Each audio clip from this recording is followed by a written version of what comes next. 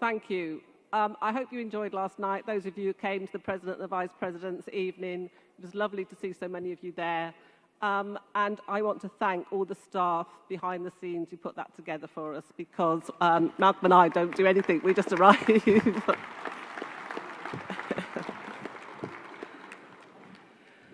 This morning we will be debating the CEC's special report on social care, and we will be joined on stage before lunch by a panel of our own social care worker members.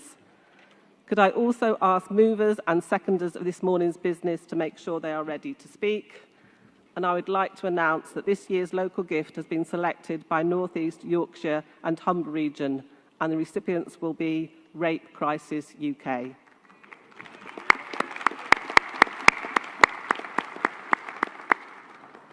The presentation will be made in the region after Congress, and if any other region wishes to contribute, they can do so directly with North East Yorkshire and Humber region. I've also got an announcement for ASDA delegates. Please can all ASDA delegates attend a photo call at 11 a.m. with Darren Jones MP. Please gather in reception for the photo outside. There will also be an ASDA and Wilco delegates meeting with Angela Rayner at 5 p.m. to discuss equal pay, and the room numbers for that will be confirmed. And it is essential, please, that all ASDA delegates attend both meetings. Thank you. And before we move on to the first set of motions, I'd like to remind delegates that today's bucket collection will be for the guide dogs, as arranged by GMB Scotland. And we even have a video for you to watch of the puppies that Congress has helped fund over the years. So roll the video.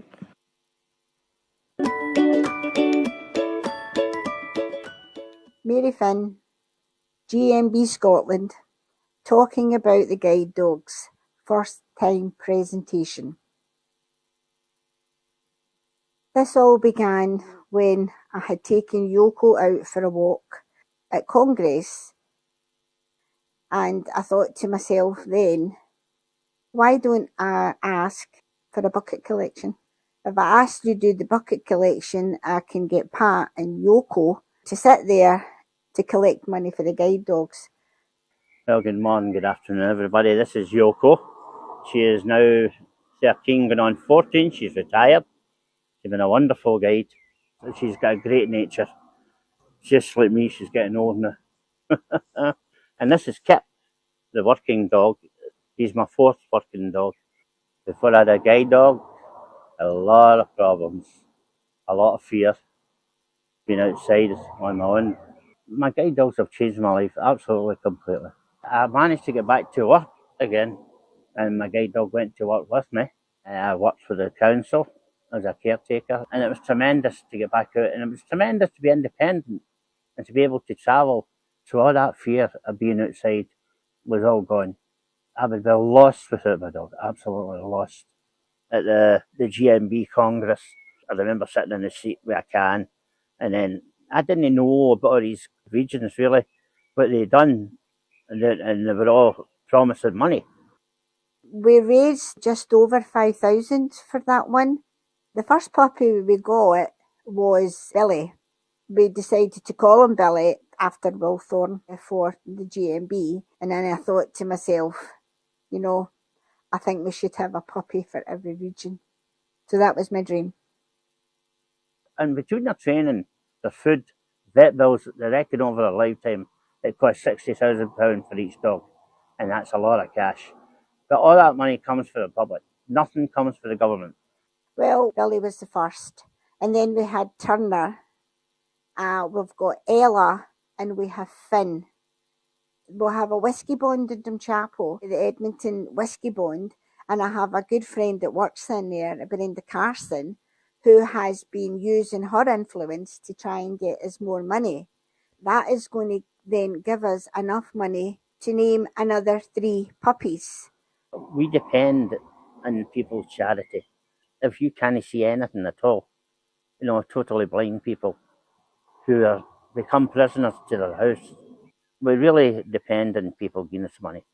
People are very generous, they really are, We have now raised a grand total of £25,100 £149. So that would give us a total of 7 puppies, and that would mean every region would have a puppy. So the GMB has now got their own pack of guide dogs. I'd like really to thank everybody, every region of the GMB for their donations, but to also thank the helpers at Congress, our bucket collectors, which was Margaret, Sam and Linda, who helped guard every exit so nobody would miss the bucket for the guide dogs. I'd also like to thank Pat Duffy and Yoko, who inspired me to think about getting a puppy dog for every region. So once again, I thank you all.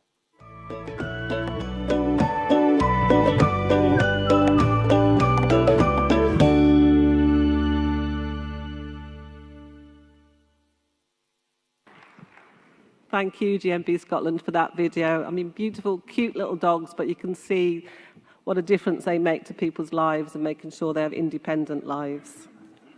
We move on to Section 2, Employment Policy, Pensions. Our first items this morning will be motions on pensions. Could the movers and seconders on Composite 6, Motion 100 and Motion 102 please be ready to speak, come down and get registered.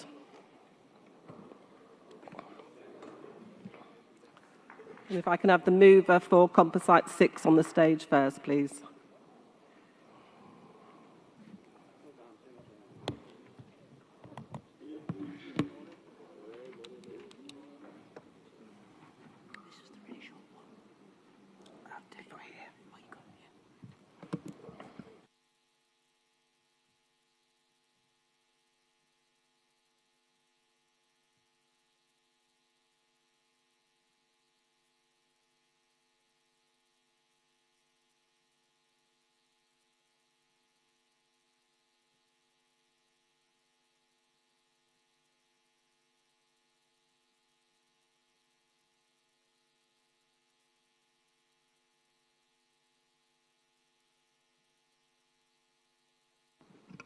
Can we do the mover of Composite 6 first, and then that guy can come up on the stage?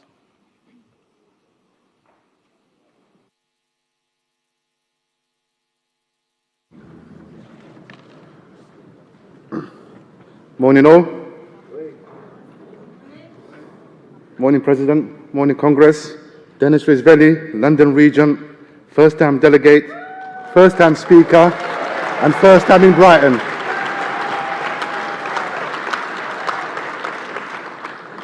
Moving Composite 6 on pensions. President, Congress, we have already seen that young people starting off in employment are looking at the high cost of living rather than investing in their future with a workplace pension. The problem does not stop there, as now all ages of workers are considering pulling out of their pensions too. With thousands of workers having to use food banks to feed their families and worrying about paying their mortgages or rent, I am not surprised they have forgotten about the financial challenges that lay ahead when it's time to retire.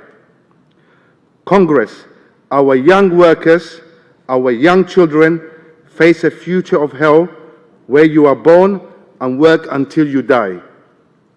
Congress, we can change this by making everyone aware that this Tory government, who already have us working up to 67, want us to work not just up to 68, but 70. Yes, this is a dirty secret plan. However, fearing a massive defeat in the next general election, the government announced in March 2023 that it will delay this decision until the next Parliament. Congress, we must fight for a better future for every worker, every family, by driving home how they can change this now by making their voice heard at the next general election. I call on Congress to support the launch of a GMB national campaign raising awareness of the dangers ahead, to create tools for our reps to assist our members to understand, plan and campaign, to lobby the Labour Party to make their policy that retirement age will return to 65 when they are in government. Finally, to reach out to the TUC, the union movement, to join our fight. President, Congress, I move.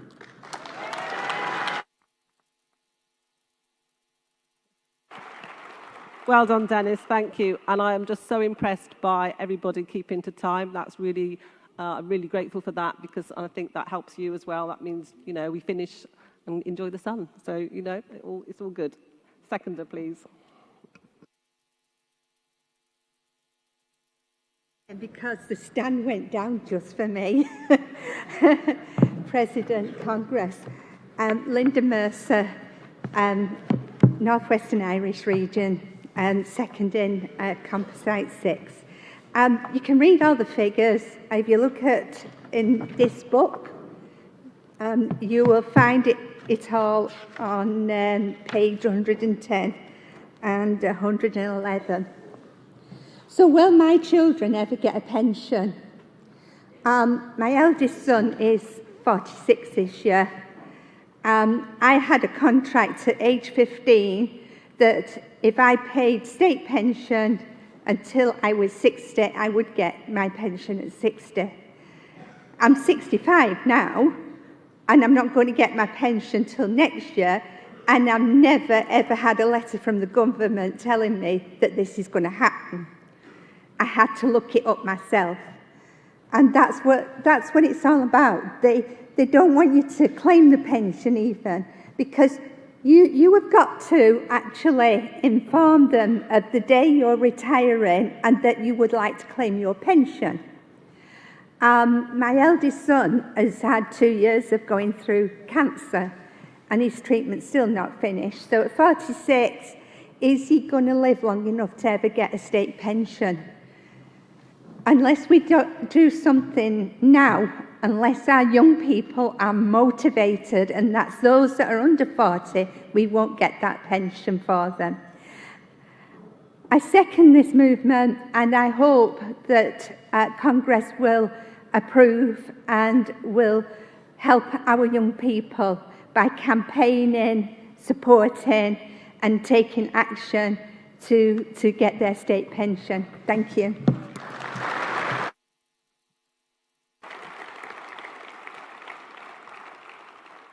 Thank you, Linda, and our good wishes to your son. Could I have a mover for motion 100, please?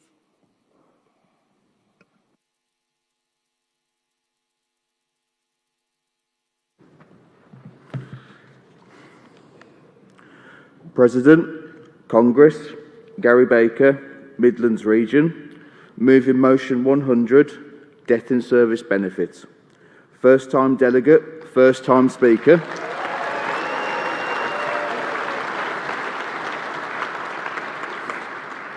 Thank you.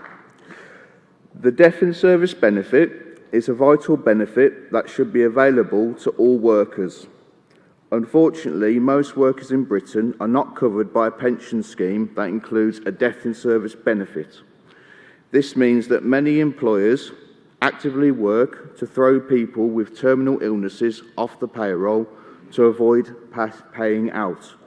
This situation is unjust, unfair and inhumane, and this policy leads to the dependence of deceased workers facing the loss of their home and other catastrophic life-changing events.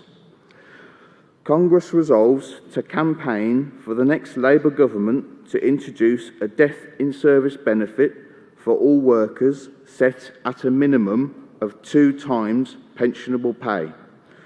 This legislation must ensure that all pension schemes are required to provide death in service benefit as part of the package, and for pensions to be available to all workers irrespective of the average earnings.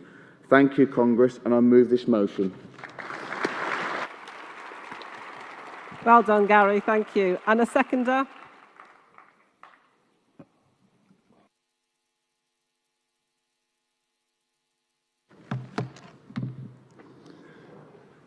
Morning, Madam President, Congress, Anthony Brown, Midland Region, first-time delegate and first-time speaker.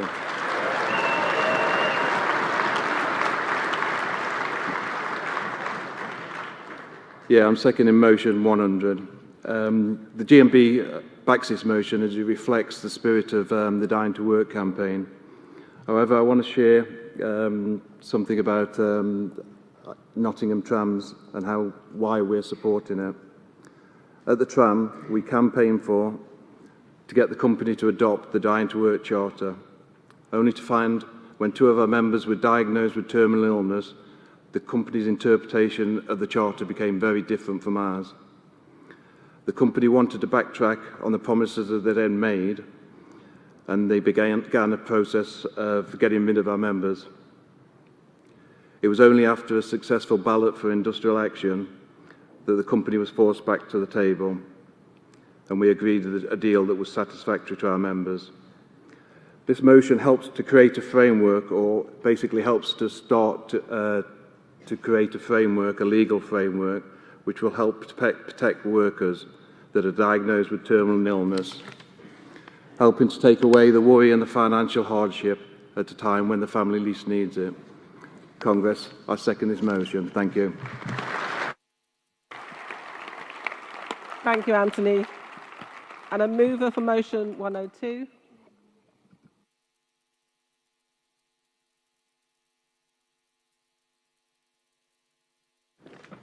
Morning, Congress. President Wayne Edwards, Wales and South Wales Region, third-time delegate, first-time speaker. Moving motion 102. And I've been told I'll have this thing up here, so okay, no problem. We'll leave that till tonight. Congress, pensioners' poverty is the bleak reality for 2 million pensioners in the UK, scraping by on less than 60% of the UK average income. It is a figure that has been rising since 2014, with 200,000 more pensioners being plunged into poverty in the last year alone.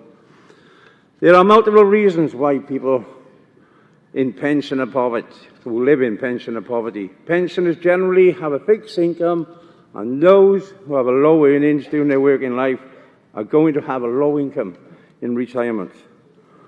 The suspension of the triple lock in 2022-23, systematic pension inequalities and errors, poor insulation homes, loss of the over 75s TV licence, healthcare needs, and the spike in energy prices, inflation, and the general cost of living crisis have only exaggerated the issue further. People in poverty is growing at an alarming rate. And that is why, colleagues, we need to help and campaign along with the National Pensions Convention to ensure the state pension should be set at 70% of the living wage outside the London rate and above the official poverty level, which is currently £242.55 a week. This should be paid to all men and women, regardless of the national insurance contributions. Pensions affect everyone. I won't be long, I'll be there. And future generations are going to be more reliant on their state pension in their retirement than their parents and grandparents. Ensuring a decent state pension for today's pensioners helps to ensure a decent state pension for tomorrow's pensioners. Please support the motion. I move.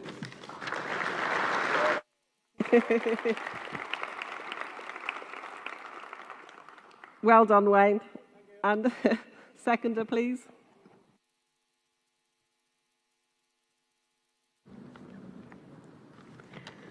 President, Congress, Nicola Griffiths, Wales and West Region, seconding motion 102.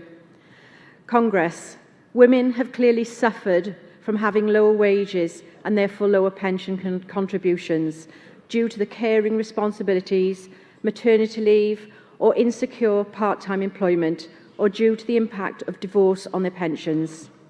Colleagues, many women have been affected by the equalisation of the state pension age, and many do not claim national insurance credits or carers credits.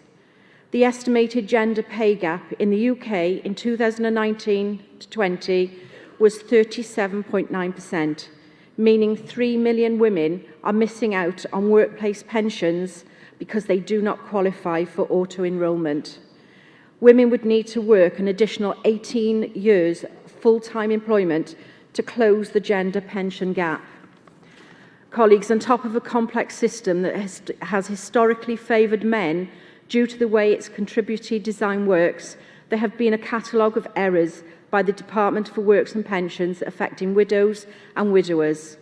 Women who paid the married women's stamp, backdated state pension for transgender women, underpayment of second state pension, underpayment of deferral amounts, incorrect maximum figures used. More than 230,000 people, mainly women, are thought to have been underpaid their state pension and could be due to a payout which could total 1.46 billion. Congress, most people do not receive the full amount of state pension, and those on the old state pension are more likely to find themselves in poverty. Despite the availability of pension credit, 800,000 eligible people do not claim the gateway benefit, meaning that 1.7 billion goes unclaimed each year, and access to help with council tax, housing benefit, free TV licence, help with the NHS dental treatment, glasses, transport, costs for hospital appointments, access to social tariffs and many more services are lost. Nicola, can you go to the final conclusion, please? Colleagues, we must campaign alongside the NPC to ensure that the government recognises it must change its policies to reduce inflation, maintain the triple lock and retain pension benefits. Please support this motion. I second. Thank you, Nicola. Does anyone wish to speak against any of those motions? No? In that case, I call Viv Smart from the CC to respond. President Congress, Viv Smart speaking on behalf of the CC, responding to motion 102, National Pensions Convention. The CC is supporting the motion with the qualification. The motion states that we should work with the National Pensioners Convention.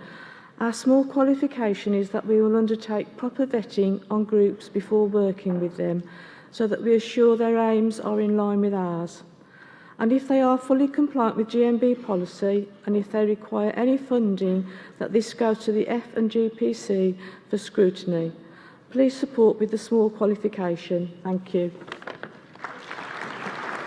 Thank you, Viv. So the CC are supporting Composite 6. They are supporting motion 100. Wales and South West, do you accept the qualification? Thank you. So I'll put that, those motions to the vote. Composite 6, all those in favour, please show. Thank you. Anyone against? That's carried. Motion 100, all those in favour, please show. Thank you. Anyone against? That's carried. And motion 102, all those in favour, please show. Thank you.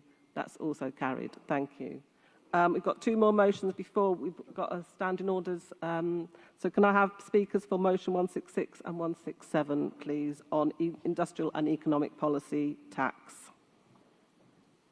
Yeah, mover of motion 166, please come to the rostrum. Good morning, President, Congress. Tam Wilson, GMB Scotland, moving motion 166, cost of living and hybrid working. Congress, in March 2020, we were instructed to work from home wherever possible. 3 years on, for many, our homes have now become a permanent office on a permanent basis. Stats released from the Office of National Statistics last year suggested that 14% of working adults were exclusively working from home and 24% of workers engaging in some form of hybrid working between home and a workplace. In many cases, employers are making huge savings with this switch to hybrid working, but rarely are these savings passed on to workers.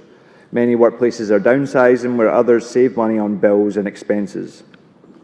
It is true that some workers enjoy the added flexibility of working from home, of course, but for many other workers, they're not even given the option. Our homes are forced to double as admin centres, as sales floors and as call centres. And regardless of the desire to work from home, workers should not be expected to absorb the costs associated with home working. For example, home working means that you need reliable internet. A reliable internet connection that doesn't drop out at peak times is more expensive. I know that personally in the last year my energy bills have skyrocketed. My rent has increased £100 a month, with my landlord finding a loophole in the Scottish Government's rent freeze, and my internet bill has raised just over 20%. This is in a small shared flat with a flatmate who has no option but to work from home, as his telecoms job has moved exclusively to home working. Current rules state that workers can only claim tax relief or work from home expense of £6 per week, and HMRC rules around eligibility for claiming support are complex. £6 a week barely covers your internet costs, never mind the other costs associated with home working. Of course, as a union, our priority should be on the wages of the workers that we represent, but this doesn't mean that we shouldn't be using our weight to lobby the government to recognise the new reality of home working and either change the rules for work from home expenses or compel employers to make working from home payments proportionate to the cost of living crisis that we are all experiencing right now. Conference, I move this motion and encourage you to support. Thank you. Well done, Tam. Thank you. Seconder.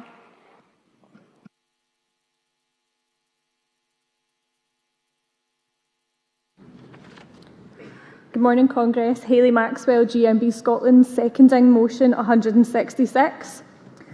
Media narratives might suggest that everyone who works from home is a high-paid executive manager with the luxury of taking meetings from home offices, a large garden, or even from somewhere sunny overseas. And this might be true for particular jobs or particular salaries, but the reality is that for many of our members, they've got little choice but to work for most of their week from the confines of a small bedroom in expensive, substandard rented accommodation, often shared with other people. The situation for many in administrative and customer service roles is that the claustrophobic lockdown situation, where they were expected to sleep and work in the same small room for 35 hours a week, has never actually ended. Many employers have been able to dramatically reduce outgoings on overheads by downsizing office space and moving to hot desking models, and workers are absorbing these costs, supplying their own space, energy, internet and equipment at no cost to the employer. The cost of energy crisis over the winter highlighted major issues with this transfer of responsibility, with the sight of workers appearing on Zoom calls from their homes wrapped in blankets and wearing hats and scarves, too fearful to put their heating on. Some of the arguments about the ways that working from home has saved workers money, for example on childcare costs or the cost of commuting, arguably describe more benefits to the government and to employers who end up no longer responsible for solving these problems. And often what is described as a flexible working model doesn't actually contain much choice for workers. Remote working isn't going away, but as a union we can lobby to have use of your own home and energy as regarded to similar as using your own car for work and appropriately compensated. Congress, support the motion.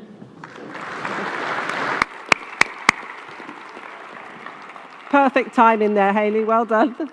And can I have the mover of motion 167, please?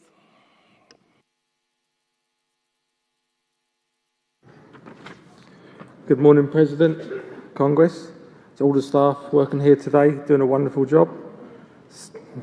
Stuart Wolfe, London Region. First time delegate, first time speaker. Thank you. Moving motion 167. Around 35 million people work in the UK today, several on low-paid jobs, several millions, part-time, zero-hour contracts, all doing the jobs to keep the country going, especially after COVID. Under this government, millions of low-paid workers have less in their pockets. The tax-free threshold of £12,570 being frozen for 5 years is completely unfair. I'm sure you will agree. As a union, we must help the lowest paid get every penny they should have. The last 18 months have been terrible, a real struggle for a lot of families. How many people do you know that would benefit from having a few extra pounds per month in their pockets to help with bills, childcare, put food on the table. Because of this government, we have higher bills, rent, mortgages, energy, double-digit inflation. But even with a small pay rise, in real terms, we actually earn less. How can this be in the 21st century? If this government would have left the tax-free allowance alone and not frozen it till 2026, we would all be a lot better off. This motion is for Congress to lobby the Labour Party to make it their policy, when in government, to always raise the tax-free allowance. It should never be frozen. It should always go up. We must help the working class in this cost of living crisis, if no one else will. Please vote for our motion 167. I move. Well done, Stuart. Thank you. And a seconder for motion 167, please.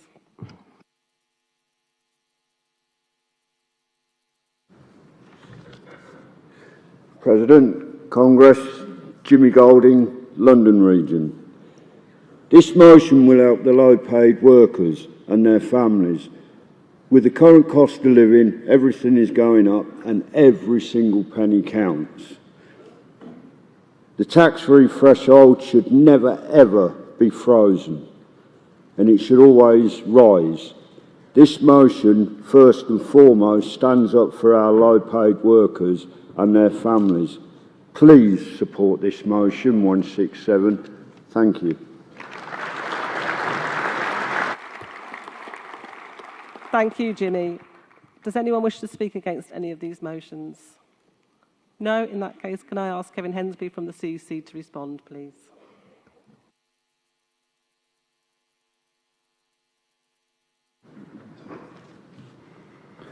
President, Congress. Kevin Hensby speaking on behalf of the CEC, responding to the motions 166 and 167, which we have supported with qualifications.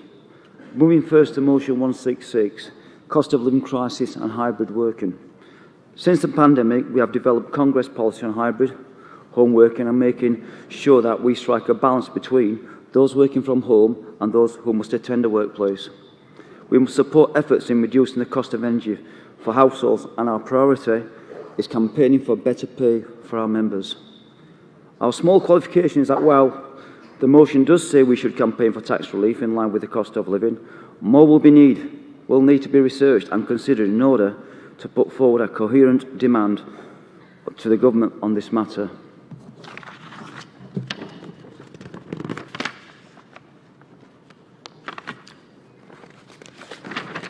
On motion 167, tax threshold removal. We appreciate the further information the branch offered on the background to this motion. The motion is in relation to the tax-free allowance on earnings, currently at £12,750. The branch suggested that this threshold should rise by at least £250 a year, so that low earners stay below the tax-free allowance on threshold. The CEC supports the notion that the threshold should be reviewed, which in the current economic climate, the freeze will be felt acutely alongside other costs.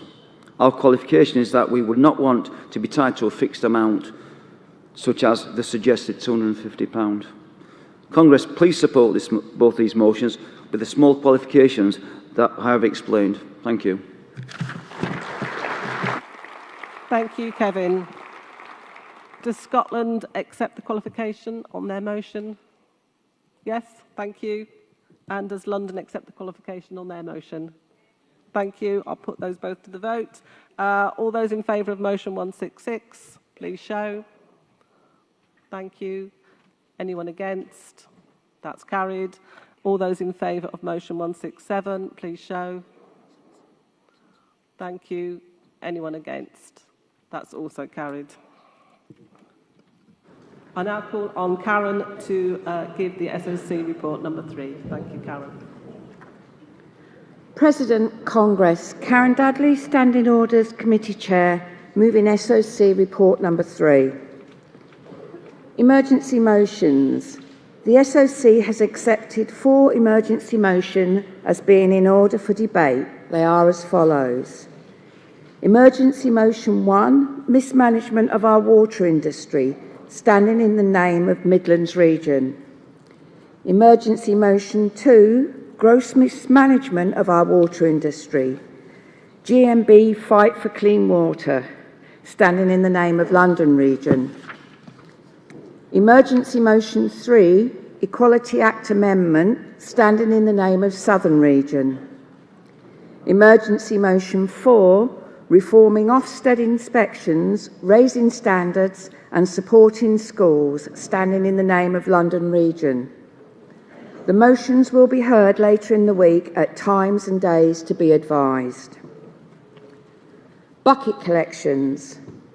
The amount collected by London Region for Care for Calais at the President's Night was £380 and €5. President, Congress, I formally move adoption of SOC report number 3. Thank you, Karen. Does anyone speak in opposition to the SOC report? 138. Even better, and €5. And the €5. In that case, can I put that to the Congress to adopt? All those in favour, please show. Thank you. Anyone against? That's adopted. Thank you. And just to add, after Congress finishes, regions will be written to, so for all the bucket collections, regions can top them up if their regional committees choose to do so. So the money will obviously be more than 582, hopefully, if regions wish to add. Thank you. Congress, the CC will now be moving their special report on social care. I hope you've had a chance to read it, and I'd like to welcome our CC colleagues Amanda Burley and Tracy Ashton to move and second this report. Once the report has been moved, I will call each region to speak, and this is the chance to speak for or against the report on behalf of the delegation.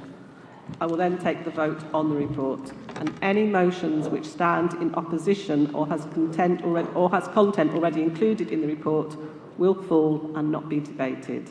So thank you. So Amanda, if you'd like to move, thank you. President, Congress, Amanda Burley of the North East Yorkshire and Humber region, proudly moving the CEC Special Report on Social Care. Congress, I doubt there is a single person here who has had not some sort of interaction with a care worker, and if not now, you likely will in the future. You might well know a care worker or someone who is looking after a loved one, and in fact, you are listening to a care worker of 25 years speak right now. And if I can give a big shout out to our amazing teams of carers in skills reablement in Leeds. This report is a serious account of the issues that our members face. We have spoken to thousands of care workers over the last year, either in their workplaces or through our survey. They have told us that things are at breaking point. We have known this reality for a long time. Congress has exposed the state of social care before. We have called for action through the special reports and the Social Care Charter in 2017. For those who have felt like they can't carry on working in the sector, we do understand. But there are many care workers who desperately want to make it a safe and sustainable place to work. Our members love the work they do. They want to be able to care. Whether it's having enough staff to look after our loved ones in care homes or being able to spend proper time with clients in their own homes, allowing people to live their lives properly and in dignity. Care workers want to spend time with the people they care for, and they must be paid properly for it. Our members have told us how difficult life has become on the poverty wages in the sector. One member told us, "At home it is always cold because I have to turn the boiler off. We eat one meal a day, and I hardly see my kids because I work shifts, waking nights and sleep-ins for overtime. I have no life, I just work and come home." That is why GMB continues to argue for care workers to be paid at least £15 an hour. Congress, there is money in the care sector, but it's been concentrated in the hands of the very few. The sector has been ripe for the taking by some of the worst operators, looking to squeeze every last penny into shareholder hands and into tax havens. They even take taxpayer money to do so. Care home landlords make a fortune. Billions of pounds a year is stolen out of the pockets of our members, service users and their families, and debts continue to be laden into care homes, which tells us that very little has been learned since the collapse of the Southern Cross. This is why it is essential that the sector be recognised as a national asset, as it is. Part of the fabric of our society, which is why the report makes the case greater local authority control and regulation. To take back some of this control, we have lost over the last decades. Stricter controls on the finances of care companies must be put in place. It can't be shrugged off as that's just capitalism. Our loved ones are not a profit margin, nor are our members. The sector must be recognised as a national asset, as part of the fabric of our society. Our recommendations are clear. Our members have told us exactly the state of the sector. Congress, we urge you to support this report. I move. Thank you, Amanda. Tracy?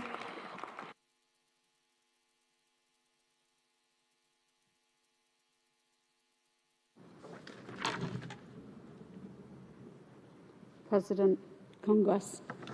Tracy Ashton from the Midlands region and the CEC, seconding the special report on social care.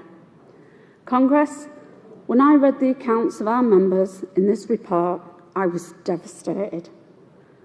What care workers were expected and exposed to during the pandemic can never be repeated. We have members who will be forever affected by the devastation of not only this terrible disease, but the total negligence of the government. One member told us, 2 colleagues died as a result, and I lost count of the number of residents who also died. Worst experience in 41 years of working in health and social care. I'll never forget, and I'll never forgive. I personally have reached out to members in the care sector. One member told me that they were physically assaulted by a service user and found they had no support, not even after reporting it to the CQC. They now suffer from depression and anxiety because of the injuries they received. And as you will see from the results of our survey, attacks and abuse, both physical and verbal, are just accepted as part of the job. Care workers are expected to just get on with it. This has got to stop, and things must change, which is why we are calling for an extension to the Assaults on Emergency Workers Act, so that it includes care workers. And when it comes to sickness, the report calls for statutory sickness pay to be reformed so that the care workers don't have to choose between making ends meet and taking time off to get better. We can't let it be so that those who care are not treated with dignity and respect.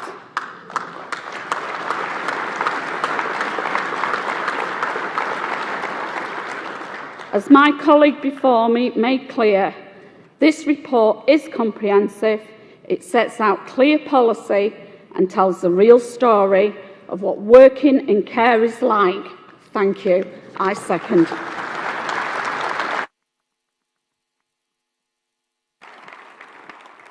Thank you, Tracy. Can I have the first speaker from London region, please?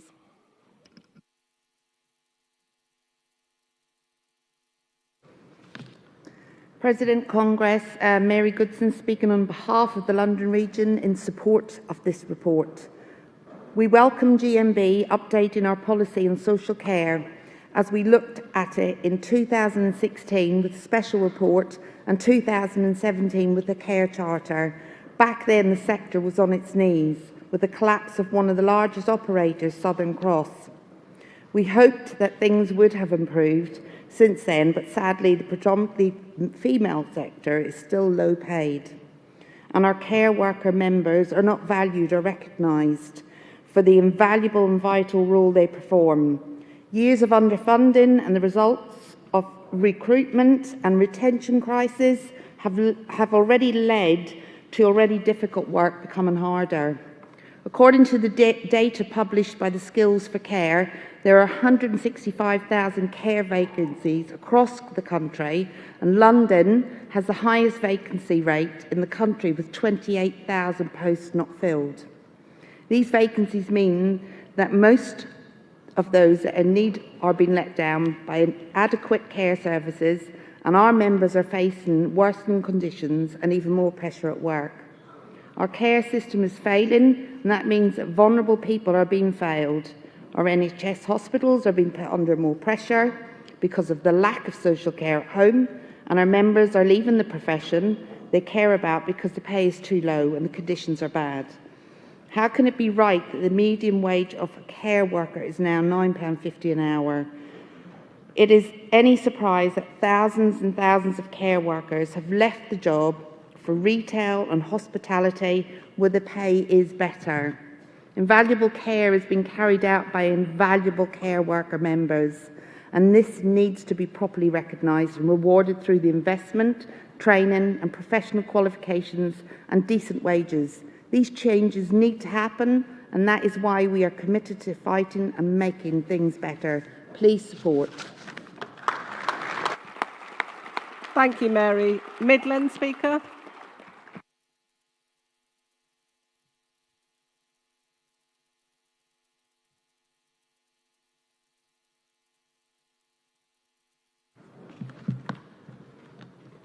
President, Congress, Yvonne Thomas, Midlands Region, speaking against the CEC Special Report on Social Care. As most of us, we welcome the CEC Special Report. However, we feel that the point that we make in our motion, they're not covered in this report. Social care workers have been at the forefront caring for people for a long time, before and during the pandemic. And we forwarded our motion to help support carers and care for our loved ones. The CEC seeks to withdraw our motion in favour of the special report. But we feel that our motion needs to be debated on this floor, and this is why I am speaking against this motion. Thank you. Thank you, Yvonne. North East Yorkshire and Humber Region.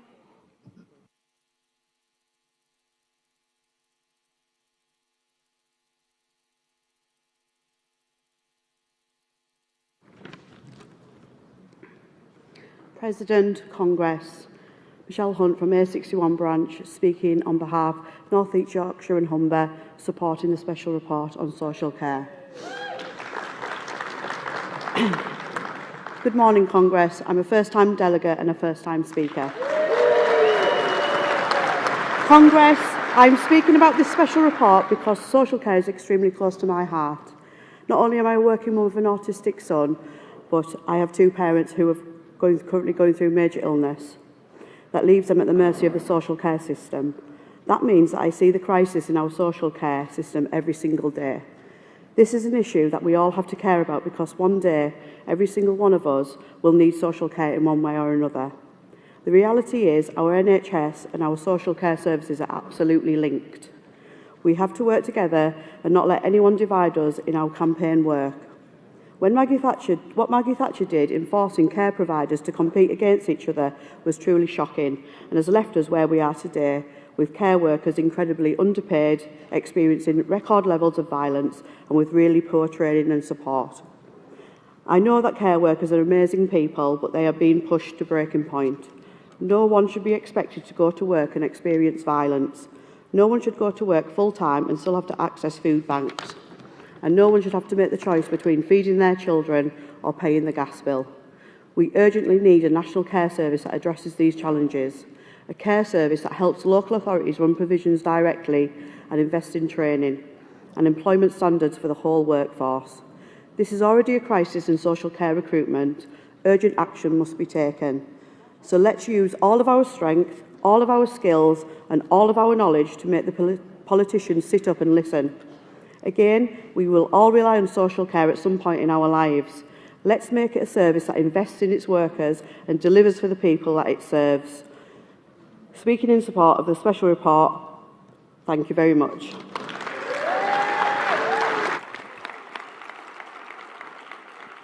Well done, Michelle.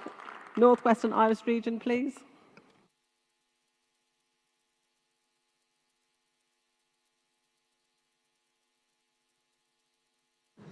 Conference President Ruth Pitchford speaking on behalf of North Western Irish Region in support of the Social Care Report. Congress, social care is important to all of us. Some of us work within the sector, some of us have relatives being cared for, and some of us will end up requiring social care when we get to a point in our life. As we've heard from the media and within the report, the current system is broken beyond repair and we need a new national care service that works for everyone. The report not only highlights the sick pay issues that have become apparent during COVID, but they have existed for far longer. The CQC, which is an independent regulator of health and adult social care in England, as reported on the website, they make sure health and social care services provide people with safe, effective, compassionate, high-quality care, and they encourage care services to improve. However, the statistics at the end of the report, and especially on page 44 of the report, highlight that 45.8% of people who took the survey don't believe that the CQC are completing one of their aims of improving care. Another 31.3% didn't know how to answer this question. Having worked within private care and more recently moving into a unionised public service workplace, I've seen firsthand the difference between for-profit and for-people care. It's important that these conversations are being had with care workers, and we welcome this report. Thank you. Thank you, Ruth. GMB Scotland.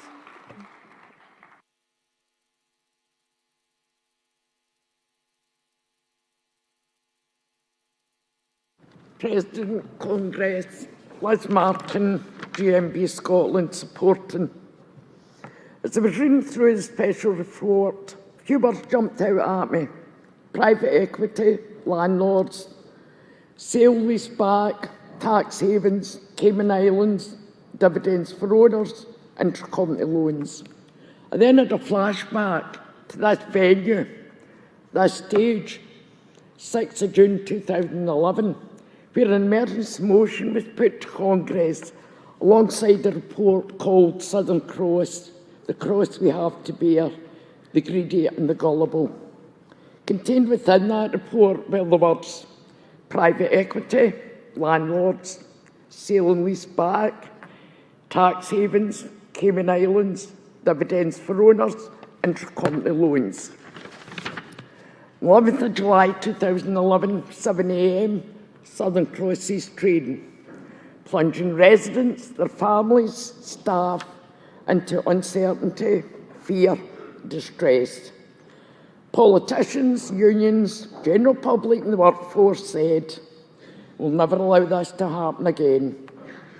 The media attention eventually died down. Social care workers were put back in the box, lid closed, forgotten about, until 2020, pandemic comes along, and for the wrong reasons, social care was back in the spotlight. The workforce were out the box again. Pandemic highlighted the dedication and professionalism of the workforce, a workforce that's underpaid, undervalued, understaffed, and under a great deal of stress.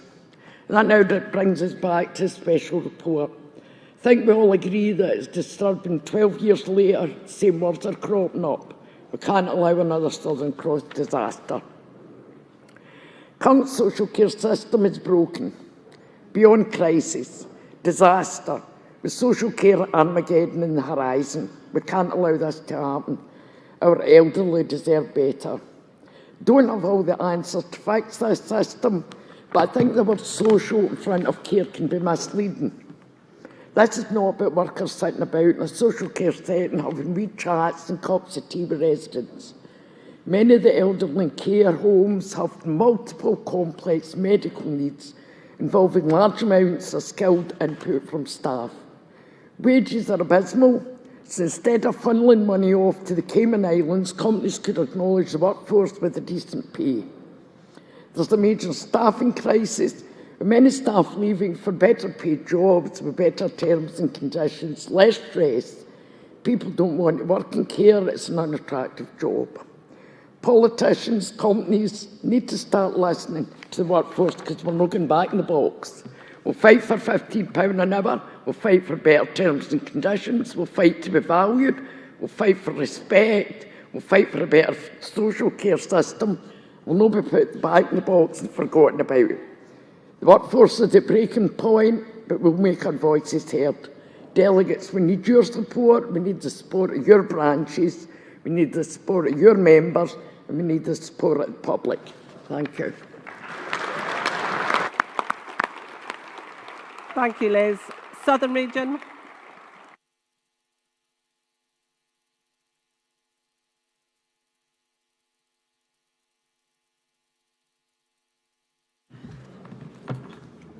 Congress, President, Lara Johnson, Southern Region, first time Speaker, first time Delegate.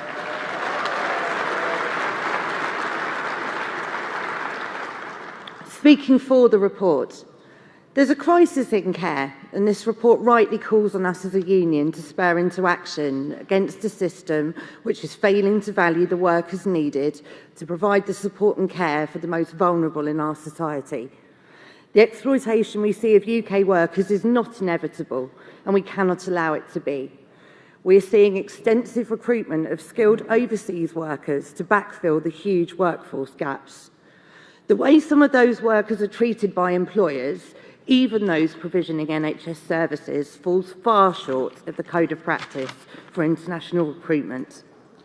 Over the past few weeks, our branch has been supporting international workers who arrived to the UK into a child and adolescent mental health hospital provision after the Care Quality Commission rated it inadequate again. This provision requires workers to be prepared to restrain children, to nasogastric tube feed children, to deal with significant mental health conditions, some requiring rapid tranquilisation.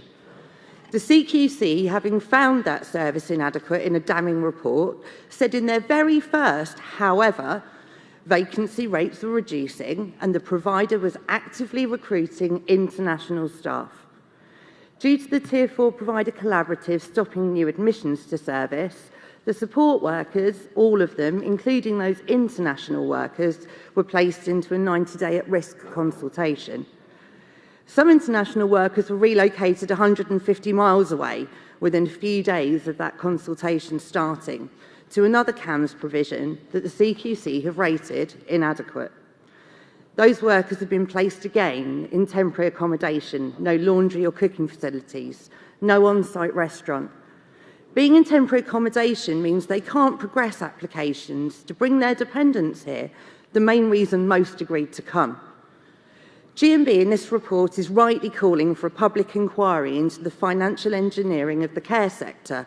That inquiry must also look at how the NHS international recruitment strategy is offering these care corporations and private equity backers the opportunity to exploit the labour of international workers while some fail to even meet their most basic needs or give them their employment rights. Workers in temporary accommodation can't register with dentists or wash their clothes or prepare a meal. They can't properly make local connections and bring their children here. And whilst the pay they are offered is at the lowest end, there will be no appetite for these care corporations to increase to a real living wage of £15 an hour, as this report calls for. We cannot allow chronically low pay to be shored up by international recruitment when it's clear that the word ethical does not translate into reality. Delegates, please take the time to review this report and fight for a real living wage for all care sector workers of £15 an hour.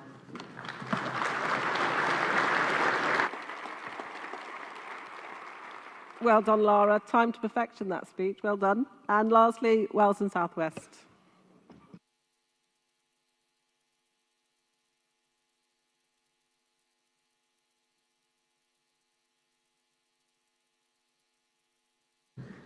Good morning, Madam President. GMB Wales and South West, Yvonne Healy.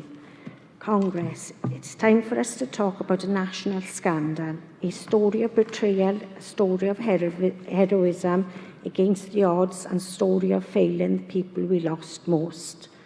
This is a story of social care sector. We all remember the heroism of our members during the pandemic, going above and beyond the odds in care homes with highly vulnerable people and highly sick. Congress, this even answers a call to care for COVID patients when the government couldn't find anywhere else to put them after being discharged from hospital. Without correct PP, working extra hours, our member went above and beyond. Congress, this heroism is the same kind of bravery that we see in our blue light service, our armed forces. It is the kind of contribution to be celebrated and rewarded. And how do they repay this? Long hours, and no time to care for the patients. Congress, this UK government's betrayal of care workers is a national scandal. If our members would rather work in Amazon, where employees leave in ambulances, there is something really wrong with our country. Our social care system is ready to break. Staff numbers are falling. Care companies are going bust, and the truth is that our care service no longer works for the people it serves or the people we deliver. It only serves a few private individuals and hedge funds who are stripping all the values from it. It is time to change. Congress, GMB has long believed we need local authority to rebuild local government capacity. We need care service that is properly funded and one fit for purpose. The reforms this report outlines the need to ensure that there is funding to rebuild this capacity and that is funding available for local government to rebuild this care system. And capacity taking money away from the spivs and the speculators. Any Congress, never again can we see our members leaving the sector for insecure work. The national minimum wage regulations must be amended to include care workers, travel time, sleep-in shifts, a proper sick pay must be paid to stop our members from eating or heating.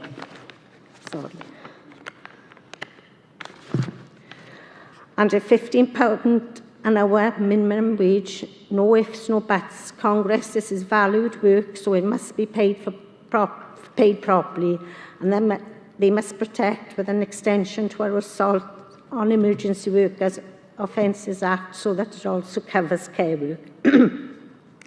Congress, this report is an excellent report, and we're pleased to say that in Wales, our Welsh Government are developing a national care service, a service we can gladly say is based on their principles. We know that Scotland are also developing their own system, but without these changes immediately implemented by the UK government, it won't have the impact is needed. It must be properly funded with national pay agreements and standards, and that must be from day one. This is the road for a service that has time to care. This is a much-deserved happy ending to these stories. Thank you. Well done, Yvonne.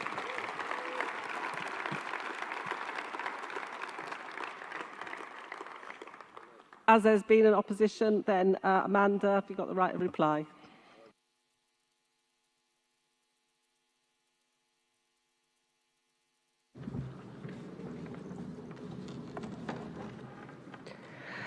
Amanda Burley, exercising the right of reply for the CEC. Congress, I am responding to the points made by the Midlands region. The points raised in motion 150 are covered on pages 37 and 38 of the special report. On that basis, Congress, we ask you to please support this report.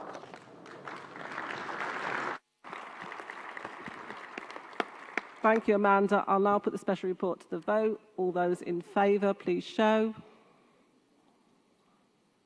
Thank you. All those against? Thank you. That report is carried, which means that motion 150 falls. And not this afternoon, at the end of this session, there is a panel of social care workers. So that's going to be even another opportunity to listen to the powerful stories that were already in that special report. Can I move on to section 5, which is social policy, social care? And can the mover and seconder for motion 226 please come down to the front? And can the movers of Composite 14, motion 208 and motion 211 also be ready to come down as well? Thank you.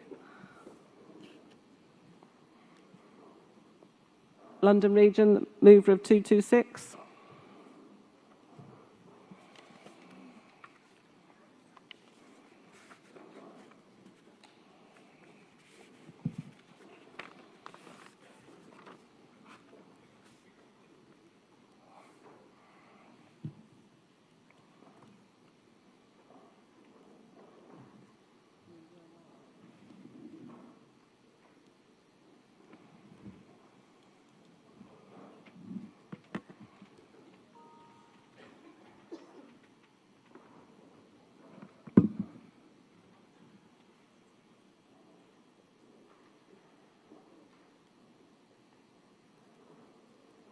Yeah, movers ready, thank you. Go down. Morning, Congress. Right. Okay, Heather Pope, London Region, move in, motion 226, first time Congress, first time Speaker.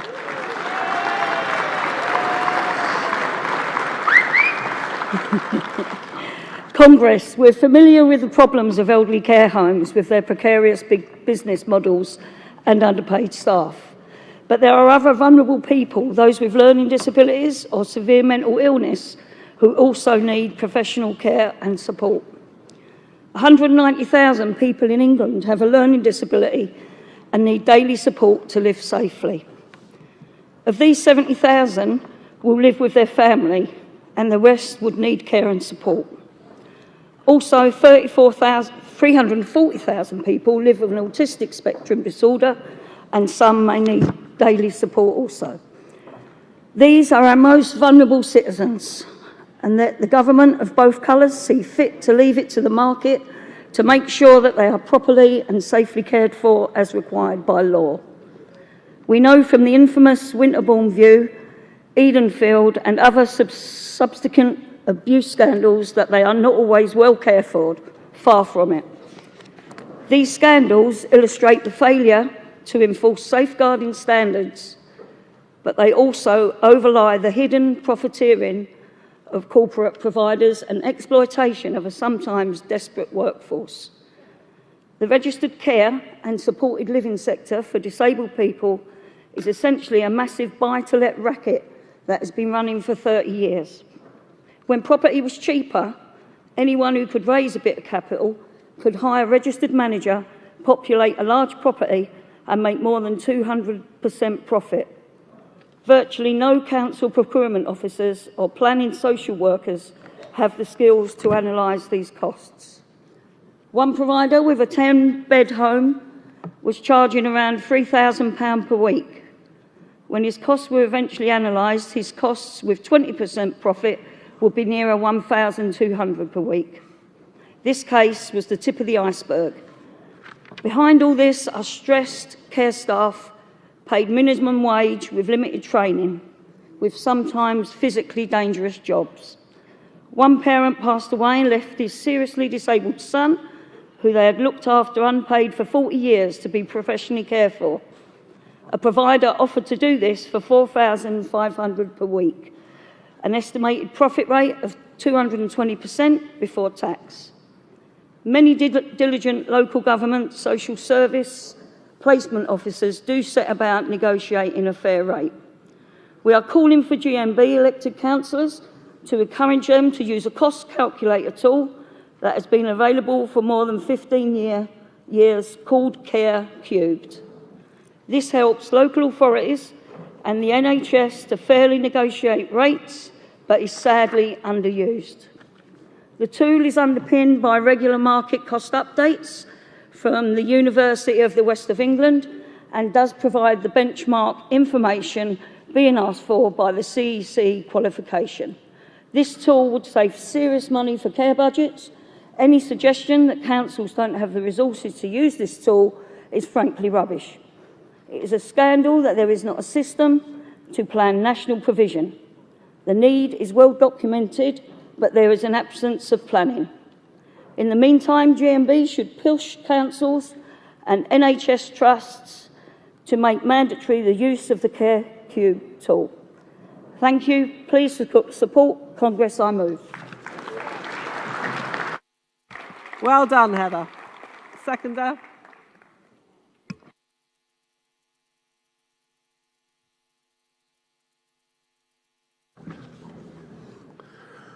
President, Congress, Brendan Duffield, London Region, seconding motion 226.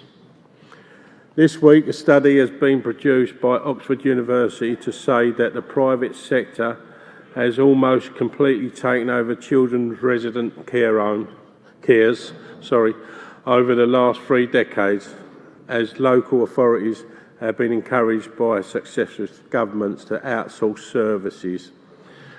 More than 80% of homes in England are now run to make a profit, with large debt-laden chains owned by private equity investors increasingly gobbling up smaller firms. This has led to children taken into care ending up hundreds of miles from their communities and families.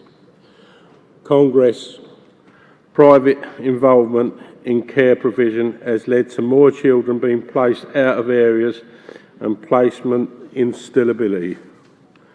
The system is failing children and also those with mental health disabilities and need our urgent attention. Please support our call to look at the extortionate charges. I second. Thank you. Yeah, take the water with you. Thank you, Brendan. Anybody want to speak in opposition to that motion? No? In that case, can I ask Carol from the CEC, Carol Clark from the CEC, to respond, please?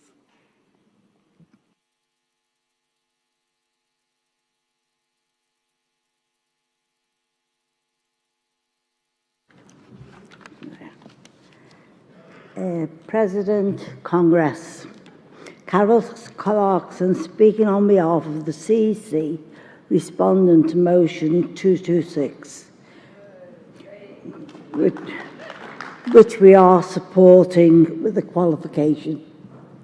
The CEC recognises that changes for specialised children and young adults services can vary hugely between area and provider, and that some charges are unjustifiable, especially at a time of stretched public sector budgets. We are seeking to support the motion with a qualification that GMB has members who are directors of adult social services. That internal capacity for scrutiny has been cut in many councils, which is part of a vicious cycle which must be redressed. And that more could be done by central government to provide a clear benchmark information about what the going rate for particular interventions should be. Congress, please support with this qualification. Thank you. Thank you, Carol. Does London Region accept the qualification? Thank you. I can put that to the vote. All those in favour, please show. Thank you. Anyone against? That's carried. Move on to section 6, social policy, NHS and health issues. Can I just, before I take the first mover, can I ask people in motion 212, 213, 215 and 216 also to be ready to follow from this?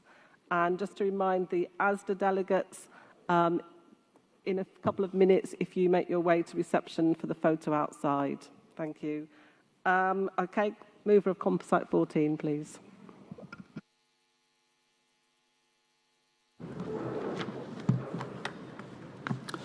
President Congress, Alan Law, London Region, moving composite 14. Over many years, there have been an explosion of new buildings, houses, followed by very few doctors' surgeries being built. This leads to waiting lists longer than ever. Back in the 70s, the doctor in my local town would visit my village on a Thursday morning. Yes, I'm that old. The surgeries were for those who found it hard or hadn't got the time to get into the local town. Only 2 doctors served the town and the surrounding villages. Obviously, things moved on a lot towards the end of the century.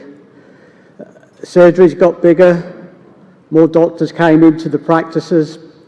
With this, surgeries did minor operations and other medical procedures. All this and a 24-hour call-out system in place. Not long into the 21st century, officials took over the running of surgeries. Yes, they brought in non-medical people to run, organise doctors, nurses and patients. Suddenly, patients were not a priority. Changes had been made cruelly and swiftly, but became the priority of every surgery. Virtually all the good practices stopped. Very few house calls, all minor procedures were stopped. You only got the very basics from your local surgery. A new system to make an appointment is that you only phone on the day it's needed, within a 30-minute slot, along with hundreds of others doing the same. Almost impossible. After a while, people bypassed their doctors and went straight to A&E. It's the quickest way to see a doctor. As we all know, it's never out of the media that hospitals are inundated with patients waiting to be seen in A&E departments that are constantly overrun. This will not stop until good work and practices return. We know how the bigger surgeries worked well in the past. Lots of medical procedures were done and locally takes the pressure off the hospitals. Now is the time for this government to create medical hubs, more so in the bigger communities. This would leave small towns with their surgeries to help and treat patients as they would have more time. A medical hub would never be far away, more accessible and able to do a multitude of medical procedures. These hubs would provide worker-friendly hours for longer times, run on a walk-in basis system. If managed correctly, these super hubs would take away enormous pressures from hospital and A&E departments. This is the only way to support good work and practices within the A&E departments throughout the UK. I move. Thank you, Alan. Seconder.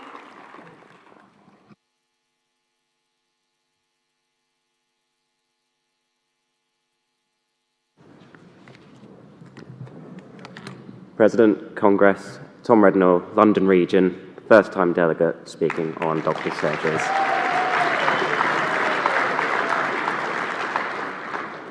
Congress, prioritising the well-being of patients and ensuring timely access to healthcare should be the top priority for the Health Secretary.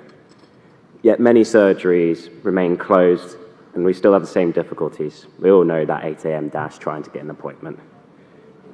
The Health Secretary can take action to increase capacity of GP surgeries and open new ones to end this absurd situation that we ended up in.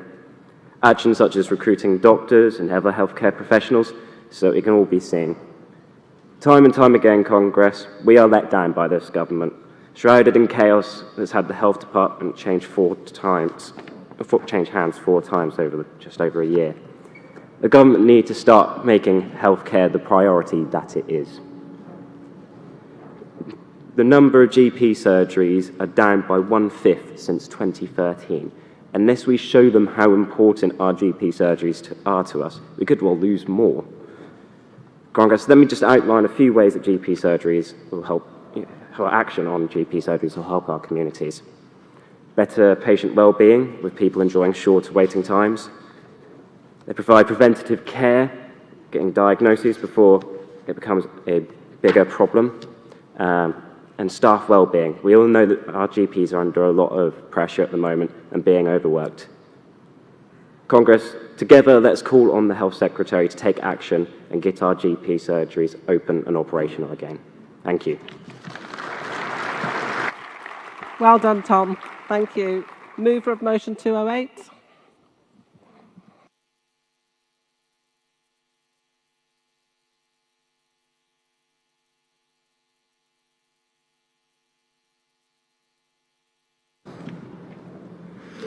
Congress President Sarah Young, proud NHS worker from North East Yorkshire and Humber region, moving motion 208, NHS crisis. Personally and professionally, I see what is happening to our NHS every day because of chronic underfunding by this Tory government. Earlier this year, my 95-year-old neighbour, already suffering from cancer, had a stroke. His 94-year-old wife called an ambulance, and sadly it was decided he needed to go to hospital to begin end-of-life care. She had been secretly caring him for weeks alone with no help. However, the hospital needed the bed. They wanted to discharge him with regular care visits, but those were also impossible. He was trapped. She felt awful and became more distressed. He died a few days later. The situation made so much worse for both him and his wife by underinvestment in the NHS. I am currently helping her where I can to get through her sad loss. Last year I spoke on the NHS recovery from COVID and the appalling state of PPE provided in the pandemic and what we were expected going forward. I hoped it would get better, yet the NHS crisis grows year on year. It's not just about pay, it's about safe staffing, patient safety and patient care. The government have continually failed. They continue to cut your NHS to the bone. Staffing levels are no longer safe. Staff are being asked to cover areas they have no experience in just to get through a shift. It was great when we were on strike as they made us derogate. The derogations gave us the best staffing levels in the year. Marvellous, you withdraw your labour and the government is so out of touch, they give you the full staffing you should have had every day. Shame we couldn't keep it. Staff are leaving. Staff are leaving due to pay, stress and burnout. Sadly, we are losing some of our most experienced people. Recruitment is increasingly difficult.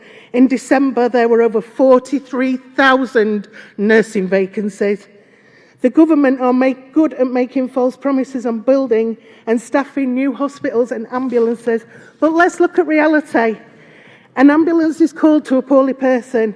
The ambulance takes over an hour to arrive because the service is so stretched. The crew assess the patient and take them to A&E to find a queue of ambulances waiting as A&E is full. The crew wait with the patient and after a few hours they are taken into A&E. A&E is still full and understaffed, resus is full, the patient waits for 5 or 6 hours to be seen. Another patient nearby has just died, a nurse is comforting that family. The patient waits and eventually they are seen. Another patient is drunk and shouting aggressively because they have to wait. The patient needs admitting. There are no beds. The wards are full and or have had to close beds due to the staffing levels. They stay in holding areas for a day or so to hide the breaches in A&E waiting times. These are often patients with really serious conditions, including heart attacks and strokes. Often elderly and vulnerable patients are stuck in hospital as there is no care provision outside the hospital. This government calls it bed blocking, and it's got to stop.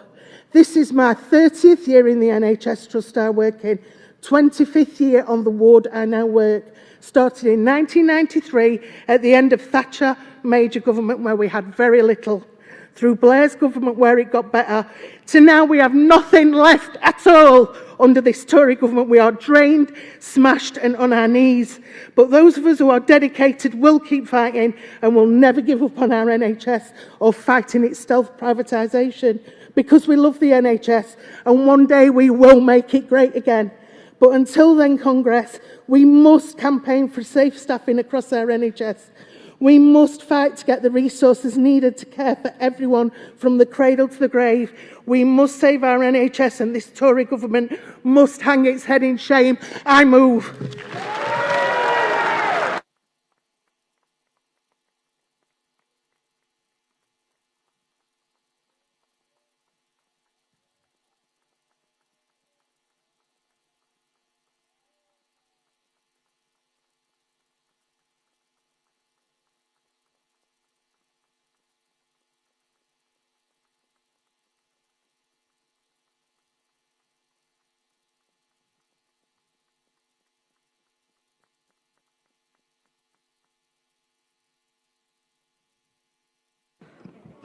Well done, Sarah. That was a speech of the Congress, I think.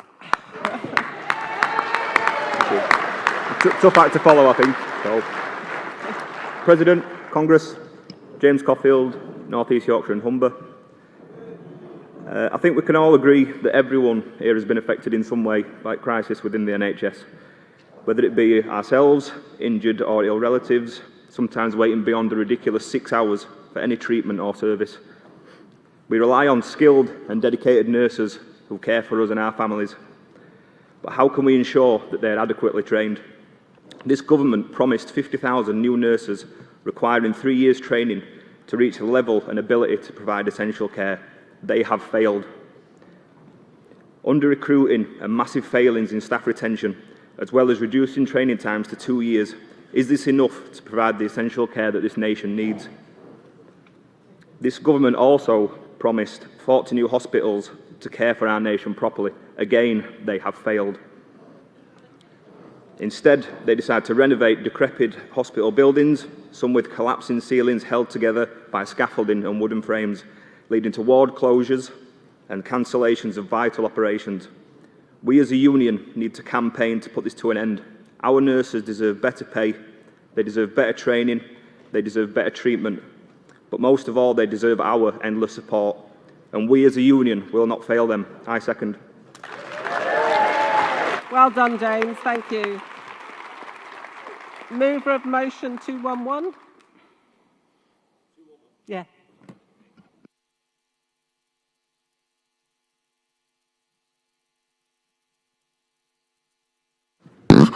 Whoops.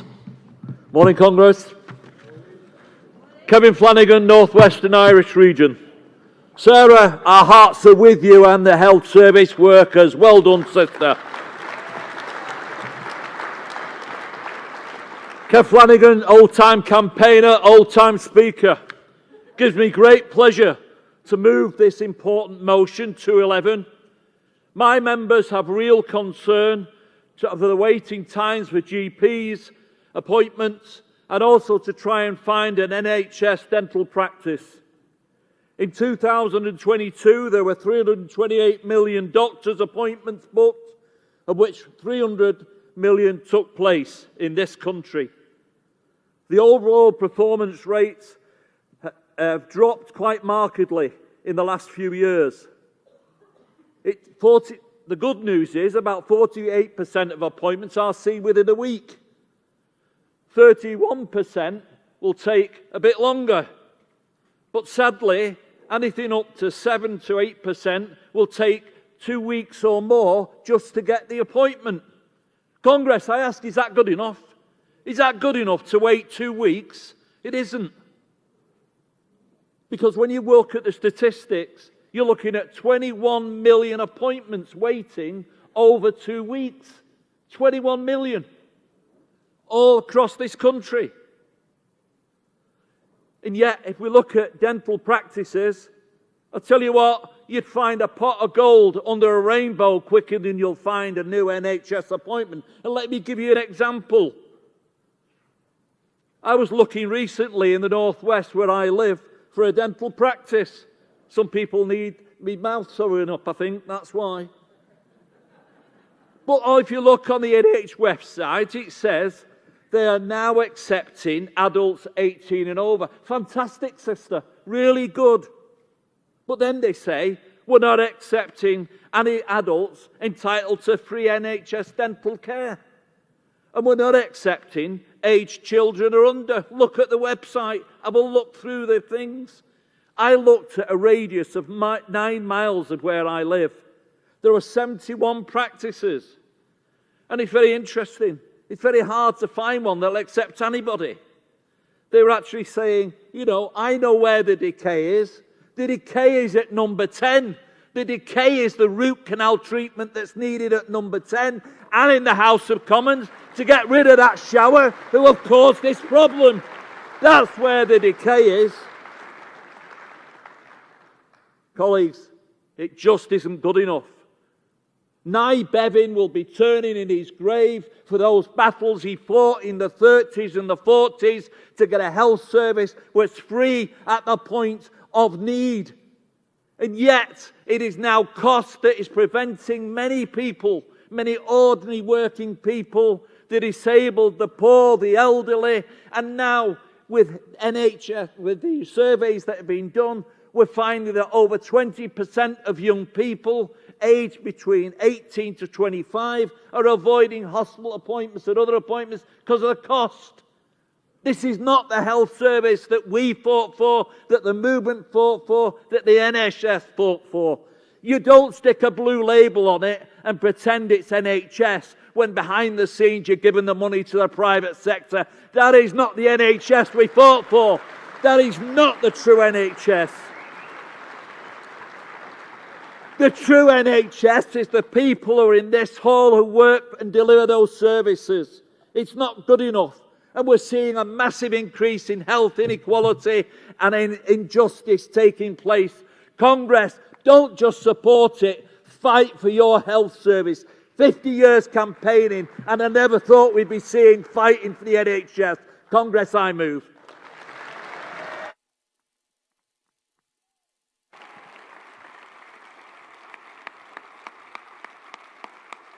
Thank you, Kevin. Seconder.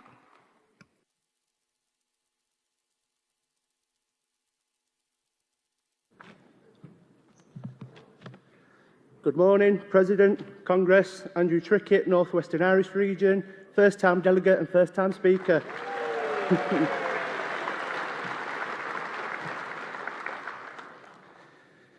Congress in January 2023, Sajid Javid proposed that a new way to pay for the part of the NHS was to charge patients for appointments and to see doctors. This is completely unacceptable.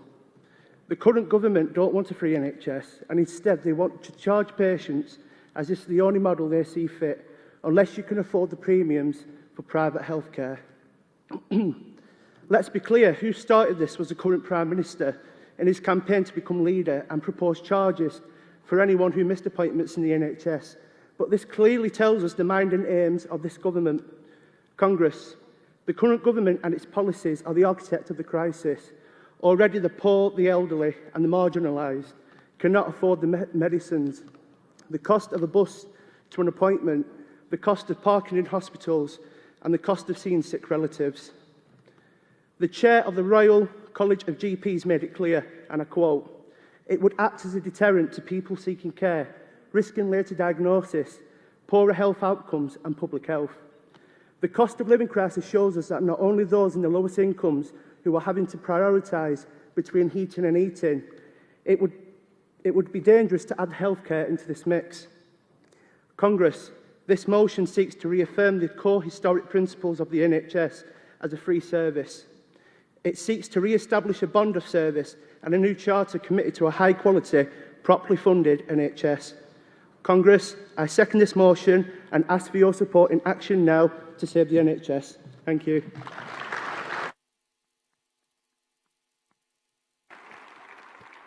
Well done, Andrew. Does anybody want to oppose those motions? In that case, I call Robbie Scott from the CC to respond.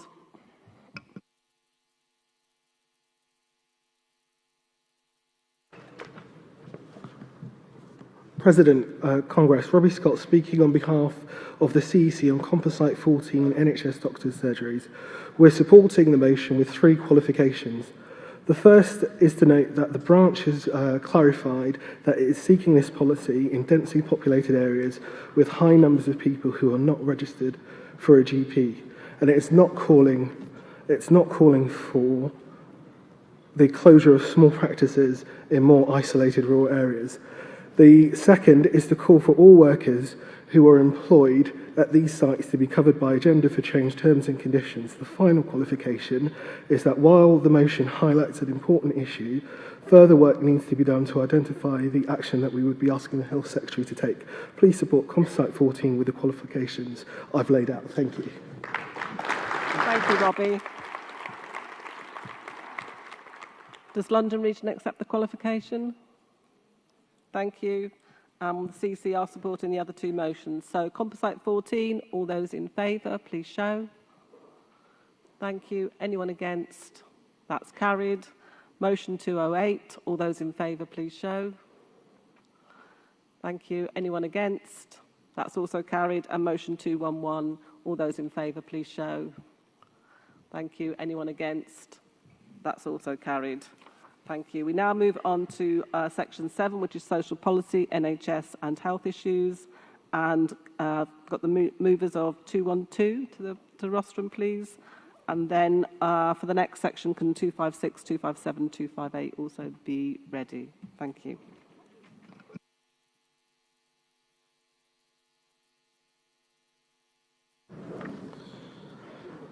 President, Congress, Kevin Baker, Midland Region.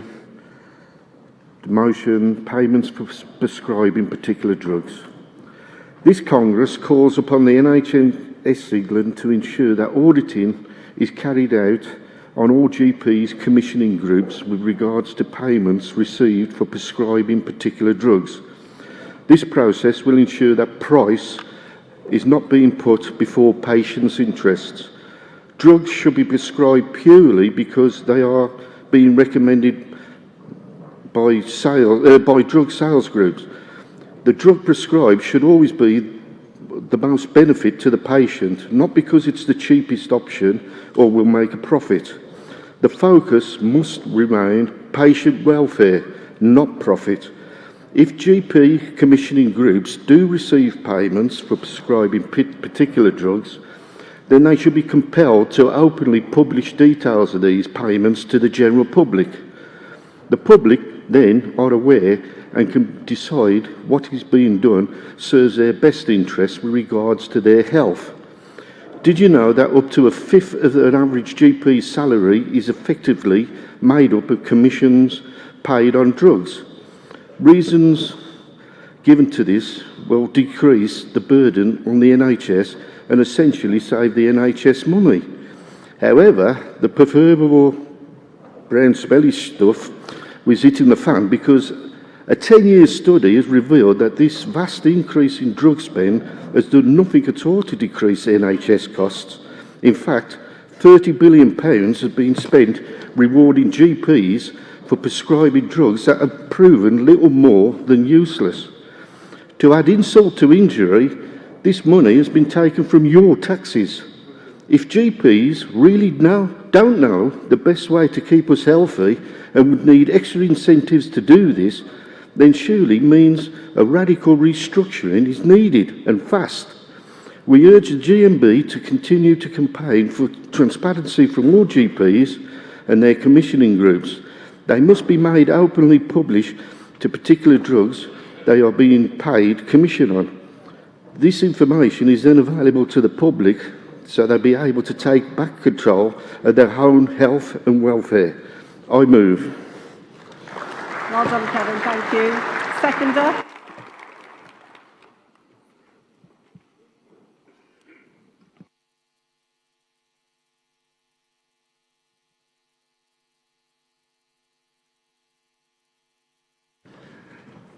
President, Congress, Brian Jones, Midland Region, seconding motion 212. There's another scandal in the NHS wasting money for the profit of drug companies and doctors.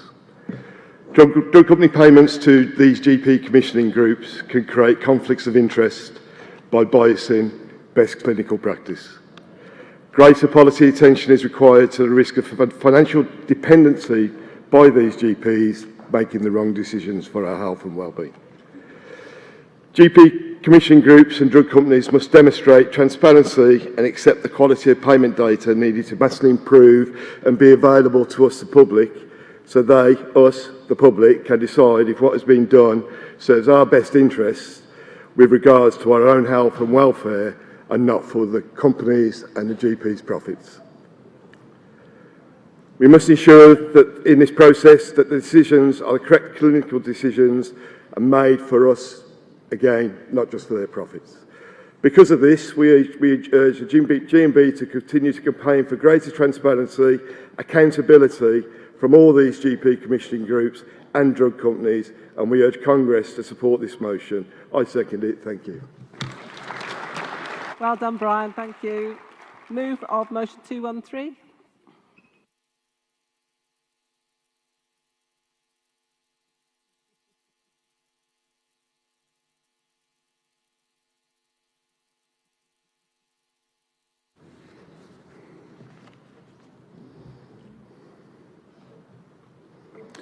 President, Congress.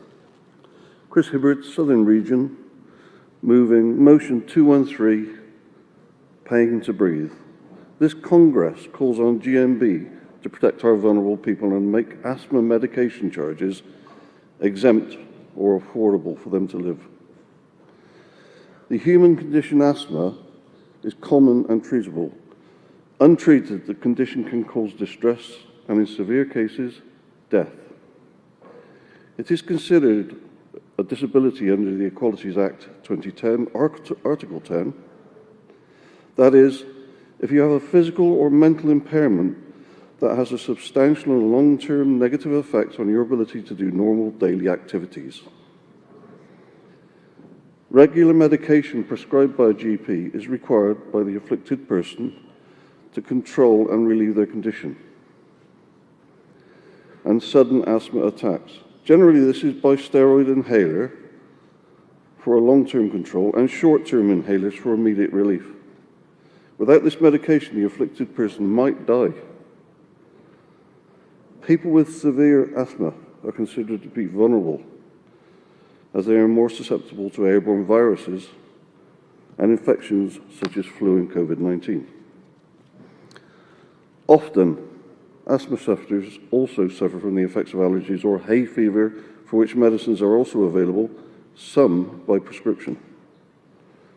Sudden changes in temperature and pollutants in the air can exacerbate an asthma sufferer's breathing, which can lead to an attack, and the need for urgent medical attention and hospitalization. It is wrong that asthma sufferers who are not in receipt of benefits have to pay for their asthma medications. Many asthma sufferers have to pay for their monthly medication totaling at least £38 per month, £456 annually, as standard, and more if requiring supplemental steroids and antibiotics. The NHS lists 10 conditions which are exempt from prescription charges by MEDEX certification, and not one of them is asthma, a potential killer. Why are sufferers forced to purchase a prepayment prescription certificate to ensure they can pay for their monthly asthma medication, which they depend on daily? Why do asthma sufferers have to pay for medication that they rely on to breathe? Is breathing not an entitlement for all living? Congress, I move. Well done, Chris. Thank you. And the seconder for 213?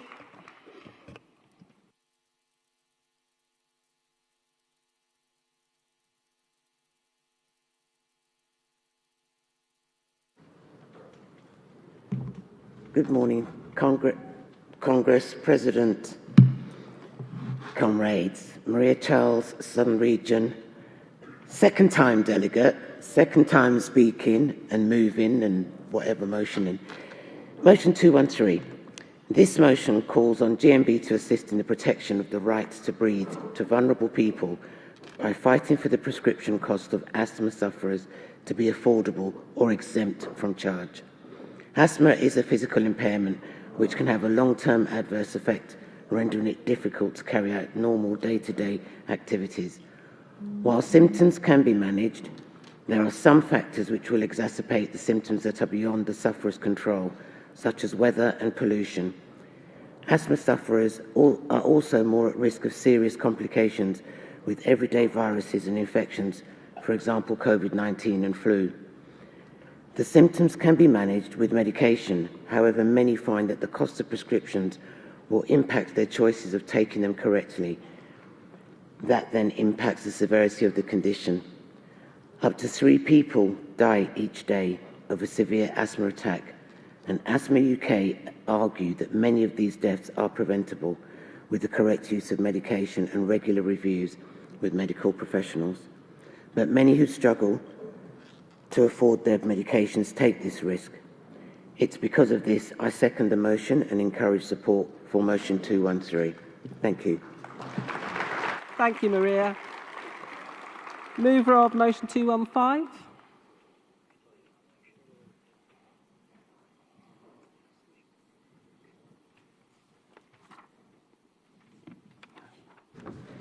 Morning, President, Congress. Moving motion 215.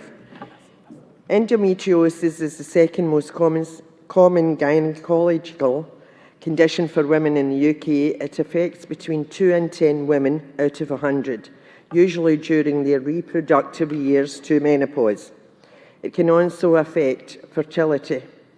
Endometriosis UK and even the World Health Organization are calling it debilitating chronic disease.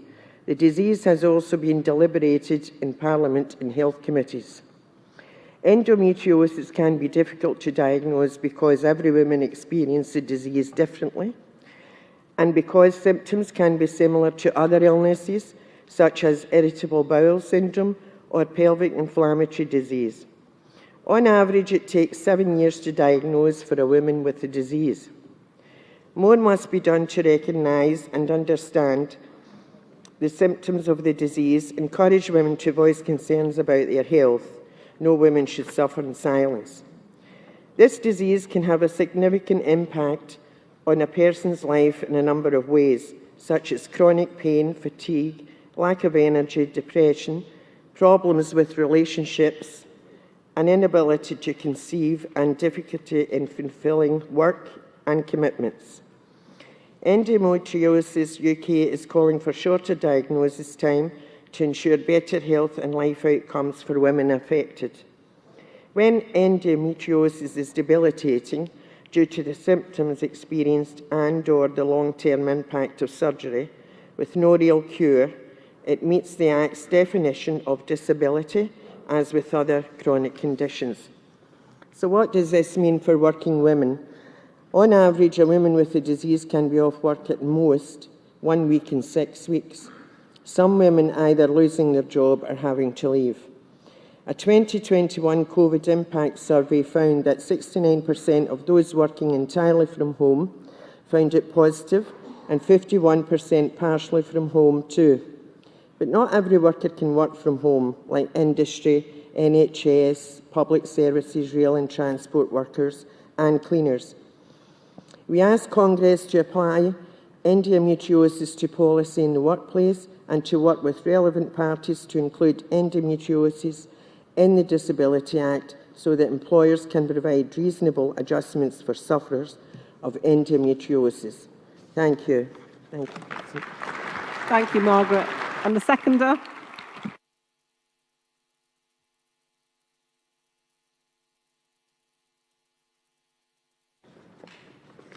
President, Congress, Linda Walker, seconding motion 215. Endometriosis, not an easy condition to live with. As my colleague said, the average time for diagnosis is 7 years. That's 7 years of suffering pain, being told you have heavy periods, or that it's IBS, or maybe even ovarian cysts. For the fatigue, you're told to improve your diet, get more sleep, improve your fitness, try cutting out certain foods, and all to no avail. That dreaded time of the month approaching, the pain cycle begins days, sometimes a week before a period arrives. Dreading going to the toilet because it's painful, having to avoid wearing colours, or any colours other than black or navy, having to carry an emergency bag of clothes, underwear, sanitary protection and painkillers. Often even the heaviest flow sanitary wear only lasts an hour if you're lucky. The dreaded feeling when at work that you've had a leak, but you couldn't leave what you were doing to go to the bathroom, and when you did, it wasn't just for a 5-minute break. It wasn't just a 5-minute break that you needed to sort yourself out. Relationship challenges, the pain meaning sex is off the table, going through surgical procedures, finding your organs were stuck together, and trying to seek answers as to what is wrong. I was an endometriosis sufferer, and my diagnosis came at 29 following 11 years of pain, and by 42 the end result was a hysterectomy. The pain is ongoing, there is no cure, just treatments and medications to try. But I was one of the lucky ones, you see. Whilst my journey consisted of all the things mentioned and more, I was lucky to have 3 children, so I had 3 respites from my condition. Many women suffer infertility due to endometriosis and don't have any respite from the symptoms. Work life was incredibly challenging, especially for a condition not spoken about, still not spoken about. We now hear about menopause in the workplace, but we need to do more. We need a menstrual element to add to the policy that truly supports women in the workplace during their working lives. We don't ask for periods, but we get them. For some, there are few issues. For others, every day is a challenge. It's time to recognise this, and so I ask you to support this motion. Thank you.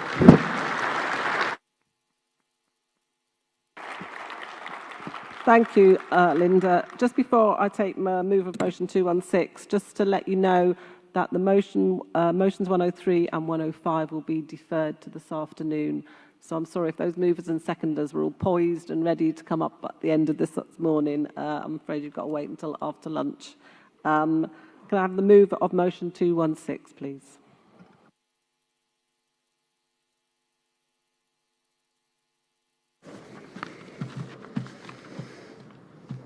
President, Congress, Rob Brown, Midlands Region, R36, JCB branch. First time at Congress and Speaker.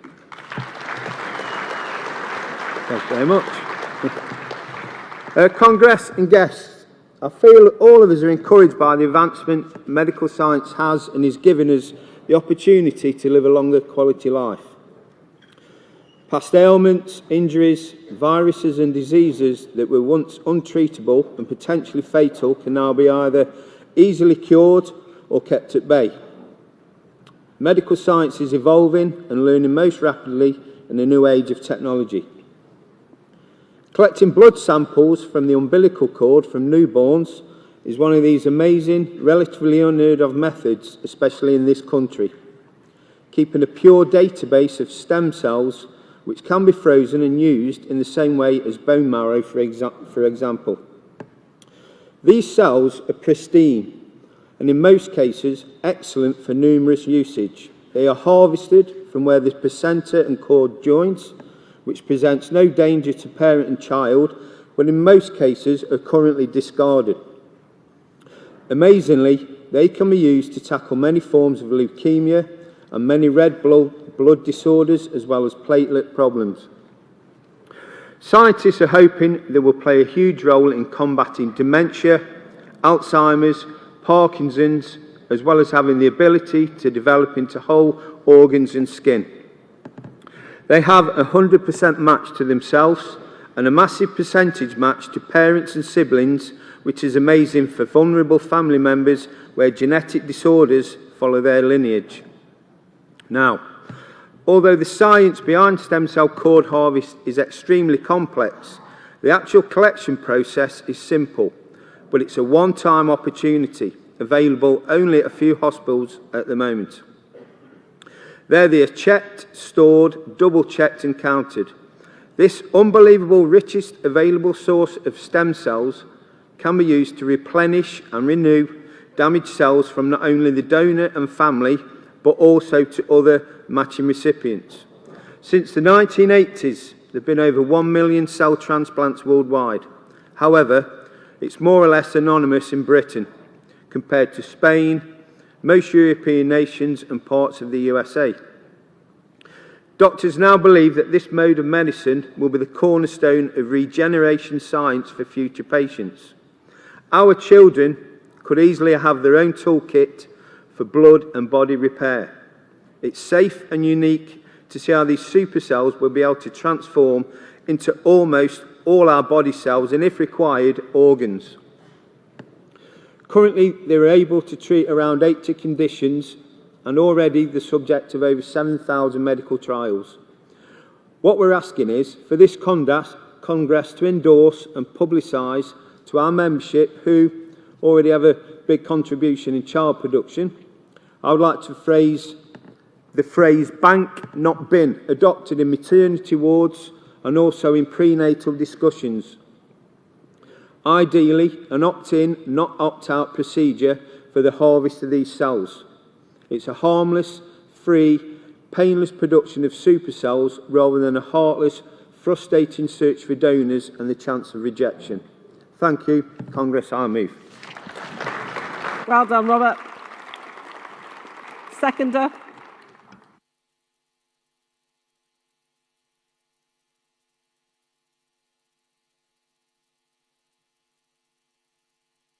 President, Congress. Ray Miller, Midlands Region, R36 JCB branch. As my colleague has just said, the blood from a baby's umbilical cord is one of the richest and most powerful sources of stem cells available. In all births, some blood is left behind in the cord and placenta after the baby's delivery and the cord is cut. Collection is quick and simple, safe and non-invasive, but not all hospitals carry out this service, as this may cost money to collect and store the cells, which we are against. We are asking for this service to be free and available at more hospitals than currently it is. At the moment, high-risk families are the only ones being informed of this service, but we think it should be available to all in the NHS, not a private outsourced storage system. This is medical science not in its infancy, but very close to being groundbreaking and revolutionary. Congress, please adopt this motion. I second. Thank you, Ray. Does anybody want to speak in opposition to any of those motions? No? Then can I ask Anne Dean from the CC to respond, please?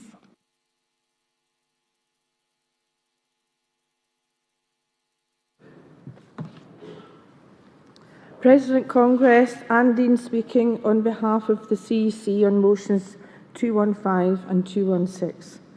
First on 215, the pain of endometriosis, the CEC is asking for the motion to be referred. The further explanation from the branch went into more detail about sick leave policies being adapted for menstrual pain and leave. As the detail does substantially add to the submitted motion, we are asking that it be referred back to the CEC. The CEC will allocate this work to the appropriate department to look into potential benefits and implications of developing workplace menstrual leave policies. And secondly, on motion 216, umbilical cord science, the CEC is asking Congress to support with a qualification. We note that respected medical bodies, including the NHS Blood Transport Service, have spoken in favour of using stem cells contained in umbilical blood in medical research. We support this motion with the qualification that while we can support more voluntary donations of umbilical blood, this motion should not be taken as support for a compulsory programme, and also that this will not be an industrial priority for the Union, and our ability to affect policy in this area will be limited. Thank you, Congress. Thank you, Anne. Does GMB Scotland agree to refer motion 215? Thank you. That means there'll be no vote on that. Does Midlands accept the qualification on motion 216? Thank you. So motion 212, the CEC are supporting. All those in favour, please show. Thank you. Anyone against? That's carried. Motion 213, the CEC are supporting. All those in favour, please show. Thank you. Anyone against? That's carried. Motion 216, Midlands are accepting the qualification. All those in favour, please show. Thank you. Anyone against? That's also carried. That takes us on to section 8, social policy, welfare rights. Could I have them a move of motion 256, please? Thank you.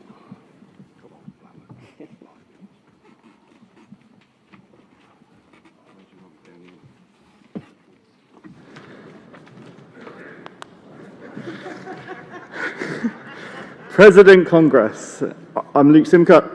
Oh, I'll get that out of the way now. Luke Simcock, London Region, first-time delegate, first-time speaker. Moving motion 256. I urge your support on this motion because it will make a huge difference to millions of hard-working parents and children. I'm referring to the call for free childcare for all. As it stands, the cost of childcare in the UK is a staggering burden on working parents. With fees of around £50 a day and childcare is for 50 weeks a year, this is a substantial proportion of the monthly income that affects the working families today. This, in turn, affects their ability to work within and support the economy. But it's not just a matter of economics. Access to quality childcare is essential for early development and education of young children. Studies have shown that children who receive quality early education are more likely to succeed in school and have better long-term outcomes in life. This is why I'm calling for the GMB to call on the government to reform the way childcare works and create a fully funded, free, quality childcare system for all parents, for the children of all parents from the age of 1. This will ensure that ensure work is affordable for parents and create more jobs, supporting the economy and growth of the UK. The benefits of free childcare are clear. Firstly, we ensure that no family is left behind. Every child will have access to free quality childcare, regardless of their parents' income or background. This is a matter of fairness. Don't all of our children deserve a fair playing field? My son deserves a fair playing field. Secondly, free childcare will help reduce the gender pay gap. Currently, many women choose to give up work and reduce their hours because of high childcare costs. This is a significant impact on their earning potential and career progressions. Providing free childcare will enable women to have the choice of if they want to go to work and progress their careers, helping to close the gender pay gap. Thirdly, free childcare will create more jobs and support the economy. By removing the cost burden of childcare, parents will be able to work, increasing the availability of the workforce and boosting economic growth. Liz Truss couldn't do that, so you know.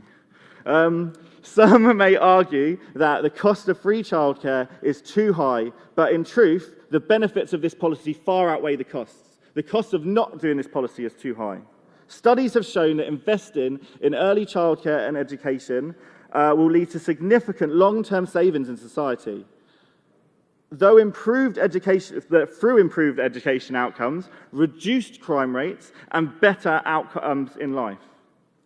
So I ask you, please support the motion for free childcare. It is not only a right for our families, but it is not only the right thing to do for our families, but it is also the right thing to do for the economy and prosperity of our nation. Let us ensure that every child has access to free childcare, that no family is left behind, and this is a step towards the meritocracy that the unions were created to fight for. Please support this motion. I move. Thank you, Luke. Seconder.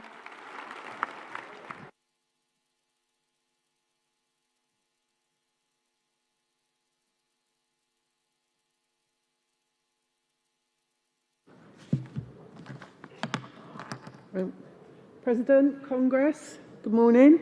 Well, it's nearly lunchtime, so Congress, since we submitted our motion, Christine Houston, London Region, seconding motion 256 on free childcare for all. Congress, since we submitted our motion, the government announced staged changes to childcare in their March-spring budget.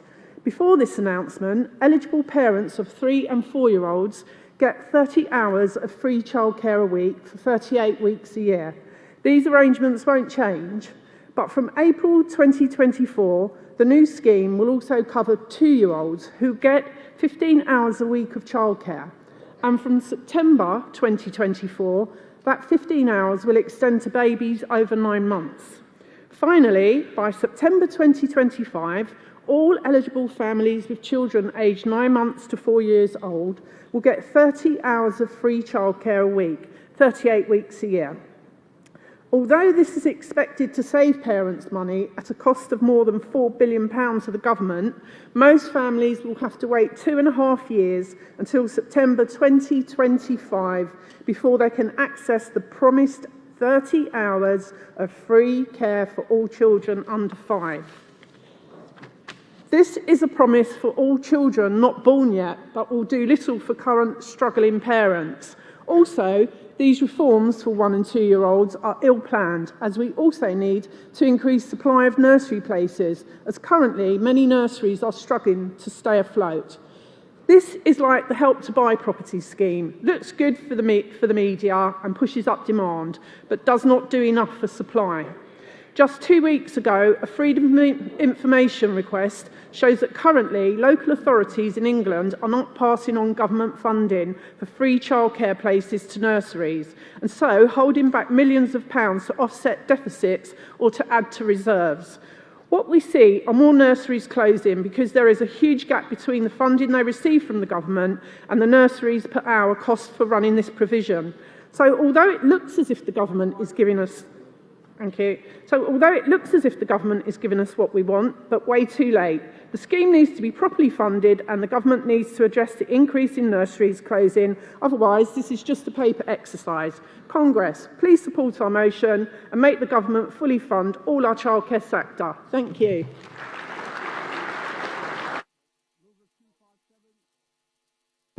Move of 257.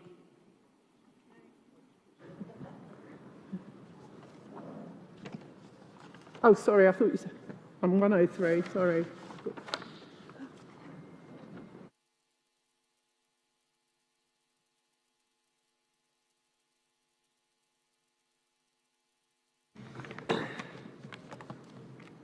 President, Vice President, Congress, good morning. My name's Ian Priest, W60 branch, GMB Midlands. I'm here to talk about the motion 257, Capita and PIP.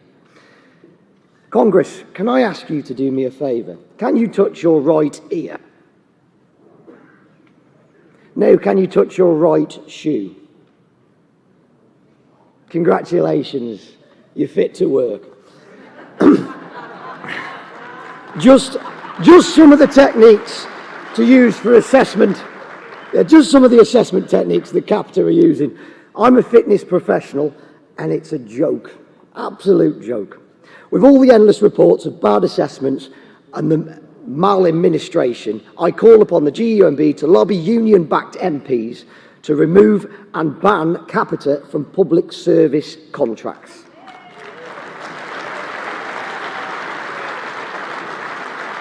Capita are putting profit before people. Their remit is to deny PIP to the people who need it, causing more suffering to the most vulnerable people in our society, sending them to ask for legal advice and going to court to appeal, in some cases leading to people dying before they get financial support and the care they deserve. It come to our attention at our branch from a long-serving member at the GUMB, John Mann, who fought Capita in court for 2 years. He brought them to account for 11 accounts, and he won them all. After a 2-year hard-slung battle, he's got his obviously benefit. John was lucky. Some don't get the chance. John deserves better. We deserve better. PIP is not just a benefit, it's a lifeline. It's there to help level the playing field, offering support to the most vulnerable. This motion is asking Capita to be removed from the assessment process and asking it to be back in the public control where people are put first, not profit. I move. Thank you, Ian. Seconder.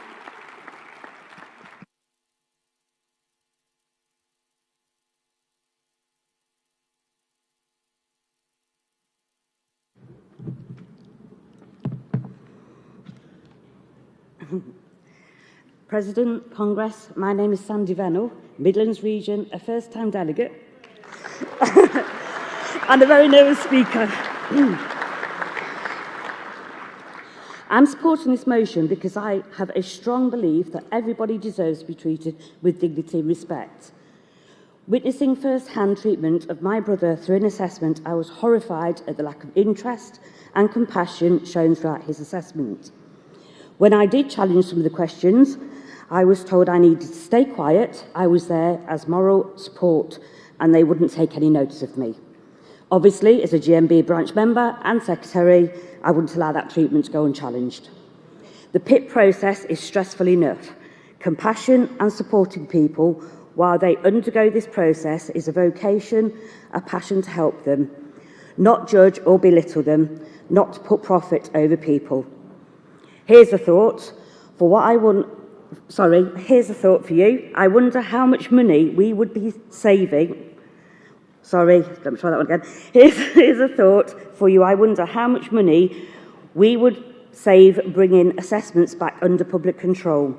We can only do this by supporting this motion to take the next step. Thank you. Thank you, Sandy. Mover of 258.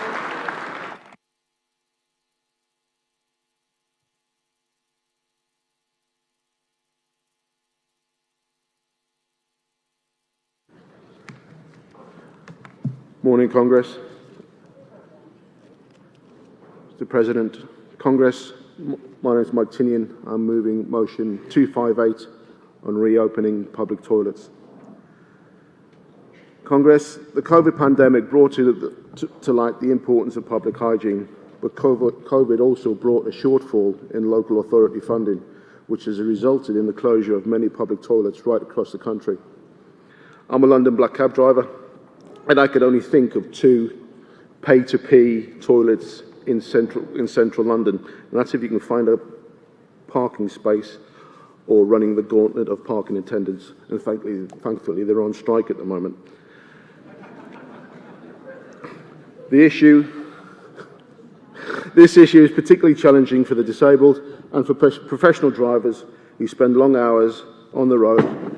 Both of these groups require access to clean and safe facilities. The lack of public toilets has resulted in the most desperate having to use unsanitary facilities or go for long periods without a bathroom break. Local authorities need to prioritise the reopening of those toilets that have been closed and install new ones in areas where they are needed the most. Congress, local authorities cannot use COVID as an excuse forever. They must prioritise the reopening of public toilets and ensure that they are clean and well maintained. So we call on all our GMB-backed councillors and MPs across the country to help elevate the problems our members are having across the country. We must stop local authorities from taking the pee. I move. Thank you, Mike. Seconder.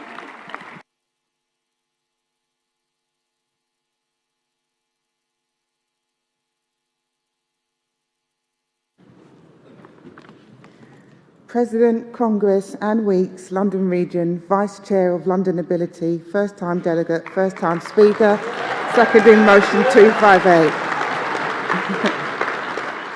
Lou, skip to the loo, my darling. Well, that's easier said than done if you live in this country.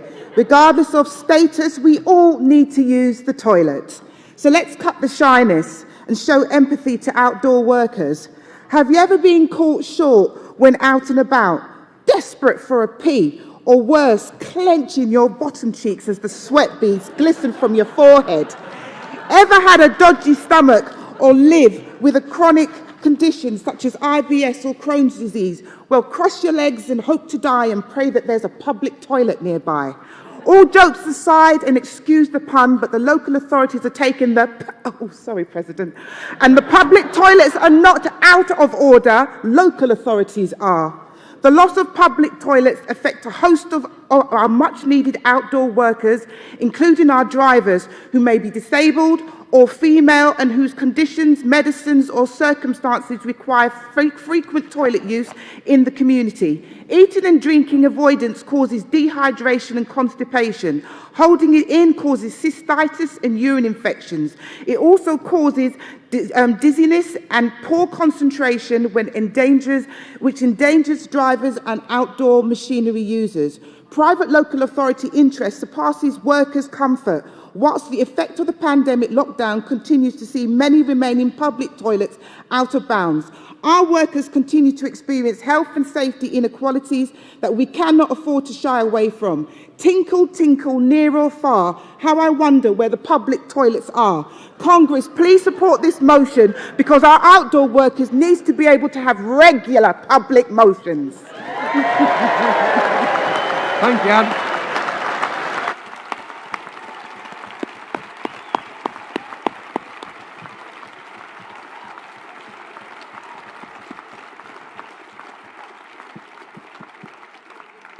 Can I now call on Sarah Hurley to respond on behalf of the CEC?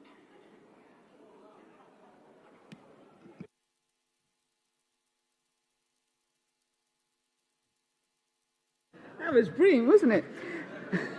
President, Congress, Vice President, Sarah Hurley speaking on behalf of the CEC on motions 256 and 257, which we are supporting with the following qualifications.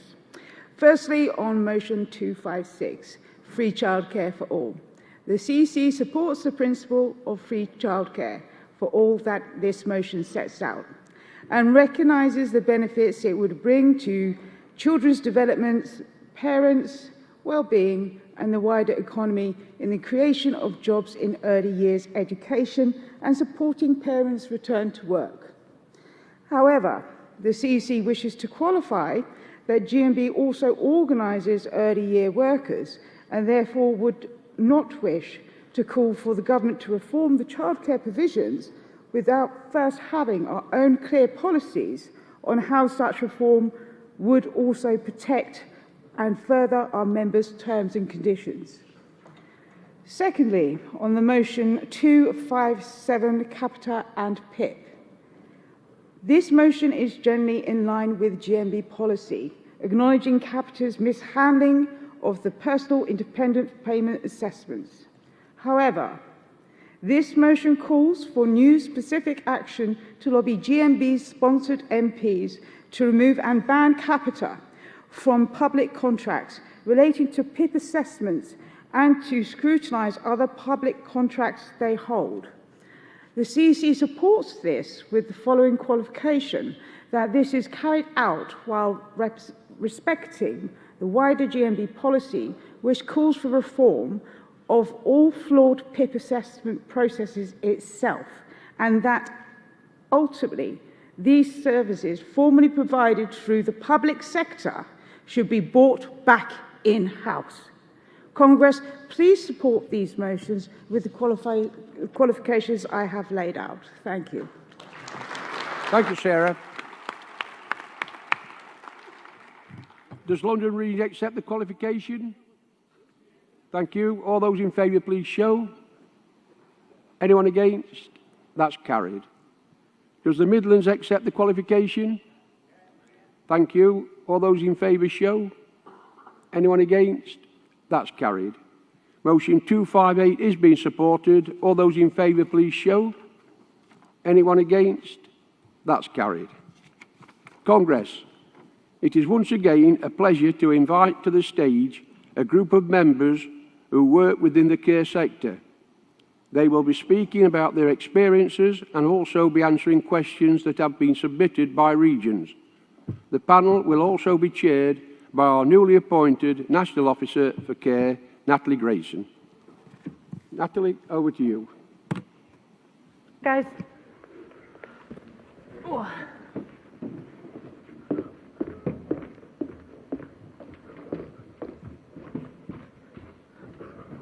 Hi. Hello, everybody. Just give us a moment while we set up, please. Pop me over there. That's That's it, lovely. Oh, could you put this down for us? Thank you. You guys want to sit down?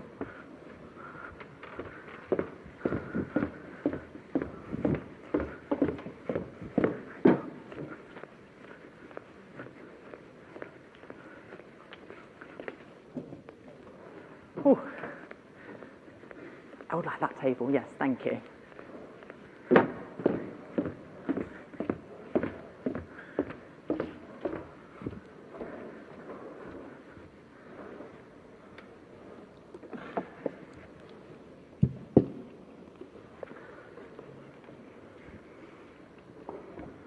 That's lovely. Thank you very much.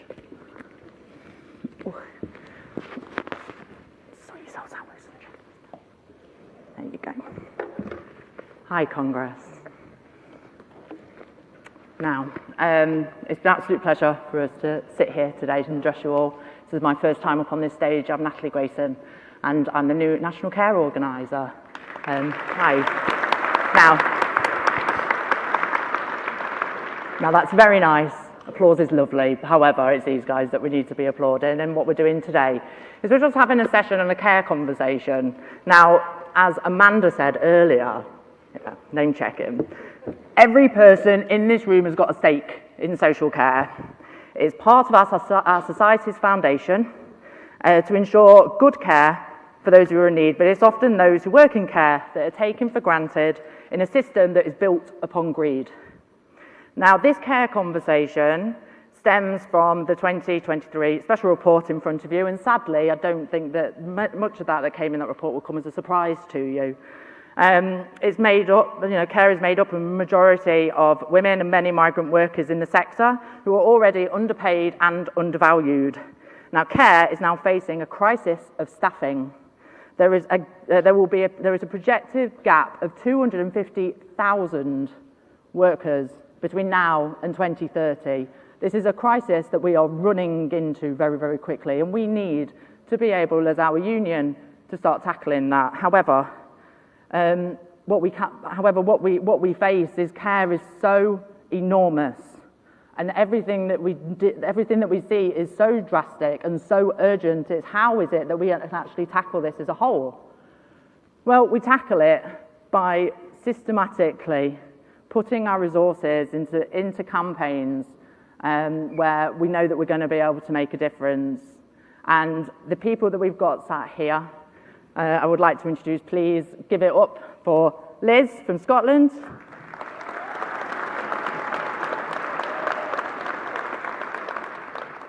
Louise, who is a first-time delegate here today as well from Northern Ireland. Give it up for Louise. And Harry from Scotland again. I am your designated English speaker. Unfortunately, we did have a delegate from the Midlands region who sadly broke her ankle, so wasn't able to make it today. But Liz, we're going to just start having a chat then about Scotland. Now, you are you're a private care branch in Scotland, so you cover all care, all over the place, right? Now, coming from a Scotland angle, many colleagues in this room, and me certainly living in England, you don't hear a lot about what is actually going on within care and within the government and the impact that has on care. So when COVID came about, that's when me and you first met. And the GMB, we campaigned for sick pay as an infection control measure, and we won that argument in the short term. And Scotland, like England, set up a social care sick fund. How do you think that impacted members at that time? Well, initially it helped greatly from the financial point of view. Taking the worry away about self-isolating, testing positive, etc. There was a few hiccups. It wasn't smooth sailing, as you can imagine. A lot of the companies were very slow in paying out, which meant staff were having to go a while before they eventually got the pay.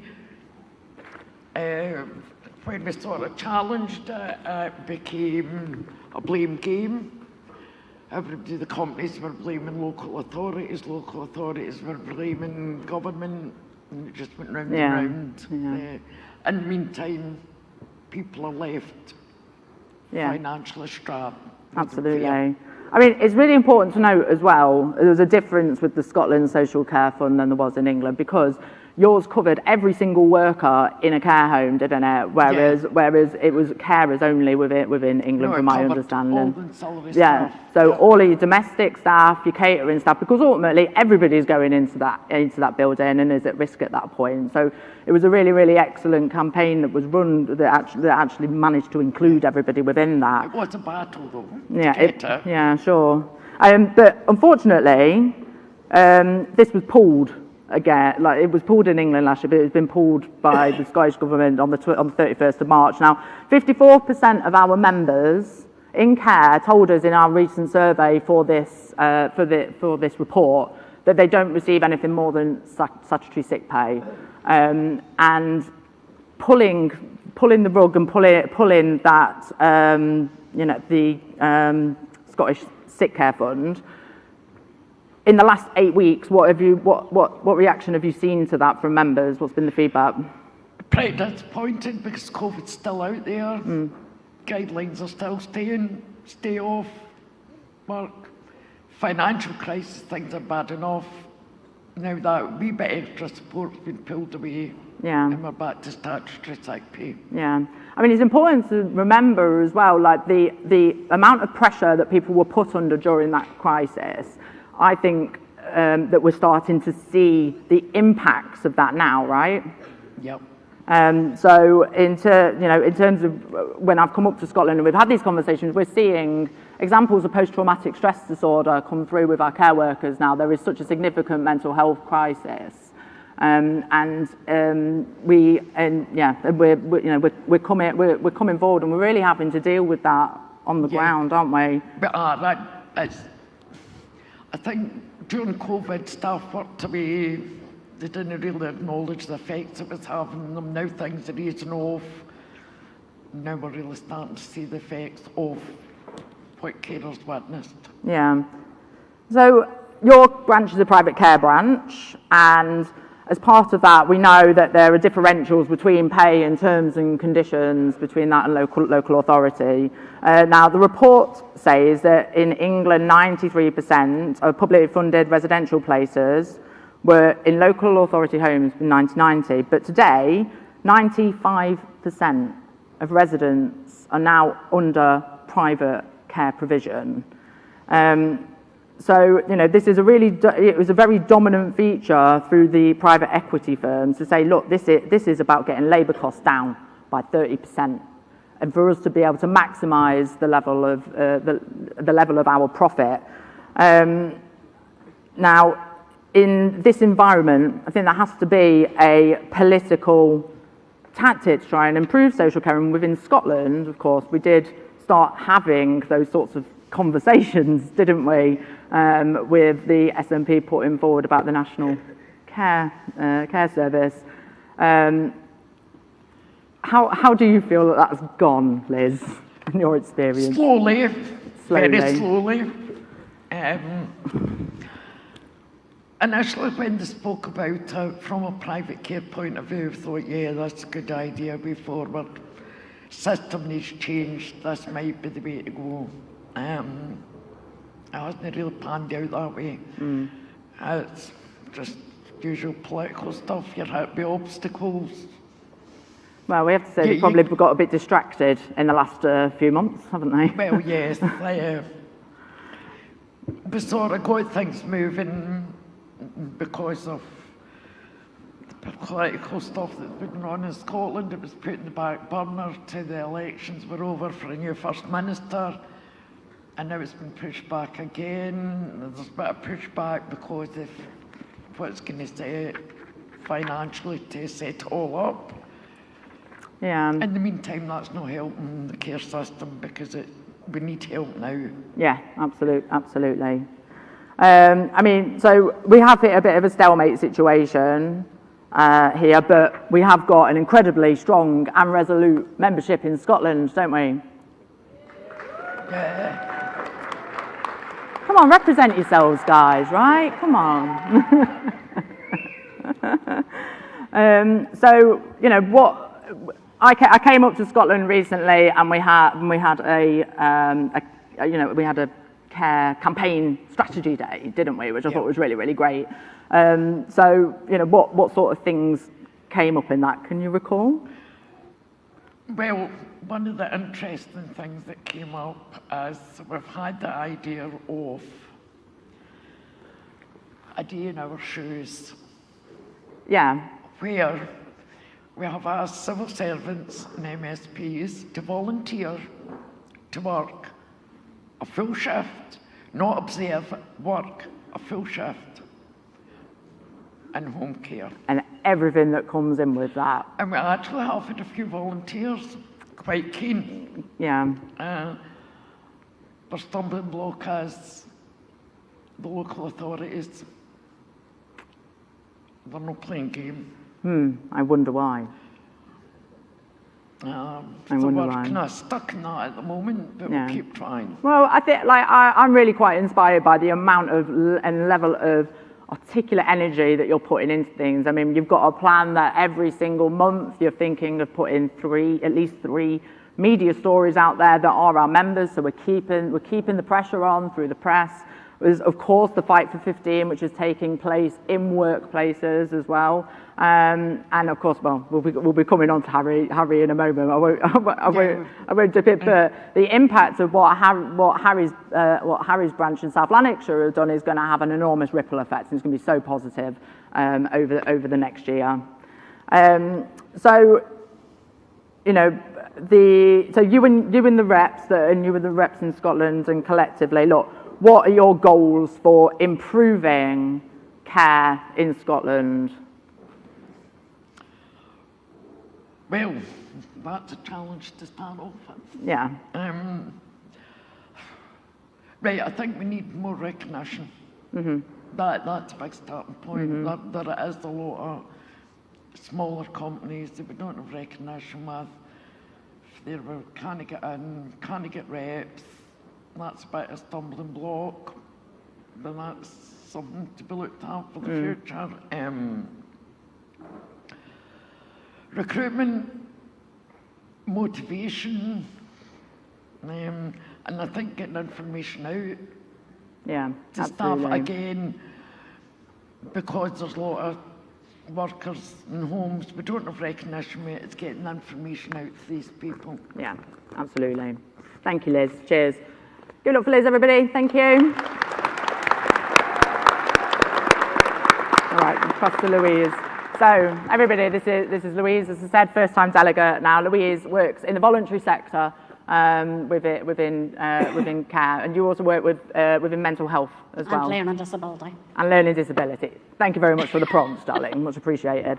So, where we start from then, you used to be a union rep 10 years ago or thereabouts, didn't you? Yeah, I stepped away from it because of my job role. It was really, really busy, and I just couldn't fit the two in. Yeah. But I came back into being a rep again 3 years ago, and it was all to do with COVID. My service was shut down, and I was redeployed without any consultation, any negotiation whatsoever, and it made me very cross.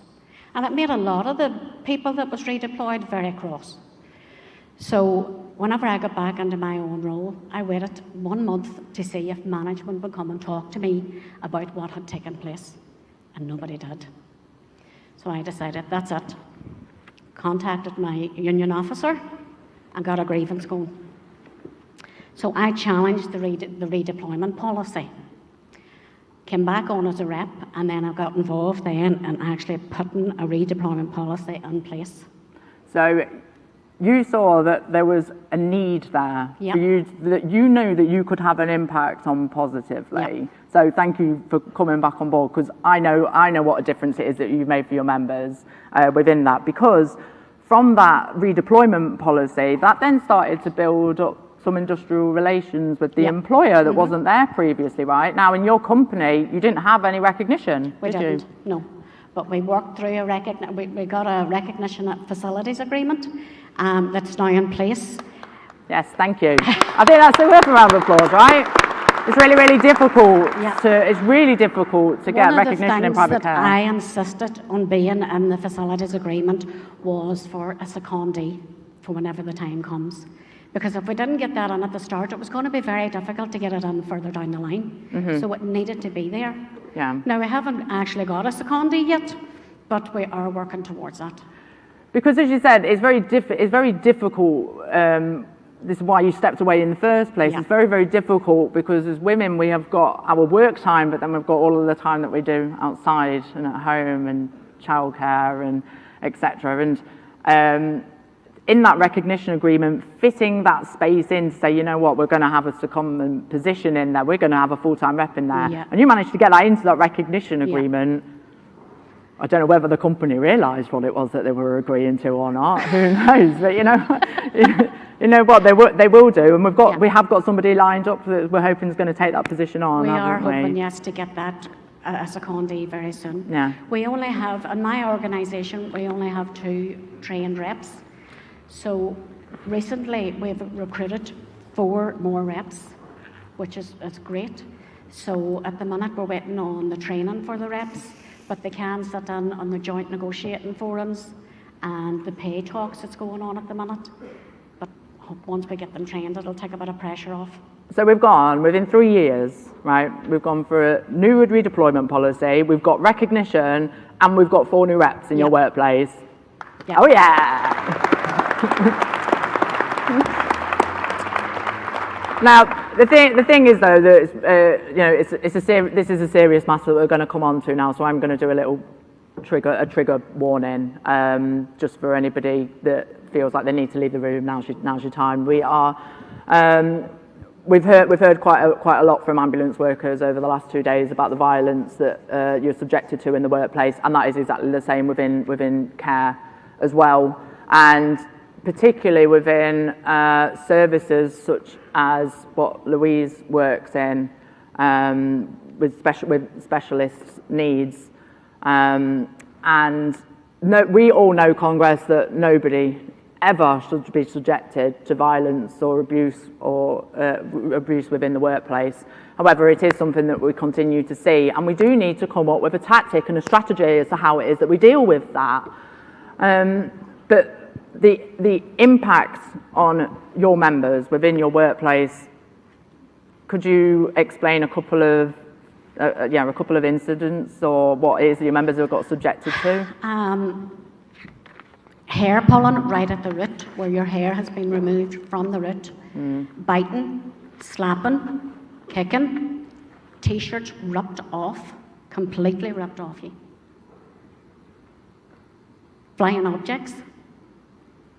And the other thing about it is some of these service users are actually telling you, I'm going to do this. The downside, our staff are MVA trained, which is for different needs of service users. So you can have a 3-day training or a 5-day training, depending on the need of the individual. The problem then is whenever there's staff shortages, the staff are at higher risk then of further injuries. We have a special paid leave policy within our organisation, and it's a 1-page policy, and it really grinds my gears. So we have raised this because there is only 2 criteria on the policy. One is the incident report, and the other is a doctor's note. After that, it is down to the discretion of management. It's not good enough. No, absolutely really not good enough. Absolutely not. So we are challenging that policy at present. Yeah. I mean, when you started having these conversations to say, look, this is what our members are being subjected to, what was the response from your employer? We were right in the middle of doing pay negotiations, and at the minute our staff members are paid on 2 different levels. So we have non-challenging services and challenging services. The difference is 30 pence an hour. So for the top end of the non-challenging service, it is 10.40.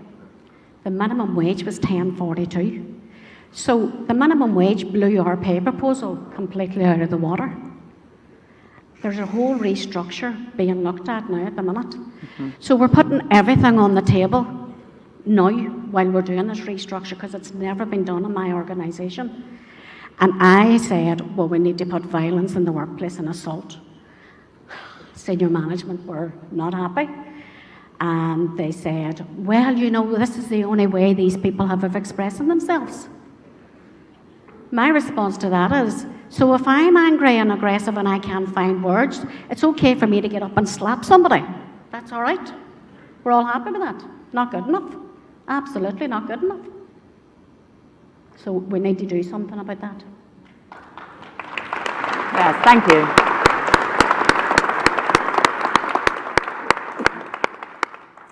Yeah, I think as you said, staffing levels has a massive impact on it. From members that I've gone and spoken to, you can see that if somebody is scheduled to work with somebody one-on-one for 12 hours a day, you know, long shifts. Yeah.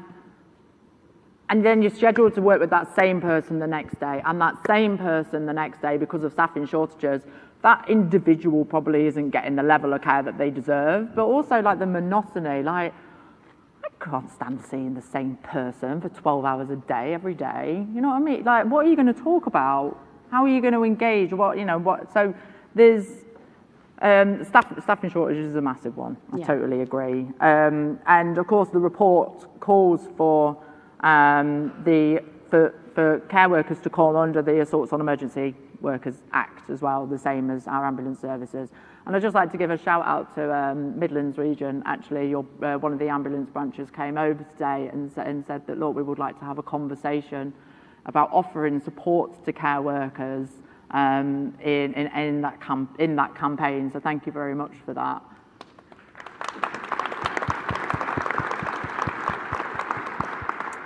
But the risk assessments, of course, as well, and ensuring that they're properly done in consultation with staff members, which they so often aren't. And I mean, how often, you know, there needs to be more revision on risk assessments, on the needs of the individuals. Then a risk assessment doesn't cover the fact if you're short of staff. A risk assessment doesn't cover that. You know, the other thing about it is you could have a staff member who is actually a trigger, but the staff member is continually put back in, regardless of whether they're a trigger or not. And is that on a risk assessment? This is all things that really needs to be looked at in great detail. Yeah. Thank you, Louise. Thank you. Can we have an applause for Louise, please? Wasn't that excellent? First-time speaker. All right, Harry, you're a good news story.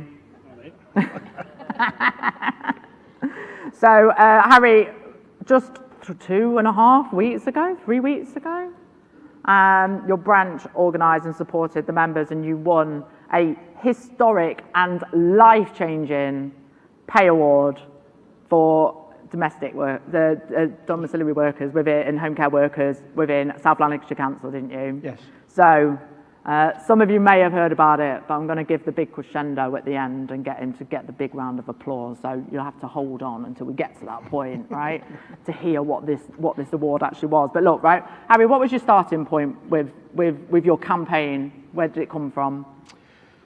Well, at first when I became convener, I knew nothing. I was a grounds worker, and I became deputy convener.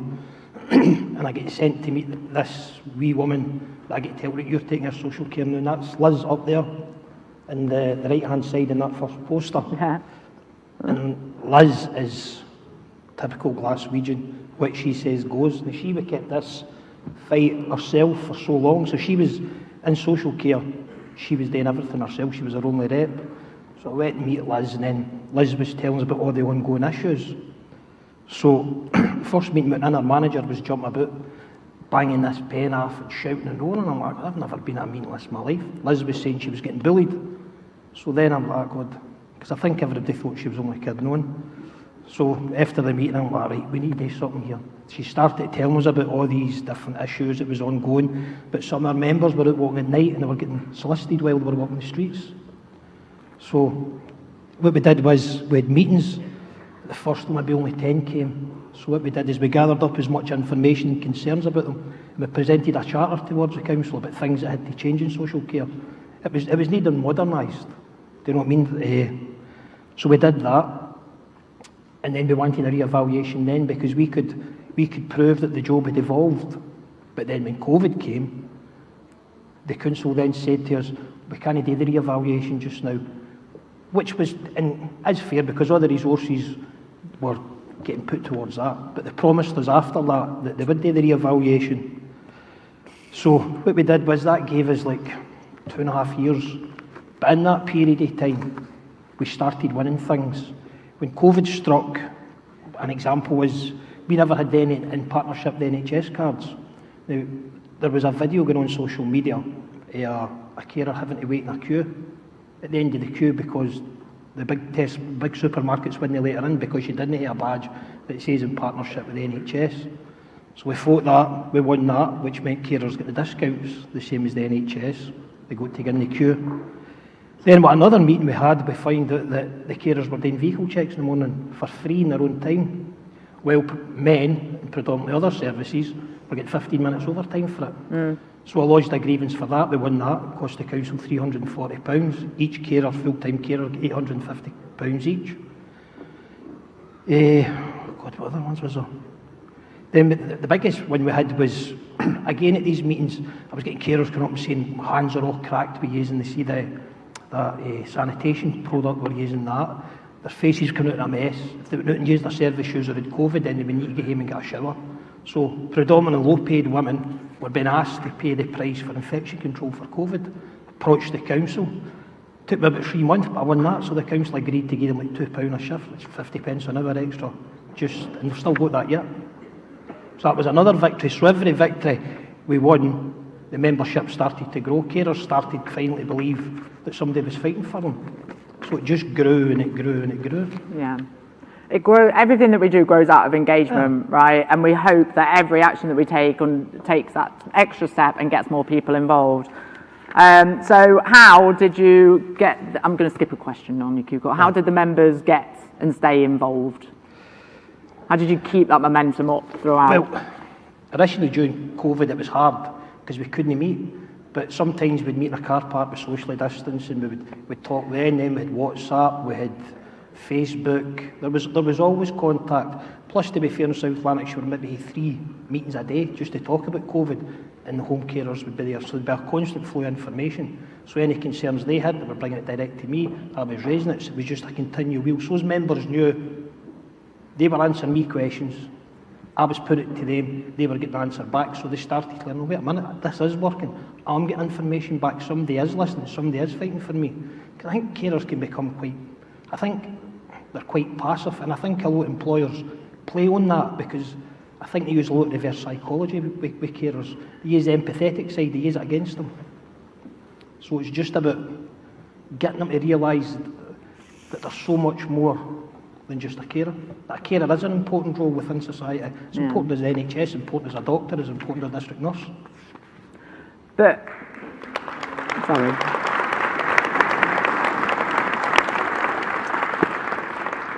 I mean, yeah, there is the positive. However, the energy that you managed to get out of your campaign in the end, like you know, these women, they became fierce when they needed to, right?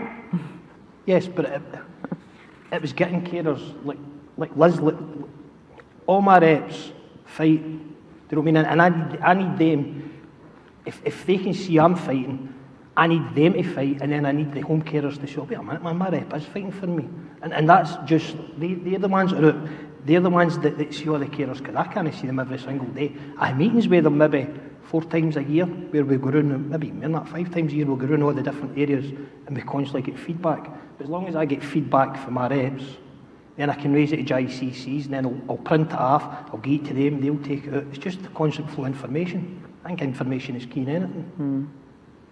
So, Congress, the reports and for the number of Congress, now we have been calling for the 5 for 15 as the minimum rate of pay for care workers. Now, your historic win has not only taken the 5 for 15, but it smashed it, right? Yes. So, do you want to Yeah, do you want to say the figures?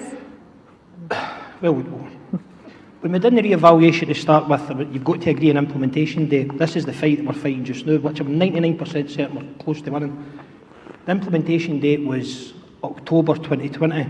That was agreed, signed off by all parties, that if there was a rise, it would be backdated to that amount. So we won. We went from 13.26 an hour to starting at 16.26 up to 16.29.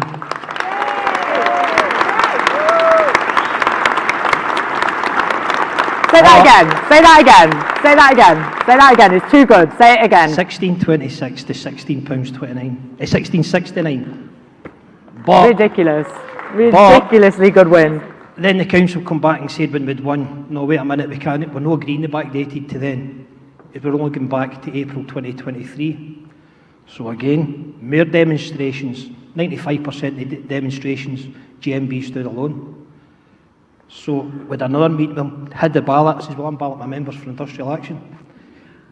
Obviously, we couldn't go into industrial action till the last appeal was heard.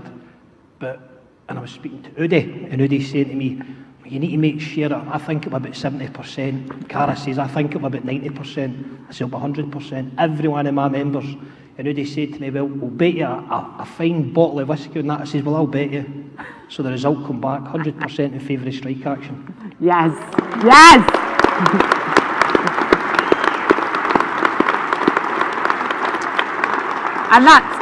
And that show of industrial strength has led on to the next part, right? So at the last meeting we had last Thursday, no matter of fact, the first meeting had been on the Tuesday, we were talking about that, and I'm saying, well, I'm just making you aware, as soon as we hear the appeal, we will, now we've done the consultative ballots, 100% in favour of strike action, we will be balloting our members. So went for there with a meeting last Thursday, and negotiations couldn't have any better, so we're nearly there. So if we're successful, which I'm 99% certain we will, your average home carer who works 35 hours will be entitled to at least £17,000 back in backdated pay, plus add overtime onto that, so it's huge sums of money. Yes. So now, they believe that each demonstration grew. I can remember the first demonstration we ever had, CAR organised it, 5 carers turned up. And I'm like, God, I can't believe this. So I say to Liz again, say to Mother Stewart, right, go on about, rally them. The next one we had, there was about 120 of them. It was on the television, it was in the press. And then it gradually fell away, where we were still between 30 and 60, 70 at every demonstration. The last demonstration we had was absolutely amazing. What a sight. GMB flags just right round Almada Street. What a sight it was. I'll never forget standing there looking proud like this. I'm like, God, look at this. This is unbelievable. Yeah. And then we marched right round. It was just a sea of orange and black. It was amazing. It was good. Yes, thank you. Thank you, thank you so much, Harry. Oh, hold on, I don't need that microphone. So we did have lined up for some questions. I'm sorry, we are always pressed for time, Congress. I do apologise, but if we've got some time, we've got 5. Have we got time for one question? We've got 5 minutes. So I'm very sorry, everybody. We're not going to be able to come round to you all. It doesn't look like. But first, I've got Charlie Kay from Southern Region. Hi. Thank you, panel, for a great panel, and thank you for all the work you do for us. In the Southern Region, our biggest challenge around organising in care is how much outsourcing has happened and how segregated the sector is. Do you have any suggestions for how we can put pressure on the councils to require private contractors to recognise and give access to GMB and also to bring these contracts back in-house? Do you want to take that? I can take it if you want to, because I do. Okay. I went to Wigan a couple of weeks ago. In that region, there are 3 HE1 care homes that have recently been put up for sale, and it's when we have to look at these things on a case by case basis. When me and the officer involved in the branch went and looked at it, we discovered that one of those local authorities has, in the past, about 5 years ago, taken that step forward and actually brought back in. So it's about, I think it's about making that case, right? We talk to, within local authorities, it's all about money, right? So it's about targeting the right people And doing your research within local authorities, there are care commissions basically that sit within them. So we go and we target them politically, but we also need to be present in those workplaces and let those members know what the difference is between private, and so they can actually see it and they can actually imagine it. And then we organise off the back of that. I don't know if anybody's anything to add to that. No? If you want to have a chat about it afterwards, I'm more than willing to hear any ideas that you've got. That's very kind, thank you. Smashing. Okay, thank you very much. Anne Weeks, London region. Hi, Anne. Hi, thank you, panel. It was really interesting what you shared. It's often very difficult to find workplace organisers in care homes. Job insecurity and competing demands on their time often deter members from taking the next steps to become a workplace organiser. Do you have any suggestions as to how we can more successfully encourage these members to become more involved in not only their workplace but also the democracy of GMB?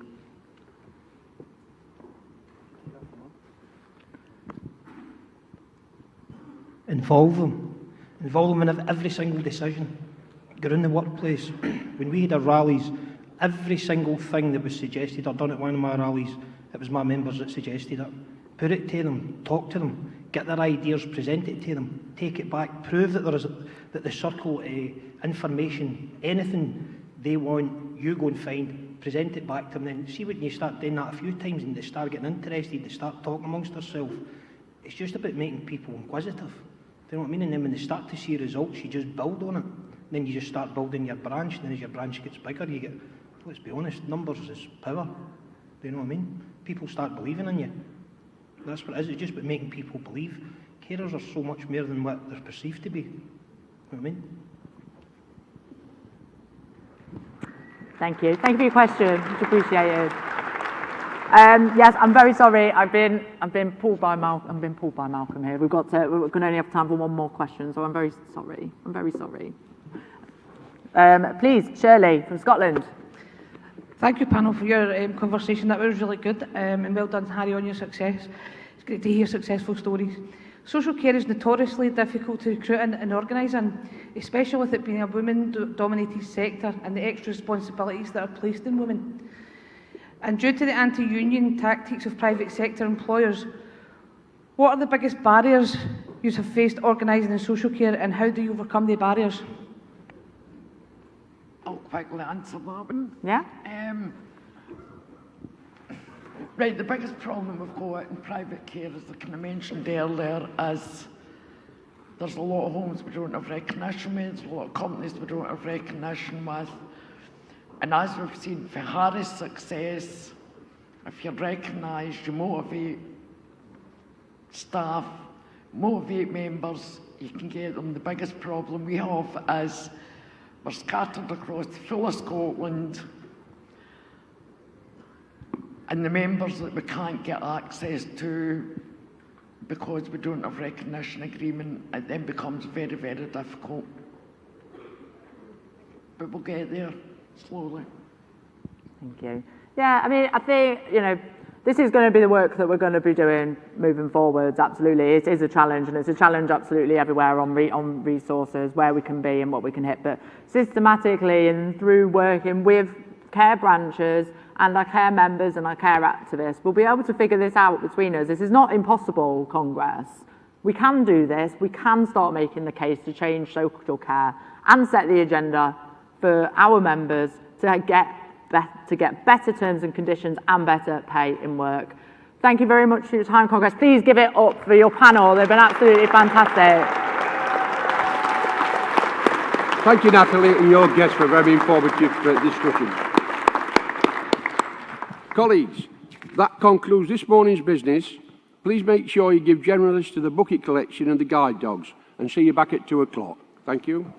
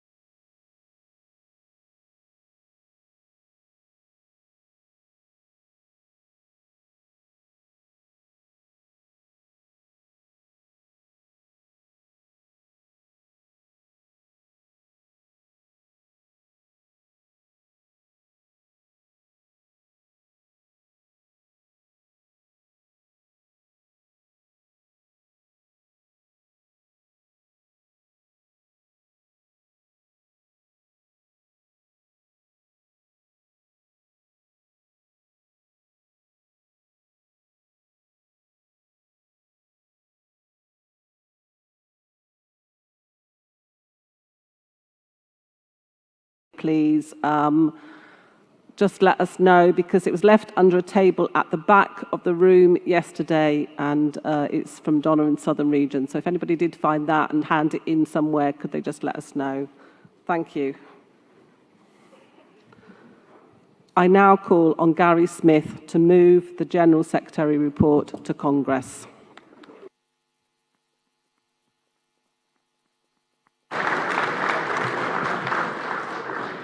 Congress, Gary Smith, General Secretary, your General Secretary and Treasurer, moving the General Secretary's report. Congress, it's wonderful to be back together again. Looking around the hall, I see so many people who are doing incredible things, so many familiar faces, friends, comrades and colleagues, people who every day work together to make work better. People who fight for justice, people who change lives. Congress, that's who you are, and that's who we are. The hunger for better is woven into the fabric of our union. It's in our DNA. Brighton, this city, this is where I cut my teeth as a young GMB organiser. I have so many memories, most of them, of happy times here. And one of them was a memorable week that I spent in a refuse depot with our GMB members chained to refuse trucks because the council's contractor had tried to sack them. Congress, together we fought, and together we won. Our victory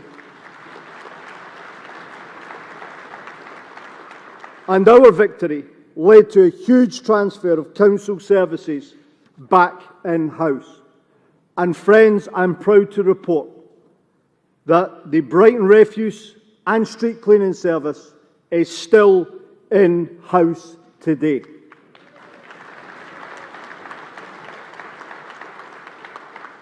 I fought that dispute, like so many others in my time here, with Mark Turner.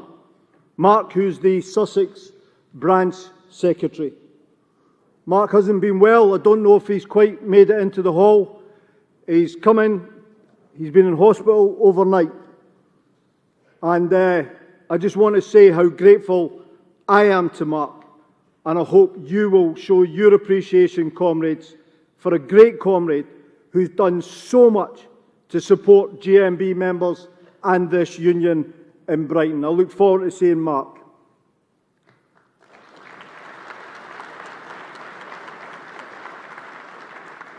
And I also want to pay tribute to two other incredible people who are joining us in the hall today.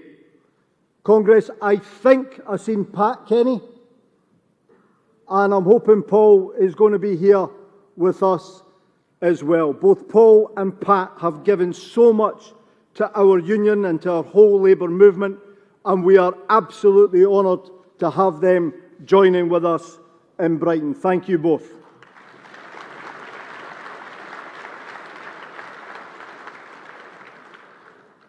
Congress, our fight for better never stops. It can be seen in the way we've faced into the tough choices we've had to fix our union. We had lost our way, but we came together and reclaimed our true spirit.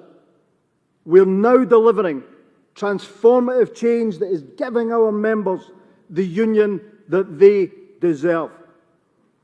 Last year, we endorsed the move to 7 GMB regions. It was the biggest change to our regional structure in 100 years. And that decisive move has produced such positive results. We're running countless campaigns. People are joining us in record numbers, and membership is growing across the union. And just yesterday, we agreed to revitalise parts of our rulebook with aims and values that capture the essence of our cause. Our actions speak for themselves, and there is no better the signal of the change that we are delivering than the shift at the top in the senior leadership of the Union. Congress, I am proud to stand in front of you and report for the first time in GMB's history the majority of our regional secretaries are women. We promise change. We promise change, and we are delivering. We are back where we are at our best, the workplace. And it's been such an inspirational time over the last year. I've travelled all corners of our union and seen some incredible activity. In London Region, I joined members on picket lines at the City of London Corporation only the other week. At Pilgrim Foods, I saw at first hand our incredible shop stewards winning against the threat to jobs from fire and rehire. Warren and Penny and the whole team in London, you're doing such great things. And Congress, please do take time to look at the work the region has done on violence in schools and health and safety in Asda. These are groundbreaking campaigns that are building the membership. And I absolutely commend the inspirational work done in GMB London with the Jewish faith membership.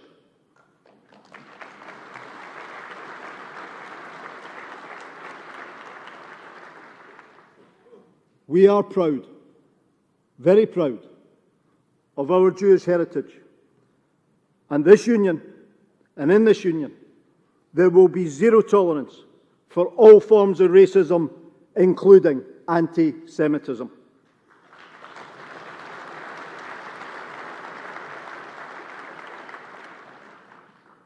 Now, as a union, we know that on issues of race, there is still much to do. But I hope and believe that we are making progress. On Wednesday, our National Race Officer, Ty, will present to Congress about our new GMB Race Achievement Scholarship Programme, which is open to activists from racially marginalised and underrepresented ethnic groups. Martin and Phil, if you're still speaking to me, and the whole team in GMB Midlands, they've been super busy as well. They've been undertaking a huge amount of organisational and industrial work and facing into a lot of the challenges that come from merging two regions. And they're growing the financial membership. In Birmingham City Council, where we're leading the fight on equal pay, we are very clear that whatever the colour of the political rosette, we will take you on.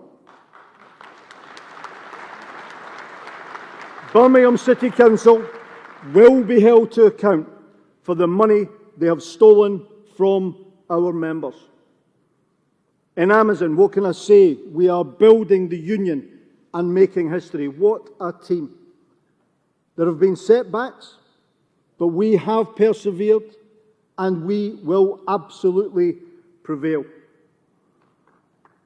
The ongoing work at JCB, well, it's just incredible.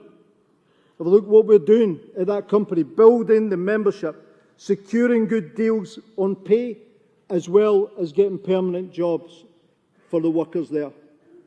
Jim, our convener, will join us tomorrow.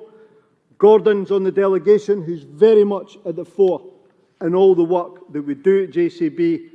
And please pass on our best wishes to the whole team at JCB from us at Congress.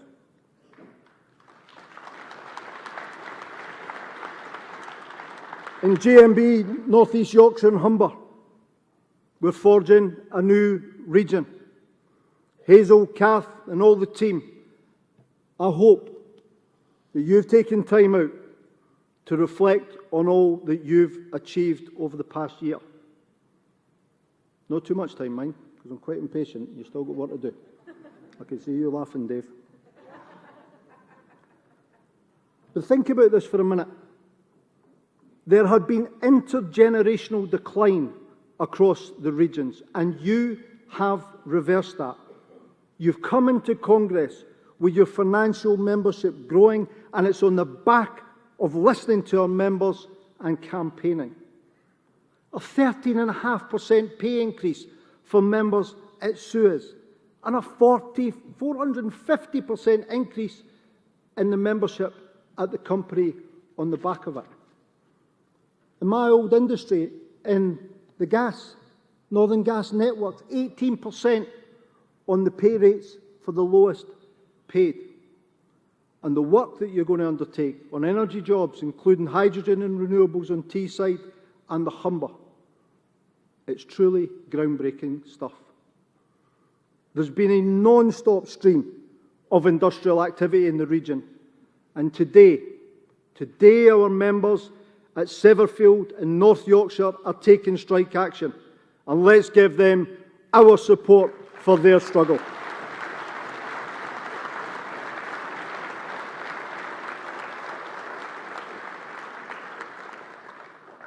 And Kath, you know this is true. The region get the award for the coldest picket line of the year in Consett, County Durham, where we were on strike at Thomas Swan. Now, there is a lot of great work, a lot of great campaigning going on in North West and Irish region. Our people in Cumbria, they are launching, and they have launched, landmark action on equal pay. And still in Cumbria, we've brought the Barrow Refuse Service back in-house, and congratulations to all of you for that great job.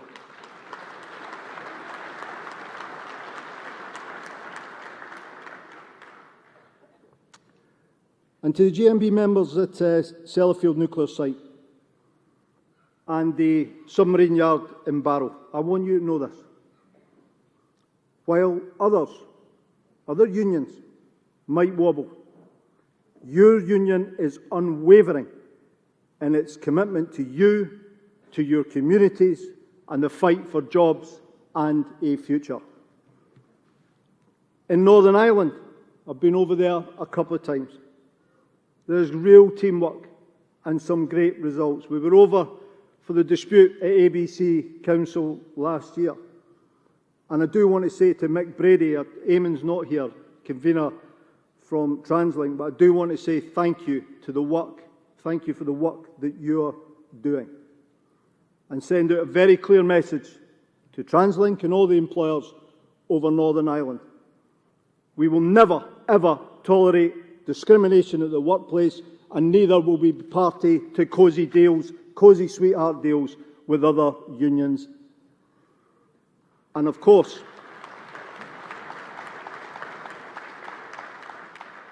I am delighted that Denise Walker joins us at her first Congress as Regional Secretary.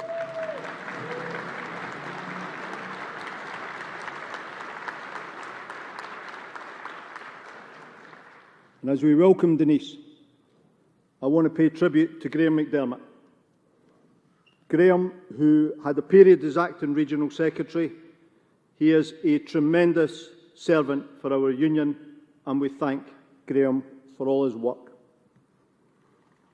And of course, a dear comrade and friend to so many of us, Paul McCarthy.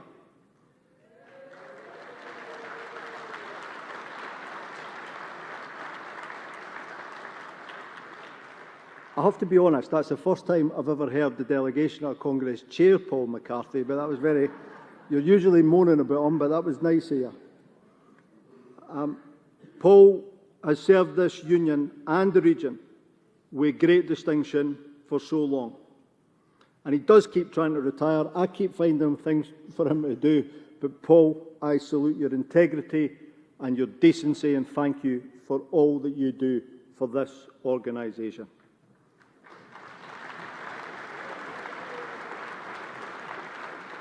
Billy Golden is Regional President. You're doing a fantastic job. I hope you're proud of everybody. I know you've got a really tough job keeping them in line as well. And as for GMB Scotland, what can I say? I am... well, I'll get to that. I'm so proud of you, Louise. I know Jim's not here, Jim Lennox, but what you've achieved is simply incredible. And I look back on my time in Scotland, and I thought I did okay. I thought, we did some great things.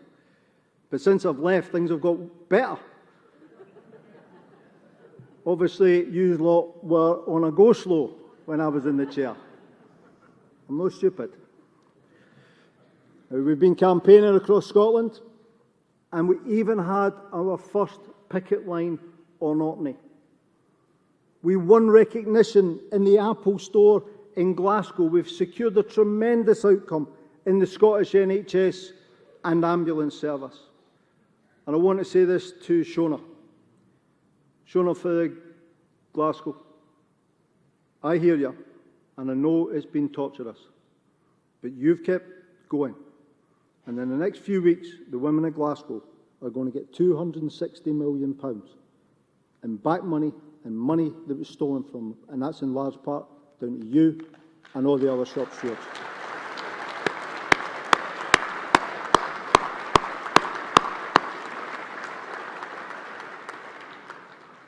And I want to give a special mention to the Women's Campaign Unit in Scotland and the campaign for carers in South Lanarkshire. You heard about that earlier. We listened to our members and didn't just fight for £15, we smashed it, winning £16.24 as a minimum for the care workers in South Lanarkshire. And Congress, this is really, really important. If we can win in South Lanarkshire, we should be winning in councils across the length and breadth of Britain and Ireland.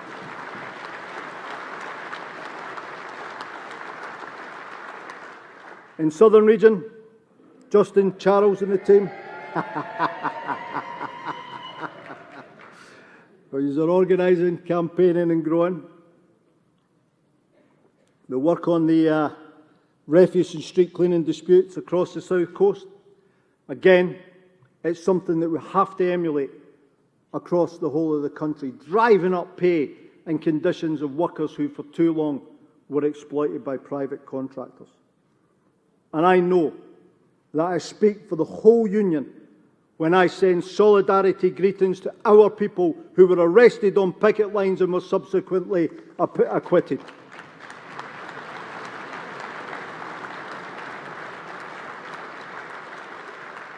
In schools, I know the region has been so active, organising and campaigning. School support staff, the vast majority of them women, have seen their jobs change and the responsibilities increase, but they don't get the pay or conditions to match. And we have to say as a union, that's going to end. No more. Congress, GMB is coming for local authorities and academy trusts that are failing these essential workers.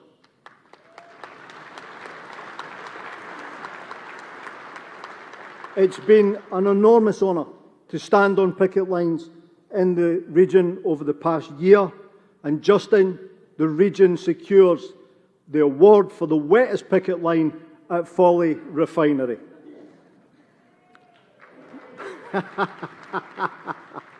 You will see that on the videos at some point. It was a cracker. And throughout Wales and South West, I mean, we've just got an incredible group of people led by Ruth and Kevin.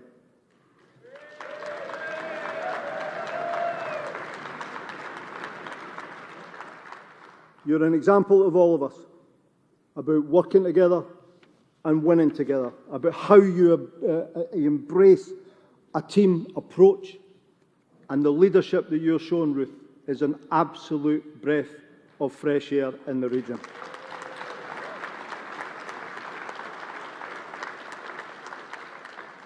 And we recently met with the shop stewards at Hinkley Point. I'm glad that some of them are at Congress with us.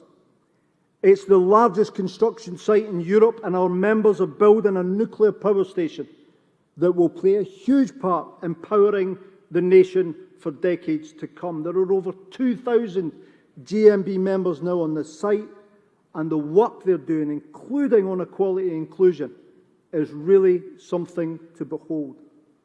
Women in construction, mental health, health and safety, even campaigning over the food on the site. A large, diverse workforce being organised in the GMB family, and it is truly an incredible thing to see.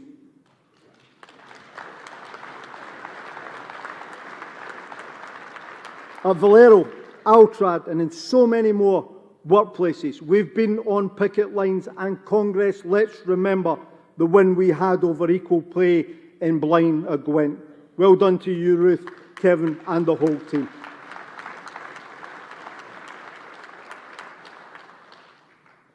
Now, we've had some extraordinary moments with a national and international impact. This year, as we heard yesterday, our NHS and ambulance members took on the government. They took them on and won. The amazing women and men who care for the people of our country had simply had enough. Enough of being clapped by employers when the cameras were on and condemned by the same people for asking for better pay. Enough of being told they didn't deserve more. Our demand was simple: talk pay now. The government said no. Well, didn't they get that wrong? Public support for our members never wavered. And what happened?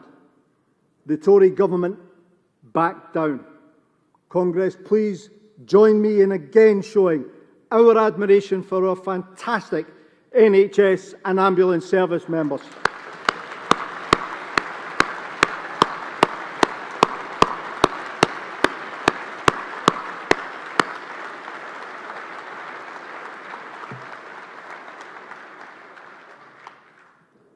But key workers don't just appear in the NHS and ambulance service. They work in transport, retail, social care, logistics, education, local government, and so many more places besides. They, you, are the glue that holds our economy and society together. And they, you, our members, deserve better. And nowhere is that clearer than at Amazon.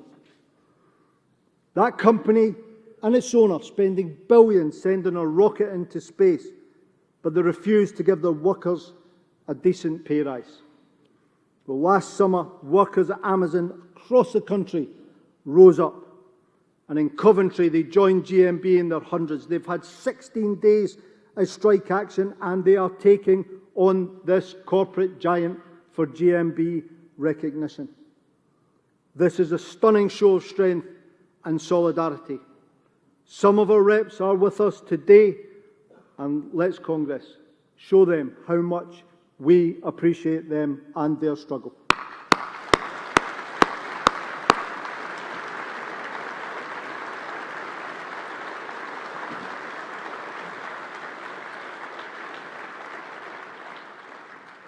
The results of our campaigning across the Union aren't just being seen in improved paying conditions, important as though that is. It's also delivering a growing GMB too. People are joining us in record numbers. We are a powerful, attractive option for those seeking to make work better. Congress, I am delighted to report that following consistent month-on-month success, our union has grown to nearly 580,000 members.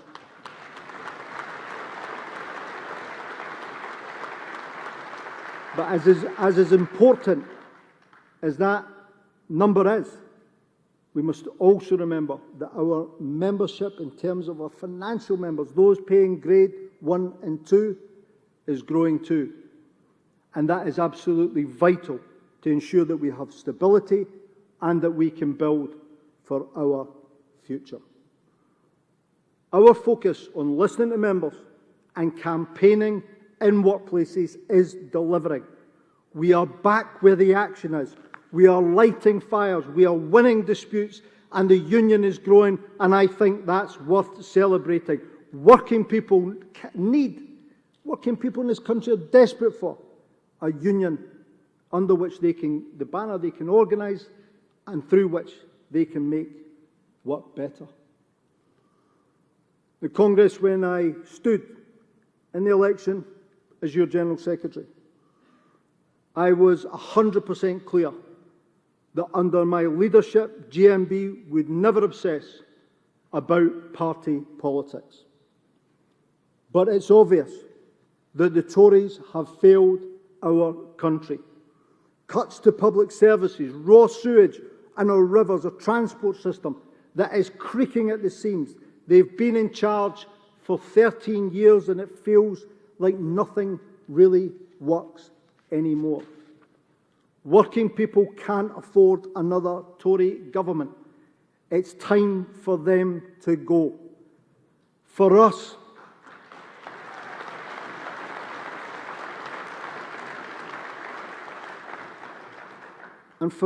we understand that politics is a vehicle for achieving the industrial goals of our members, just as it was for the union pioneers who formed the Labour Party.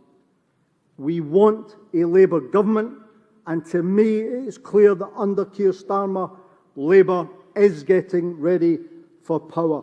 Our country needs a new approach because the world is changing. The neoliberal economic policies have had their day.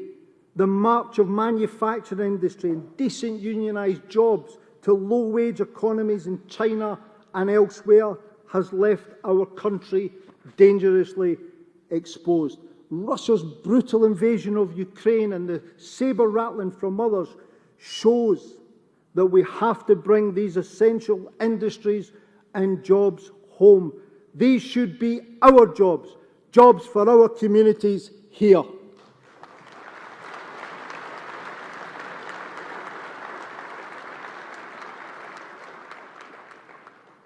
Now, Labour seems to recognise the changes taking place, but in some areas, and candidly, we need more clarity.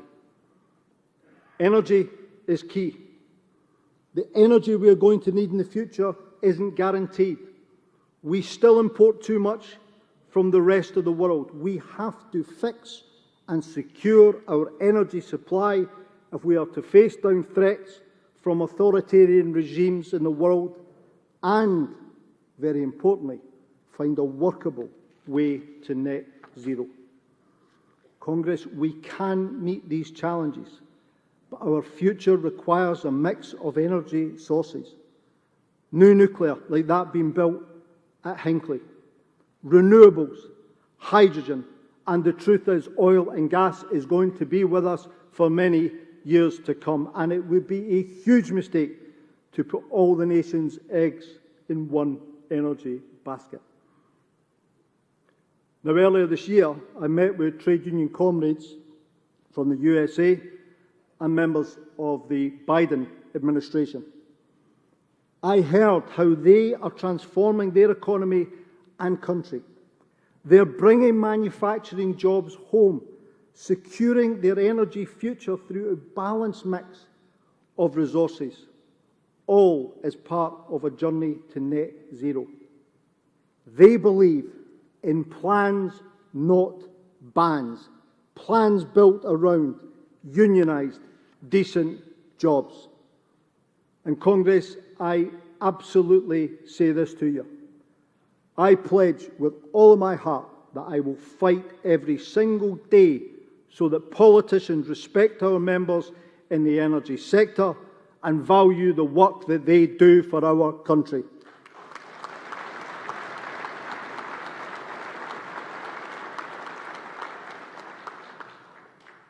Now, there are so many other areas that need fixing too.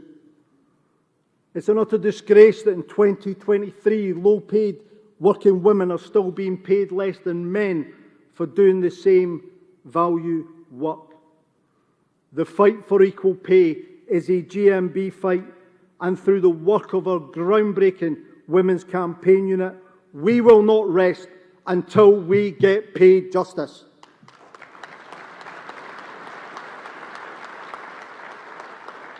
The social care system and I heard about it at lunchtime from our members and our reps.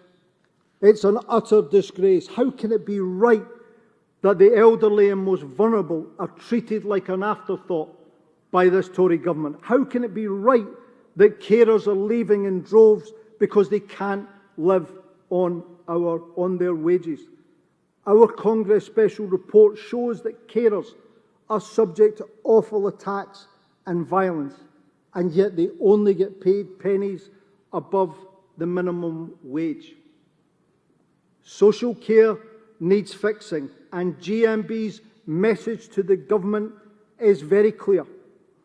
Pay the carers the money they deserve, and be clear, we demand £15 an hour, and we demand that £15 an hour now.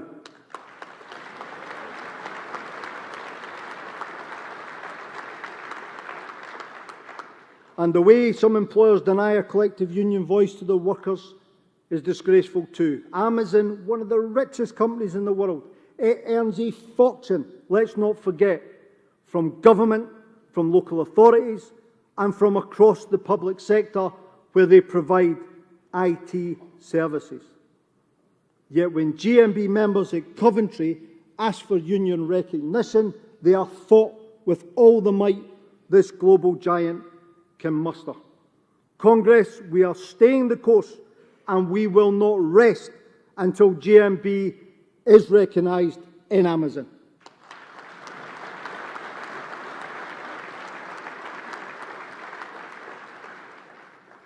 It's time to fix our economy, the world of work, and our country too.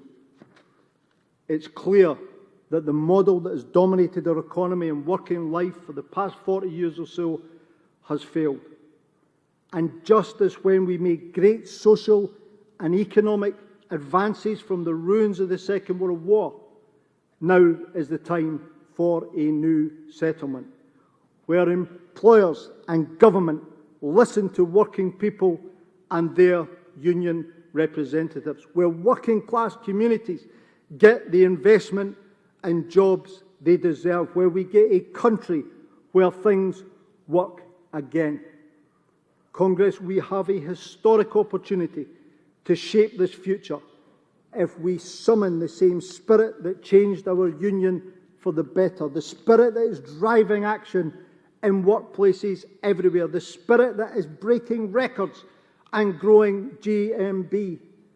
Friends, colleagues, comrades, we are truly doing great things together. And if we keep looking forwards, we will keep succeeding. Let's commit to each other this week to keep doing what we do best, to keep listening, organising, campaigning. Congress together. Together, we make work better. Thank you.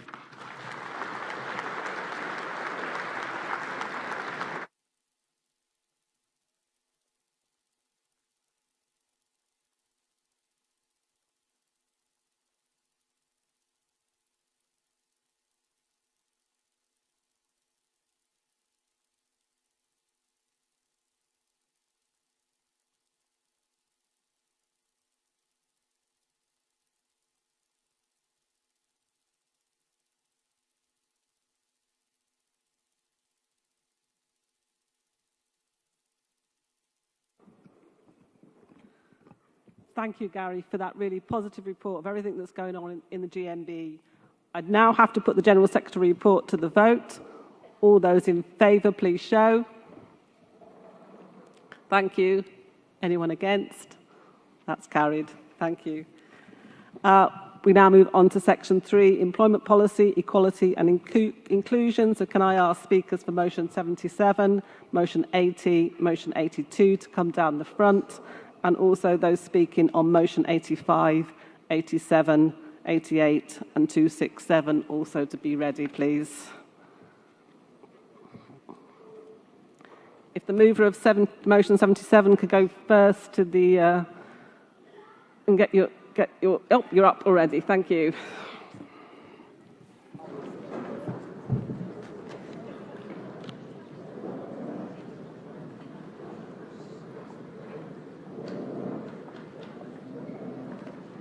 if people could just take their seats or very quietly leave if they've got to go out and get something, but otherwise keep the noise down so our speaker can start. Hi all, President, Congress, Shah Rahman, London Region, first time delegate, first time speaker. Thank you.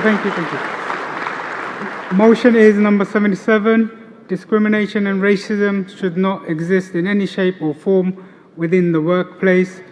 Whilst many challenges of discrimination persist within workplaces, they often start with poor recruitment processes that create inequality and overrepresentation of some groups over others. National statistics state that Black, Asian and minority ethnic employment is at a record high, showing the need that companies need to recruit from underrepresented ethnicity, closing inequalities that exist even within ethnic and minority groups. For example, figures from the 2021 annual population survey in employment were 76% white British, and the lowest groups in employment were Pakistani and Bangladeshis at 58%. We believe that the act of recording, reporting and monitoring this with each ethnicity and each characteristic information will help recruiters to identify gaps in their recruitment which can be fixed to create a more diverse workplace. We are concerned that companies who have specific recruitment gaps in ethnicity and protected characteristics are not considering applicants who meet most of the job criteria on the job description. Let me give you a small example. London Borough of Newham, where I work for, one of the most deprived boroughs in London and most diverse, with over 105 different languages spoken. Although the councillors and the mayors represent the diversity, the council's senior management team do not. There are senior management team members who represent the borough that do not live in the borough and do not understand the dynamics. There are no members of the senior management team or executive team that are from the ethnic minority groups. Neighbouring boroughs have a better representation. There are staff within Newham who can be promoted within, however, it seems like this has been ignored. There are staff members that have been in post for over 15 years and have not been afforded the chance of progression, especially with the ethnic minority dynamics. Therefore, we call on Congress to hold these organisations to account when they do not recruit according to a percentage of the local population for each ethnicity without good reason. Call for and expect said organisations to provide explanations for a lack of recruitment from specific ethnicity, race and protected characteristics. Ensure all those medium to large companies recruit from each ethnicity, race, gender according to percentage of the population by seeking balanced demographic areas and who applied for jobs from ethnic groups and LGBTQ communities with disabilities and ageism in mind as well. Ask that these companies conduct a yearly survey on their policy reporting which will show job seekers that the organisation they are applying for takes diversity seriously. Facilitate this diversity by ensuring needs are met. Work with HR to ensure fair recruitment is taking place and training is provided for adequate training for internal staff. I move. Thank you. Well done. Well done. Can I have the seconder, please, for motion 77?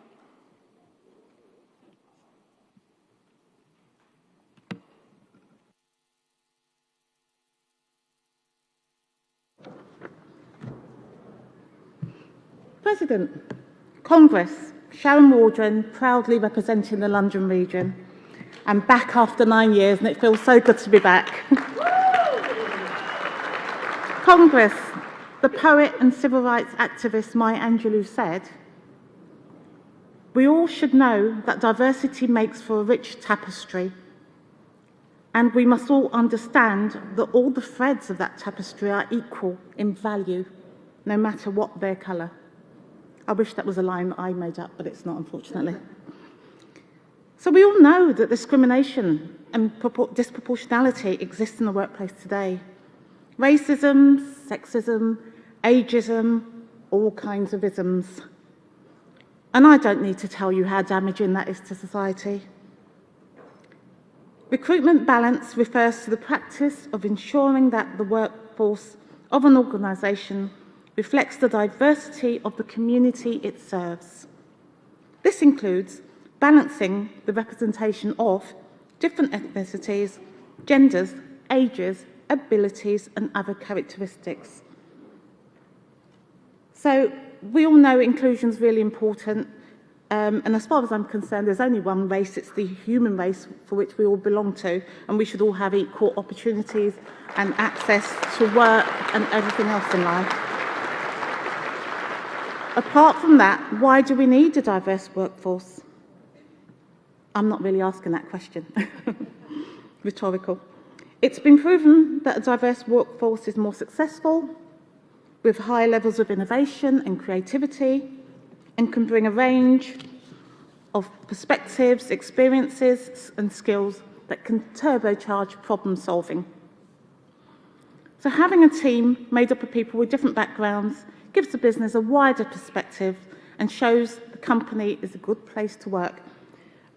Congress, this motion calls upon the GMB to hold the employer to account where they don't collect demographic data to ensure that they're recruiting according to the demographics of the local area. I second. Thank you, Sharon. Can I have mover of motion 80, please?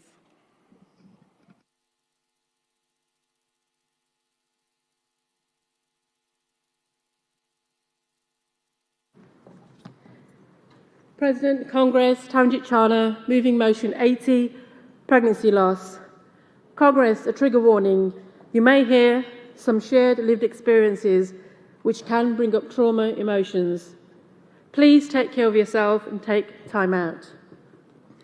Congress, the loss of a baby at any stage of pregnancy can take an enormous physical and mental toll on anyone able to give birth, both in people and their partners. 1 in 4 pregnancies and in loss during pregnancy or birth, according to Tommy's, the UK largest charity on baby loss. Stigma around discussing baby loss has left people struggling alone at work. No one should have to worry for their job, security and income on top of losing a baby. No one should have to hide their loss or pretend that they are experiencing another form of illness to be able to take time off after a loss. This can be hugely damaging in the long term for people who find themselves returning to work, unable to speak honestly or seek help with grieving. Currently, many of us use our sick leave to take time off for losing their baby, either because they don't feel able to disclose the loss or maybe you refuse leave through lack of understanding about entitlement. Employers have no formal baby loss policies, which means that employees don't have a clear sense of their rights. Those in precarious employment may even be less likely to fight for their entitlement to leave after baby loss. Employers must be flexible, compassionate, and understand that every person's circumstances and needs will be different.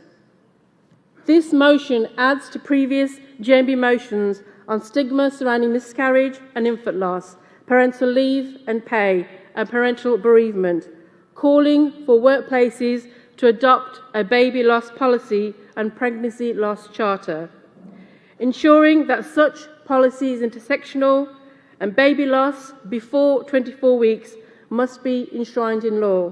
Please support, I move. Thank you, Taranjit. Seconder.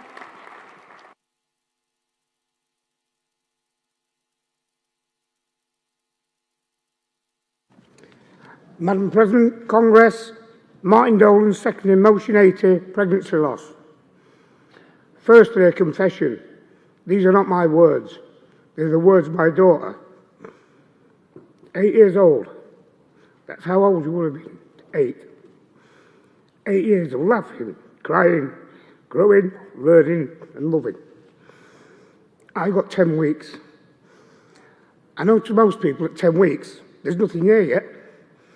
It's not real. It was real for me. You were real to me.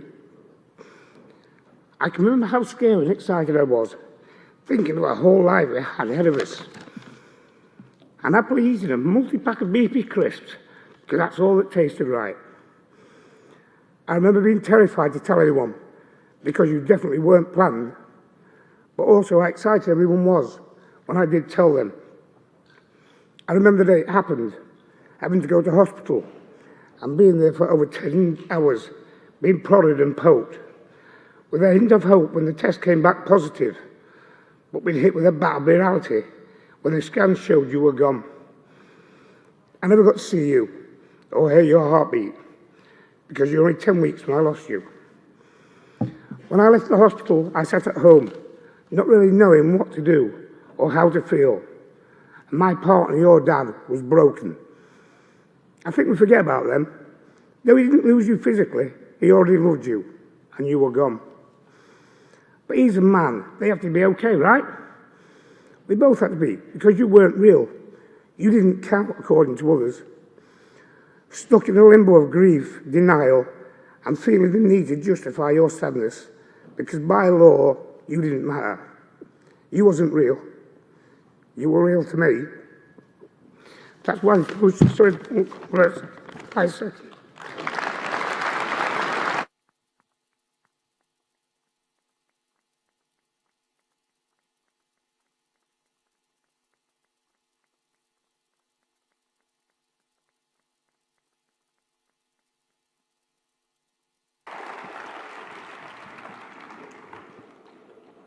Thank you, Delegate. Thank you for sharing that with us. And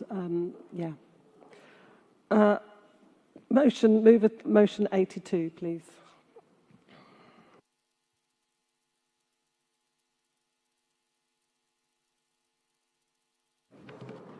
Mary Goodson, London Region, moving motion 82 on supporting the menopause. Congress, I'm very pleased to be able to move this motion, but it's a pity that in 2023 we have to be making the demands of this motion. Hopefully, a final stage in the chapter of taking women seriously. It's been a long struggle. We fought for the right to own our own property, votes for women, divorce law reform, abortion rights, rape and marriage as a crime, and equal pay. Yes, we can finally be able to talk about the M word, and instead of the hushed tones about the time of the month, we've now moved on to the proper support in schools and the removing of the tampon tax. And we no longer think of a Les Dawson sketch about the change as funny. Yes, Congress, I'm talking about the menopause. I know from my own experience how it affected and still is affecting me and my family. Much progress has been made on the cross-party basis in Parliament, but as you see, there is still more to do. Congress, our sister self-organised group, has produced a great model workplace on the menopause, administration to menopause.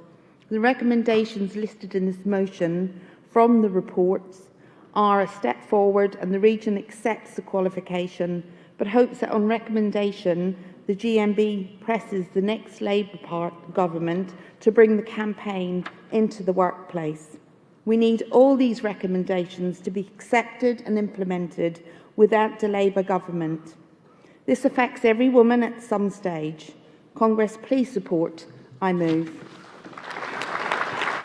Thank you, Mary. Seconder.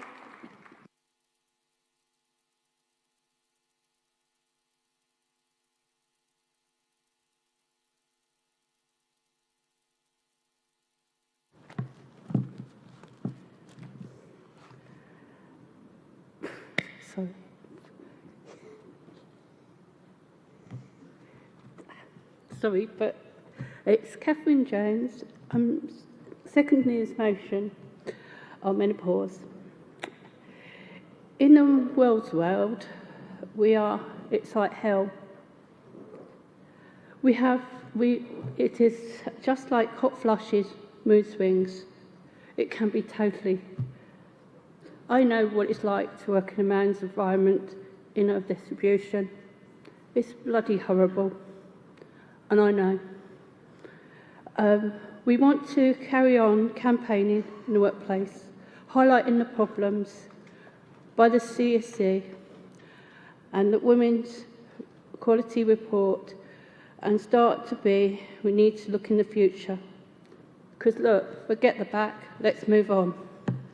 Campaigning includes pointing out, helping and advice, and our members are all aware of the issues and where we females and males can get menopause. I'd just like to show you, I've worked with GMB Sisters for 10 years. We did this, menopause, and thanks to Lindsay, it's in here about menopause. Nigna, I actually sat on all of this and adjustment and fulfillment. Come on, let's, as members, let's make it and help make it a union to be recognised. And I like to say, I now work for John Lewis, and I'm so happy that they have a different way of working. And I actually, day one, got my adjustments, didn't have to wait 8 years. I'm severely dyslexic. I struggle. I've been totally, as I can say, a word I can't get out, sorry, it's my dyslexia. And like he said, you hear stories. Why do we have to keep hearing it? Life should be better. Spoke this motion.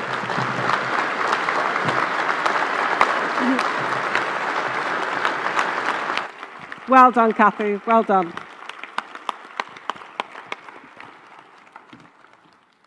Is there anyone that wishes to speak against any of those motions? No? In that case, can I ask Elaine Daly from the CC to respond, please?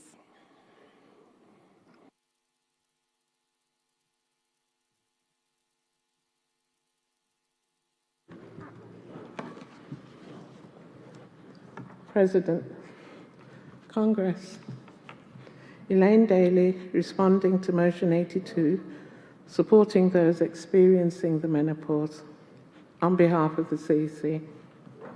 Recommendations in the Women and Equalities Report are a positive step forward for policy on the menopause.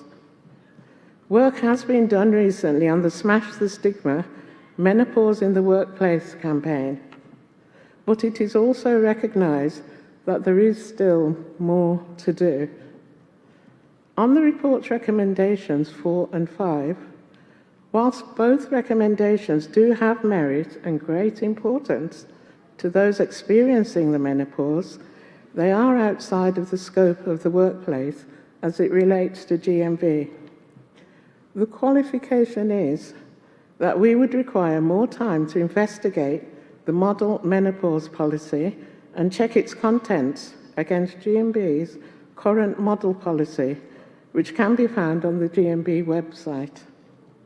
On recommendation 8, with the current Tory government in power, we think it is very unlikely that they will move on this, so suggest that we focus on bringing this campaign into the workplace.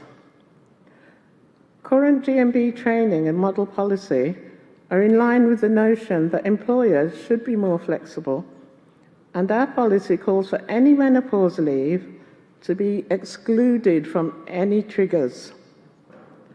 On recommendation 9, we will continue to hold the government to account on the flexible working bill. GMB is fully committed to improvements in access to flexible working and committed to holding employers to account on providing flexible working to all workers, including people going through the menopause. Thank you.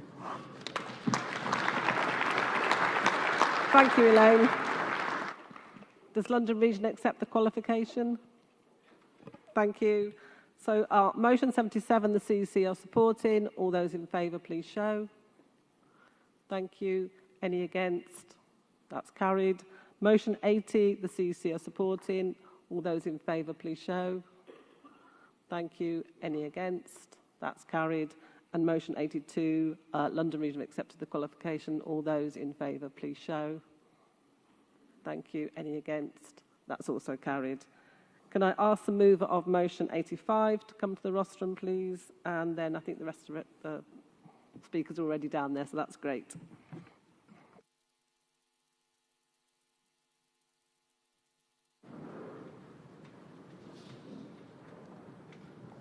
President, Congress, Helen Soames, Midland Region, moving motion 85, employment rights for visually impaired employees. This Congress calls on GMB to campaign to improve employment prospects for people who are visually impaired. Recent research carried out by Birmingham University and the Royal National Institute of Blind People found that employment prospects for blind and partially sighted people have not improved in a generation. There are around 84,500 registered blind and partially sighted people of working age in the UK. Of these, only 27% are in paid employment, compared with 51% of disabled people and 75% of the general population. Only 40% of employers have stated that they are confident that their recruitment processes are accessible to blind or partially sighted people. And 90% of employers state that it would be difficult or impossible to employ a visually impaired person. In 2021, Lord Blunkett, Vice President of the Vision Foundation charity, urged UK employers to act to tackle the rising tide of unemployment for blind and partially sighted people, stating that they are hidden victims of discrimination. Many employers have shown that they are unwilling to make reasonable adjustments to adapt work processes to employ someone with visual impairment. This is despite the fact that they have a legal obligation to do this under the terms of the Equality Act, and the fact that there are continuing improvements in technology and other support. Blind and partially sighted people are able to carry out many of the jobs that sighted people do if appropriate support is given. It is the attitude and mindset of employers that needs to change to remove the barriers to employment. The inspiration for this motion to Congress was a TV article about a blind farmer called Mike Duxbury. Having lost his sight at the age of 6, he was able to study to become an animal nutritionist. However, having applied for many consultancy jobs without being offered a single interview, he decided to create his own inclusive farm. He wanted to create a space which was fully accessible for people with disabilities to be able to do every job required. He's used his farm to inspire young people with disabilities to consider a career in farming, stating that everybody should be dealt with on an equal footing. Everybody should be given opportunity. Everybody should be given the chance to have hope. Surely this is what the Equality Act is about. Yet 13 years after its introduction, blatant discrimination is still a problem. The Equality Act states that disability is one of the 9 protected characteristics. To discriminate is prohibited. To make reasonable adjustments is a duty.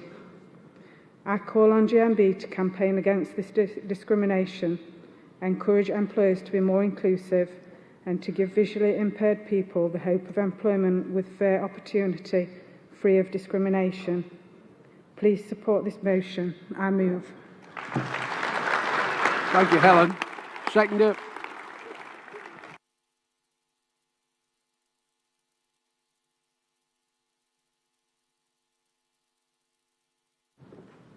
Good afternoon, President, Congress. My name is Nicola Howe from the Midlands region. First-time delegate, first-time speaker.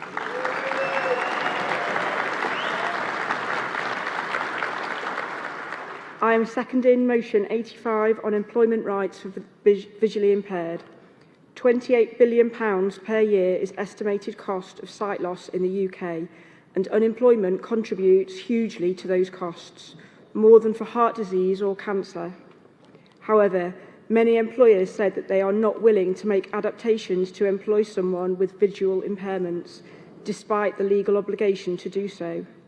With advancements in technology, there are plenty of opportunities for workplaces to provide equipment such as video magnifiers or software such as Zoom Text.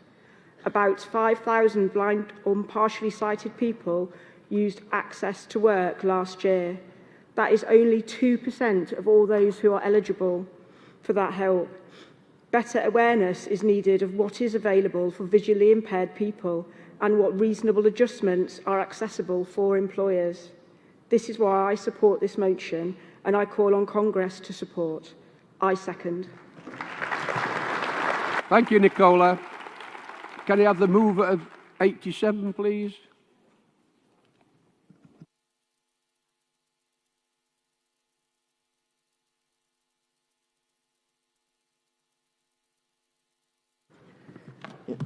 Vice President, Congress, Jackie Kitchen, North East Yorkshire and Humber, N39 branch. Moving motion 87 on disability passports being put into legislation. I know that the CEC have requested further information on this motion and we are keen to work together to make sure that we get this issue right. Many of you will be wondering what a disability passport is and why it matters so much. To explain this, I want to tell you about a GMB member who works in a call centre in Sunderland. For this instance, I'll call her Sarah. Sarah has severe allergies, including to citrus fruits, flowers and deodorants. The allergy is so serious that not only does she carry an EpiPen wherever she goes, but she also has a defibrillator in the back of her car. When she started with the company, they created a reasonable adjustment plan. This allowed her to work effectively, but then her manager left and her plan disappeared with him. As a direct result of this, Sarah ended up in hospital on several occasions. You would have thought that the company would have learnt their lesson, but no.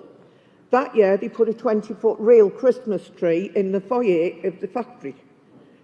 They then had the cheek to say that because Sarah couldn't access her workplace, she wasn't getting paid. Thankfully, the GMB stepped in at this point and sorted the situation out. But this is just one example of what our members with disabilities are facing every day.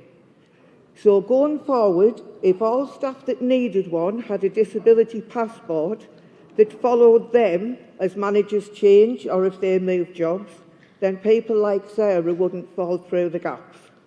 It really would be as simple as replacing a new starter health questionnaire with a disability passport. Of course, it would always be the choice of the worker what and how they choose to disclose their disability to their employer. It isn't about being compulsive, it's about giving the individual the power to choose and the employer the responsibility to make sure that they use that protected information to do the right thing and to demonstrate that they are committed to ending the stigma of disability at work. This would empower disabled workers. So I urge you all to show support for this motion and close off situations like Sarah's, making work safer for everyone. I move. Thank you, colleagues. Seconder.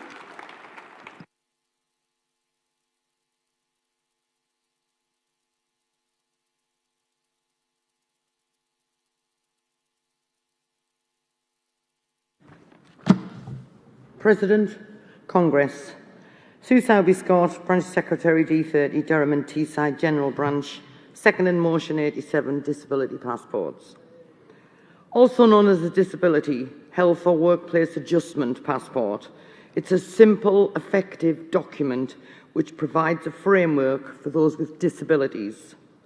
For care sector workers who have long-term health conditions or those who are neurodiverse, that being suffering from ADHD perhaps, or maybe dyslexia among others, changing jobs or managers or line managers often means starting difficult conversations from scratch, sometimes having to renegotiate a plan that's already been agreed. Can you imagine how frustrating this may be for someone with a disability to constantly explain a situation which is out of their control?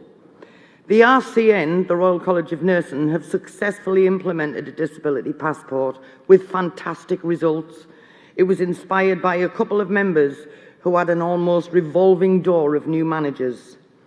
People often don't find it easy to speak about their own health conditions, especially those with a stigma attached, and therefore a disability passport would alleviate the constant discussions. To prevent the most vulnerable falling through the cracks, this needs to be made into legislation. We need to be able to say to people, if you have a condition, don't be afraid to declare it. I second this motion. Thank you, Sue. Mover 88.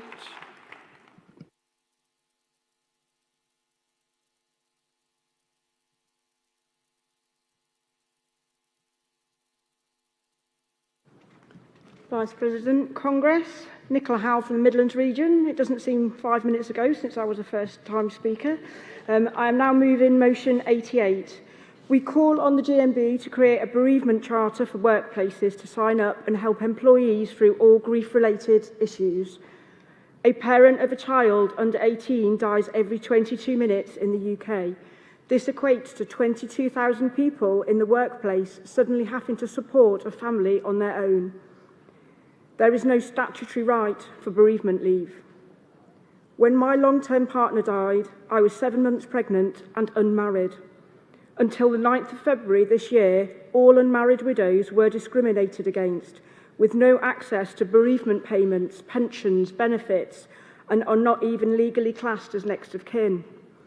Bereavement payments that came in to replace the widow's pension allowance was for married parents only, and it only lasts for 18 months, not until the child reaches adulthood, as per the previous support.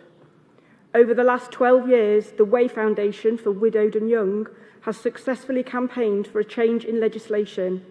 We call on delegates here to acknowledge this change, but note it is for married parents only and does not include those widows without children. Unmarried partners continue to struggle. Many find themselves homeless due to a lack of support. There is a long way to go to create a fair system. When my partner died, my workplace initiated their bereavement policy, 2 days leave, which they considered equal and fair.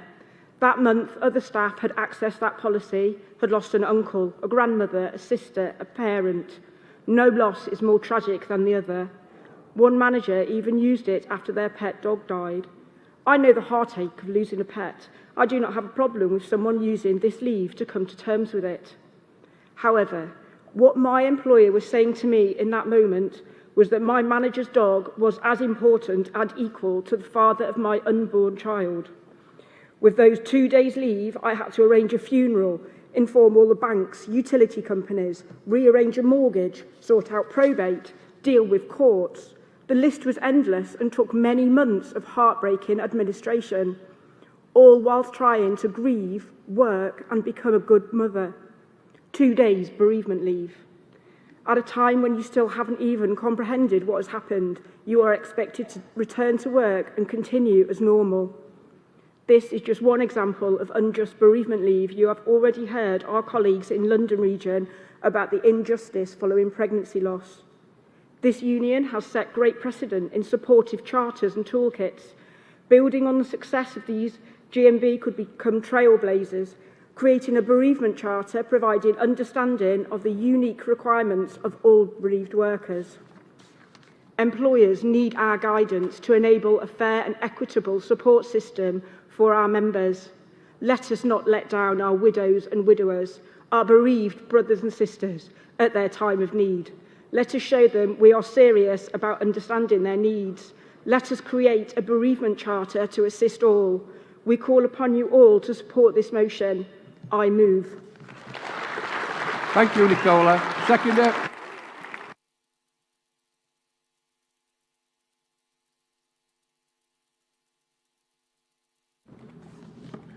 Vice President, Congress. My name is David Makuch. I'm from Midlands region. I'm seconding motion number 88. Congress, losing the loved one is the biggest tragedy that one can face. It is tragedy that no one, and let me say that again, no one is prepared for. It is our duty as a union to support our brothers and sisters facing that difficult times. And let me tell you something. I come from a workplace where we have so-called good bereavement policy. But my employer, ASDA by the way, their managers are questioning the widows. They are asking for death certificates. They questioning the dates that my members need to use their leave. It is just not right. But we are not starting from scratch.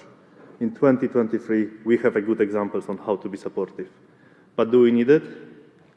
Every one of us here in Congress knows exactly that people who have been bereaved should be treated with compassion, should be treated with empathy, and should be treated with kindness.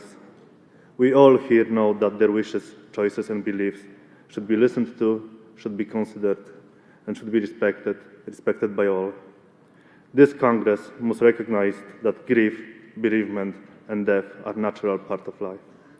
We have to create an open culture which is supportive of people who grieve. We must create a culture where accessing support is seen as a right, and we need to ensure that adequate bereavement support is accessible for everyone. Therefore, I am supporting my colleague motion to sign the bereavement charter. Thank you. I second. Thank you, Dewey. Can I have the move of 267, please?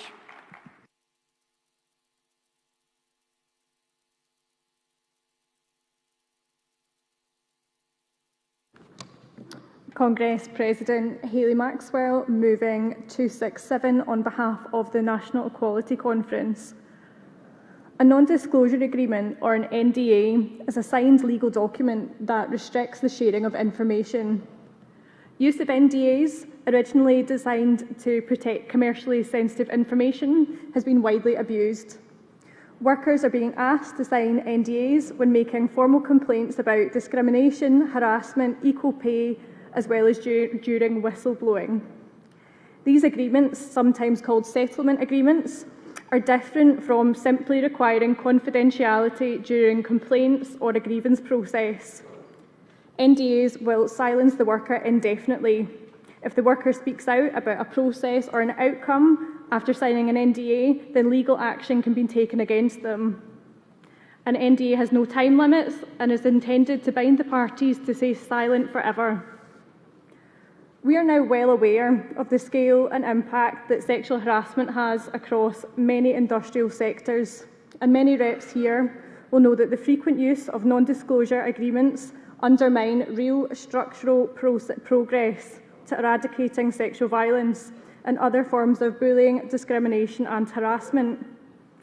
While existing GMB policy recognises the inappropriate use of NDAs in sexual harassment cases across workplaces, as National Women's Strand lead, I feel this is an issue we should be proactively campaigning on.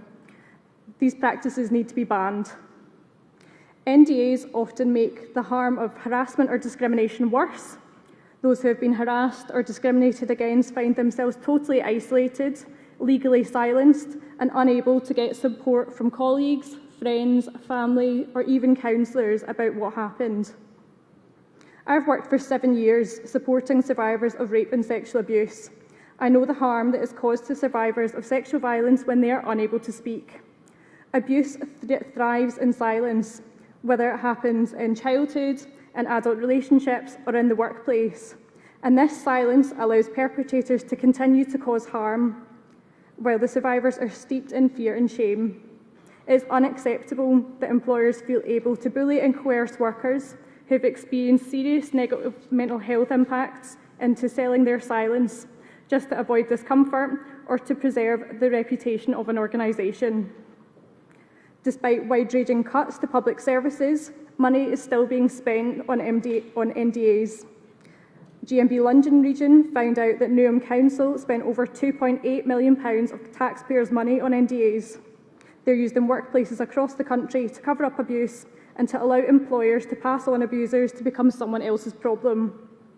Work has been done through campaigning to ban their use in universities, but we need to root out this abhorrent and shameful practice from every single sector. This motion calls upon the CEC to lobby and campaign for a ban on use of NDAs by employers in instances of sexual harassment and discrimination, and to report back to Congress next year.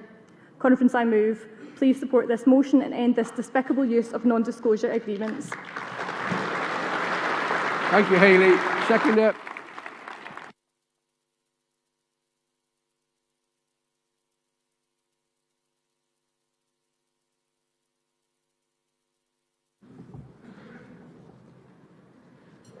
President Congress Taranjit Chana, seconding on behalf of the National Equality Forum motion 267, non-disclosure agreements. Congress, non-disclosure agreements in cases of sexual harassment or discrimination, misogynistic, sexist, racist and ableist in their very nature. These non-disclosure agreements protect the rapist, the perpetrators of sexual harassment and the organisations who are enablers for this conduct to continue within the workplace. The silencing of someone who has been subjected to sexual harassment is not only an exertion of the control over the survivor and victim, but reinforces the power dynamics which exist in a patriarchal society. Congress, institutional racism, endemic bullying, misogyny, sexual harassment is found in many workplaces and society. The fight to eradicate sexual harassment, both in the workplace and to society, includes a ban on non-disclosure agreements by employers in sexual harassment and discrimination cases. These NDA, non-disclosure agreements, should never be used to silence victims or prevent the enforcement of criminal law. The onus of preventing a sexual harassment culture should not be on a survivor or victim, but on the employers and regulators. This motion, Congress, extends existing policy. Please support. Thank you, Taranjit. Can I now ask for Samantha Zabrou to respond on 85, 87, 88, please? And could the movers and seconders of 89, 90 and 93 please come to the front? Good afternoon, Congress. President, Congress. Samantha Zabrou responding to motions 85, 87 and 88 on behalf of the CC.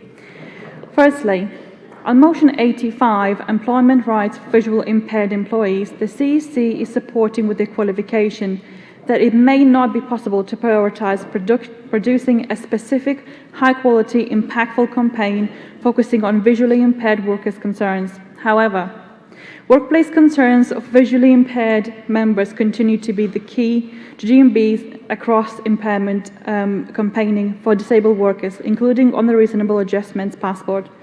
Secondly, on motion 87, disability passport put into legislation, the CEC is asking for the motion to be withdrawn. We thank the branches for engaging with the GMB and TUC Reasonable Adjustment Passport campaign, recognising this powerful tool for workers to ensure their rights in the workplace are upheld. However, we are not confident that calling on the government to legislate for compulsory use of passport is the best route to securing reasonable adjustment for disabled workers at the moment.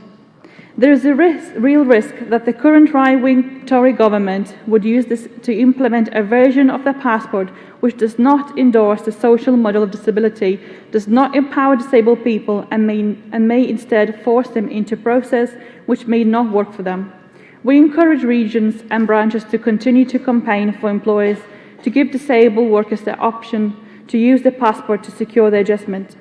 Finally, the CEC is asking for motion 88, bereavement charter, to be referred. The CEC agrees with the principles set out in the motion, but will need further consider how to action it calls for can be incorporated into GMB's campaigning and industrial work. The motion raises both the inequality in entitlement to statutory bereavement benefits and the need for better workplace policies on bereavement leave.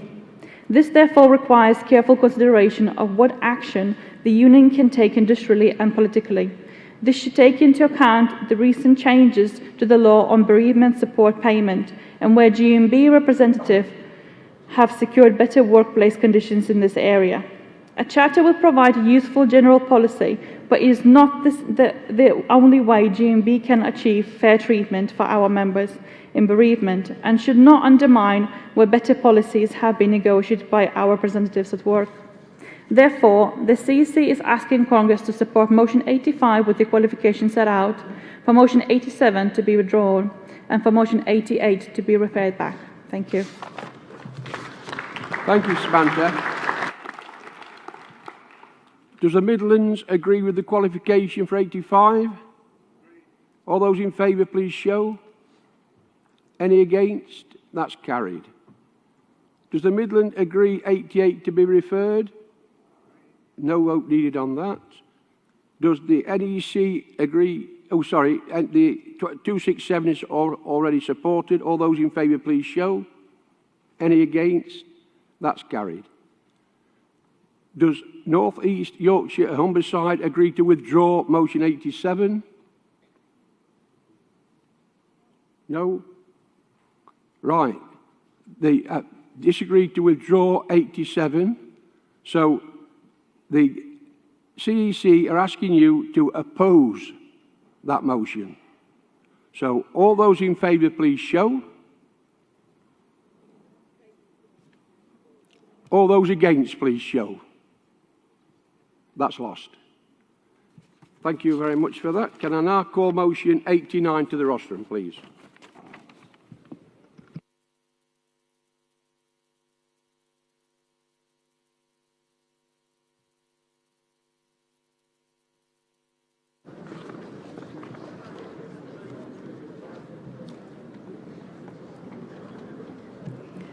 President, Congress, Sharon Waldron, London Region, moving motion 89. Plato said, "Be kind, for everyone you meet is fighting a hard battle." So I think you've guessed that I do like a quote. Did you know that there are often three major groups involved in bullying behaviour? Those who are bullied, those who display that bullying behaviour, and those who stand by and watch other people being bullied and do nothing. Congress, I have a question. How many of you have been bullied? How many of you have stood by and watched someone else being bullied? And there is a third question, but I really don't want to ask it. I don't think there's any bullies in here, so I won't. To help you consider my question, I'm going to give you some examples of what bullying behaviour is. Spreading malicious rumours, unfair treatment, picking on regularly or undermining someone, and denying someone training and promotion. And this can happen face-to-face, by emails or letters, by telephone, or as we all know these days, by social media. And some of the effects of bullying are feeling disconnected from work and not wanting to even attend. Lower outcomes in your work and being subject to things like procedures, feeling vulnerable, avoiding conflict, becoming socially withdrawn, having low self-esteem, becoming depressed, anxious and socially withdrawn,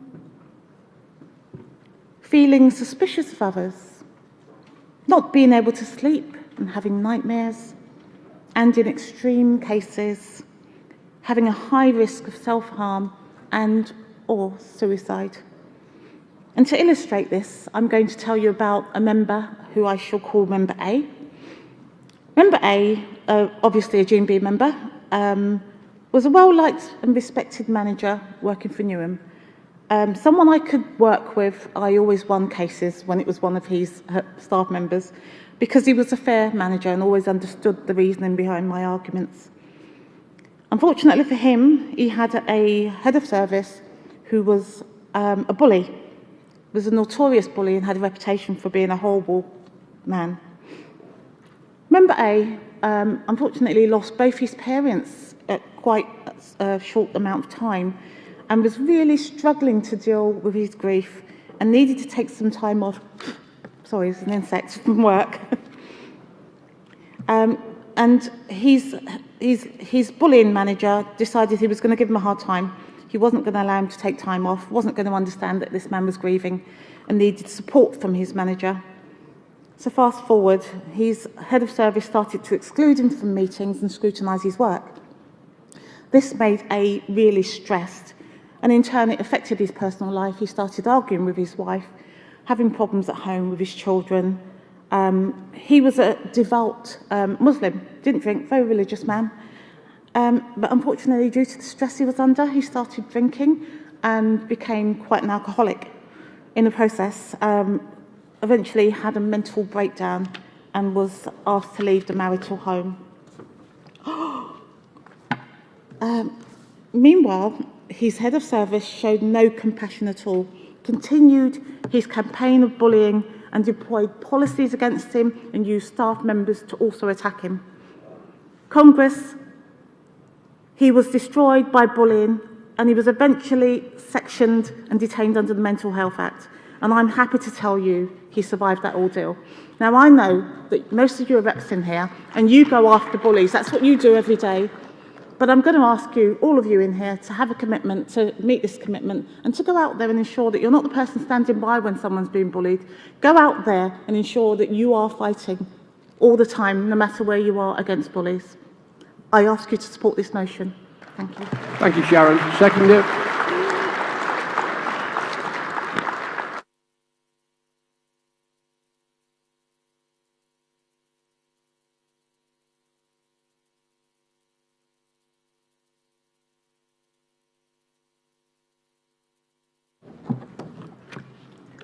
Hi, once again, President and Congress. Second time speaker now. I myself have faced bullying in the workplace. I didn't realise it at first. After 16 years of service, I realised that my manager wanted me out of the organisation. I was broken, I was hurt, and I blamed myself. I lost all confidence. However, looking back, I should have thought it more than what I did. I escalated it to senior management, but soon realised that they all stick together and quickly get HR on their side. My complaint was duly brushed under the carpet quickly enough, as it's the culture, and this needs to stop. We need to show these organisations that they cannot get away with this. We need our members to speak up and encourage them to speak up. We need the GMB support to hold the managers to account and do more for our members. We need to provide support and counselling. Work with HR to resolve issues and mediation. Make sure that fair processes are being followed during the restructure. I second. Thank you, colleague. Move of motion 90.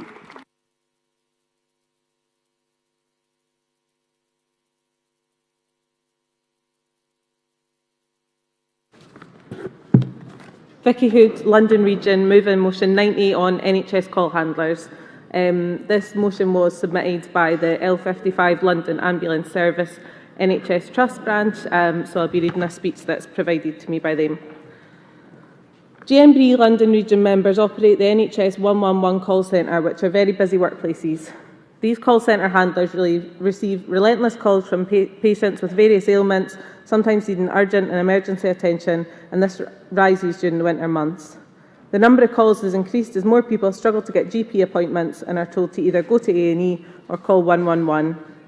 On top of this, there's a staffing shortage in the NHS of emergency call handlers, as government targets to boost this number has failed.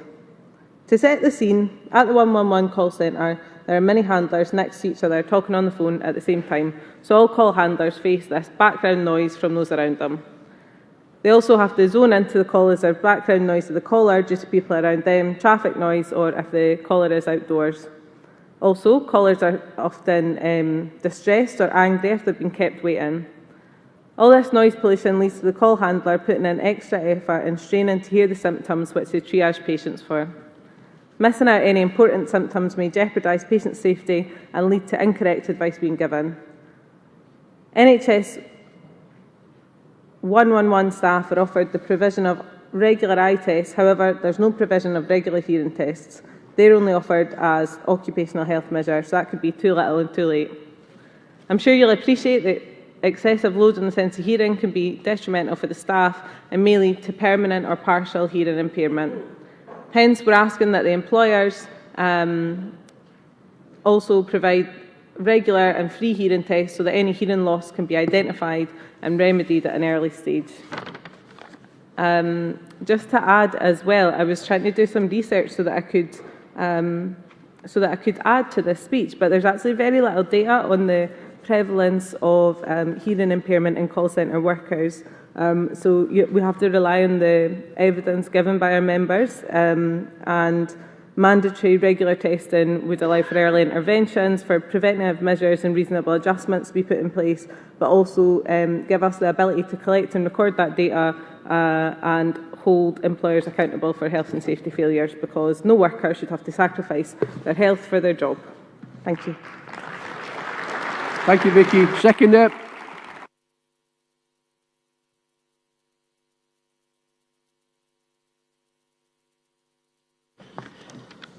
Right. Vice President, President, Congress, Adrian Storr, London Region, second in motion 90 on NHS call handlers. The mover has explained the stressful and pressurised environment our members are working in. To add to this, all calls are monitored, and after each call ends, there is a 15-second wrap-up time before another call comes through on the headset. Management say this 15 seconds is enough to provide staff with a quick breather in between calls. But in reality, it is taken up with closing screens and current case finishing, writing up notes from the call. Can you catch your breath in 15 seconds? Well, Congress, our members used to have just 5 seconds between calls, but staff complained and this was increased last October. Staff are also instructed to take comfort breaks for getting a drink or going to the toilet no longer than 5 minutes. The comfort break is also used to check our personal mobiles.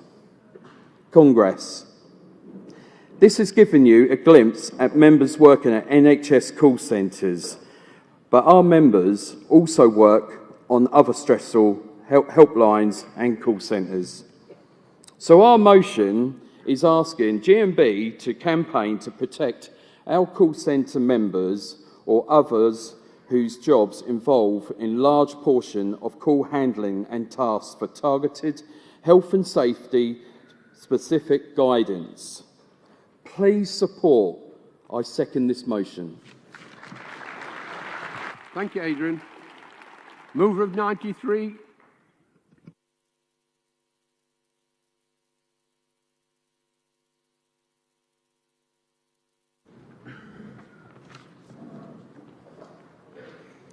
President, Congress, Jamie Utley, British Gas Worker, representing North East, Yorkshire and Humber Region, moving motion 93.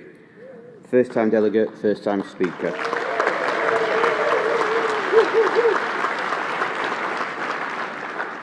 The GMB can have a role to play in helping prevent suicides and supporting those who have suicidal thoughts. There can be few more tragic issues that a union representative has to deal with than the suicide of a fellow worker. The TUC thankfully state that this is something that most union representatives will never encounter, but in my industry it has become the norm to know or know of someone in my job role who has tragically taken their life. In our branch alone, we have had one such tragedy, and only by luck just avoided one more. We need to start by reviewing data and statistics. For example, what is the largest cause of death within a certain job role? Is it suicide? Employers need to start working around suicide as a standalone piece of work, and businesses need to acknowledge the detrimental effect changes have and address them. There has to be consequences for worsening the mental health of the people that sell you their 40 hours of labour a week. If we have to save lives and fight back against suicide and the poisons that contribute to it, we must always reflect on the importance of empowerment. Unions should support and educate and promote inclusion, and they should be permitted to intervene when work pressures overwhelm its members. Congress, I urge you to support this motion. I move. Thank you, Jamie. Seconder.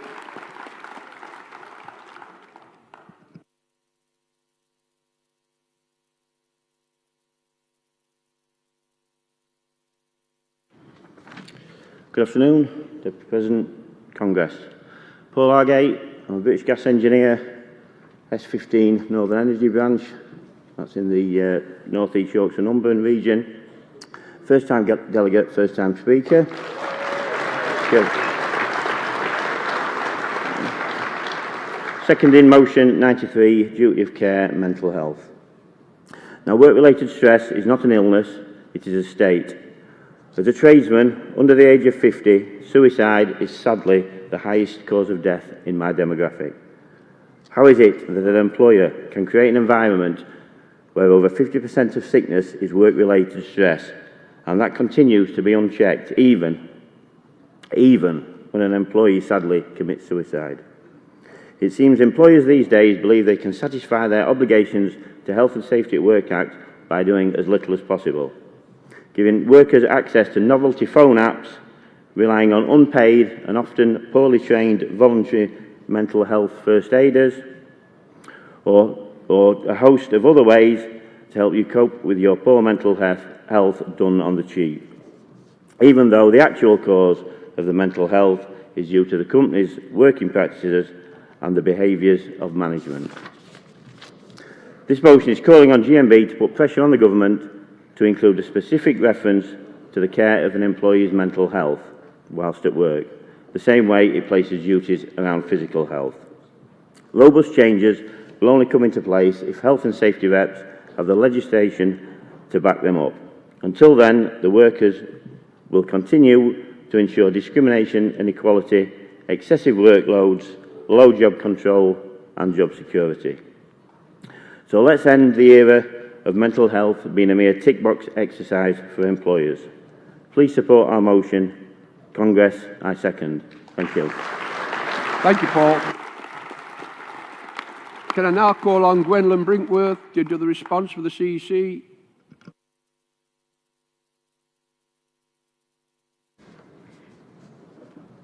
Vice President, Congress. Gwendolyn Brinkworth speaking on behalf of the CEC on motions 89, 90 and 93, which we are supporting with qualifications. First, on motion 89, anti-bullying, the qualification is simply to state for clarity that the actions called for in the first 5 bullet points of the motion are for employers to implement, not for the GMB to provide directly to members. Secondly, on motion 90, protection for the hearing of NHS call handlers, the qualification is that campaigning and guidance would be directed at all call centre workplaces rather than being restricted solely to the NHS. And finally, on motion 93, duty or care, mental health, the two qualifications are, first, that the CC believes that work-related mental ill health, depression and suicide are already within the scope of Section 2 of the Health and Safety at Work Act 1974. Our policy position is that these issues should be explicitly addressed by the enactment of a new Mental Health at Work Act. And second, the GMB is not in a position to commission primary research into work-related stress and mental ill health. We are, however, connected to networks of academics such as Professor Sarah Walters of University of Leeds and Hilda Palmer of the UK Hazards Network, and we would simply seek to amplify the research that such experts produce.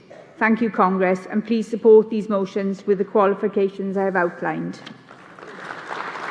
Thank you, Gwendolyn. Does the London region agree with the qualification for 89? Thank you. All those in favour, please show. Any against? That's carried. Does London agree with the qualification for 90? Thank you. All those in favour, please show. Any against? That's carried. Does the North East Yorkshire and Humberside agree with the qualification for 93? Yes? Yeah, thank you. All those in favour, please show. Any against? That's carried.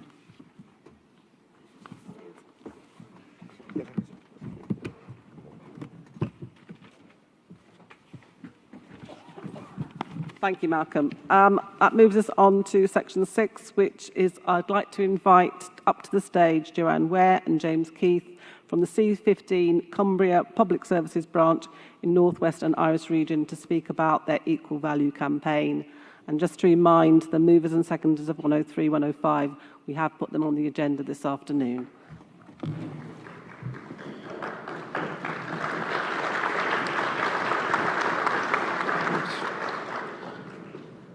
President, Vice President, good afternoon, Congress.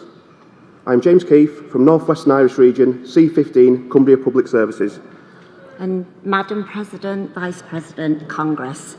I'm Jo Weir. I'm from the North Western Irish Region. I'm also from the C15, Cumbria Public Service branch.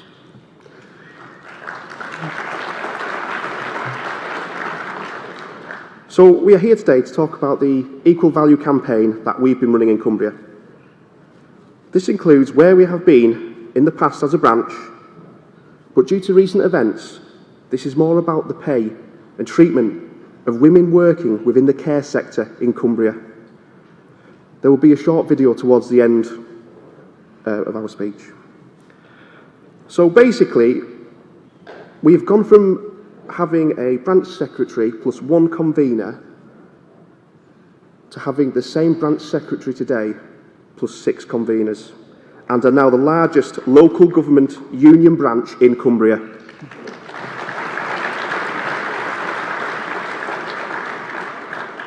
As a branch, we have done a lot of work taking a look at what we were doing and how we could do things better, and we made some changes and we made some improvements. I could go into detail about what we did, but, well, we have a fringe event on Wednesday for that, so we don't want to spoil it.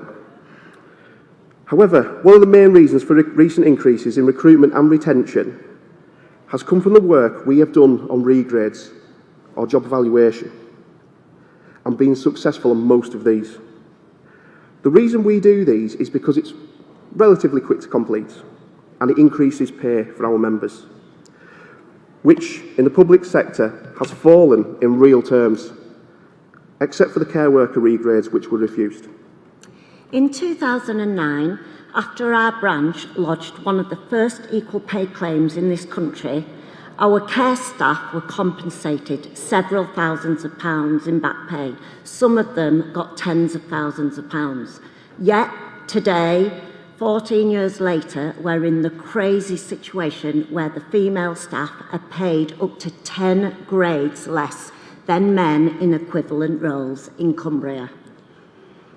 To add a bit more context, after the pay claims were sorted out, the comparators were outsourced, and then they came back in-house.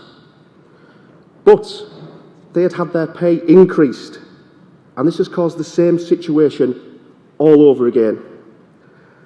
In Cumbria, most of the staff in the care sector are female, which is reflective of the national picture. However, many councils have outsourced their care responsibilities to private companies, but in Cumbria, they have not, which makes our claims possible. And with the support of our General Secretary, the Women's Campaign Unit, and our region, North Western Irish, we are saying that women must never be paid less than men for equal work.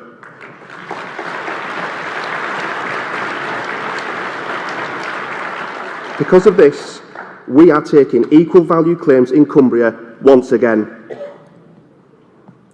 It wasn't right back in the 2000s, and it certainly isn't right in 2023.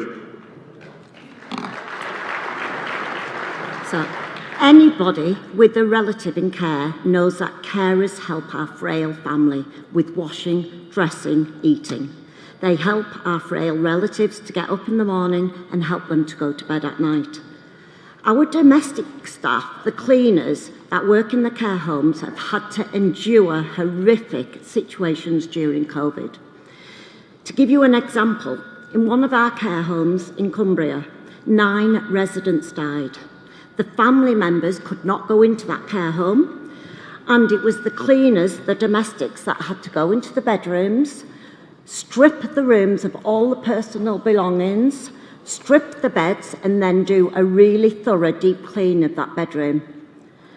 And as you can imagine, this was really upsetting. Those residents were like family members to the cleaners, to the care workers, to everybody in that care home.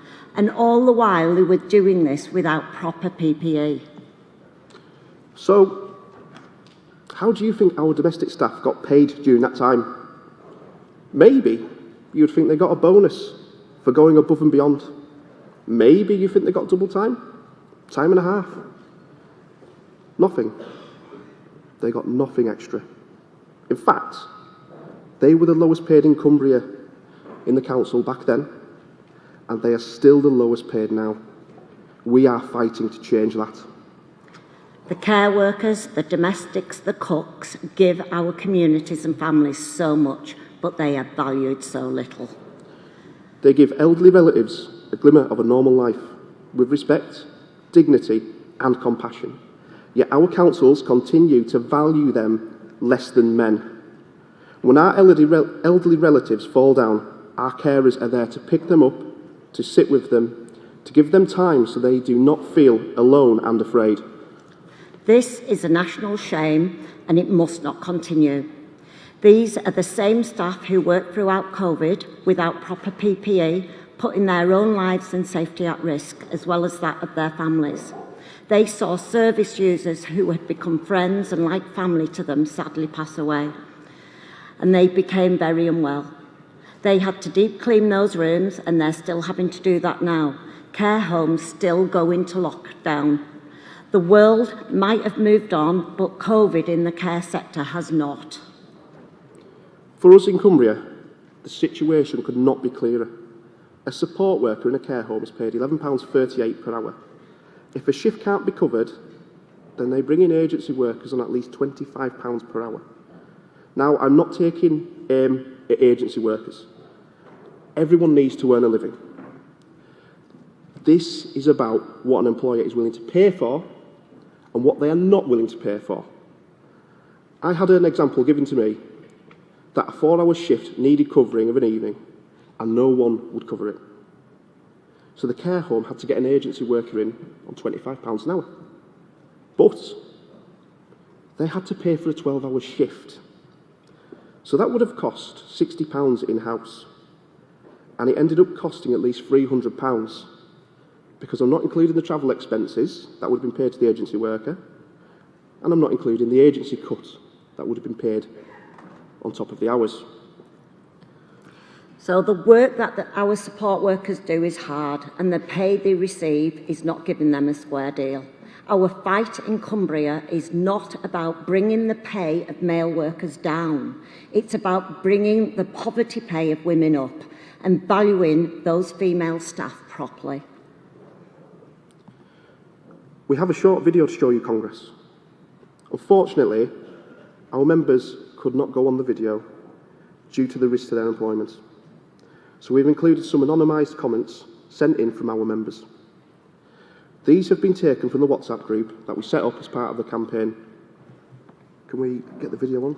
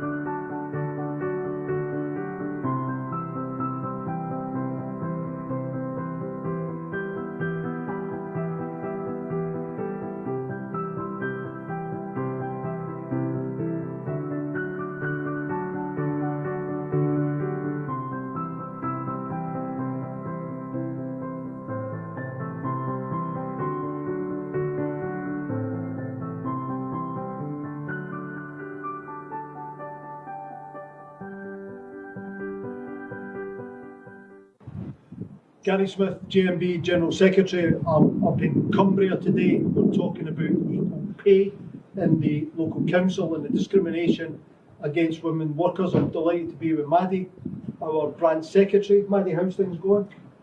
We've lodged the campaign over the weekend. We really need you to fill in those forms that you've all received by text message, online. It's really important that you look at your emails, you look at your text messages, and you get the forms filled in.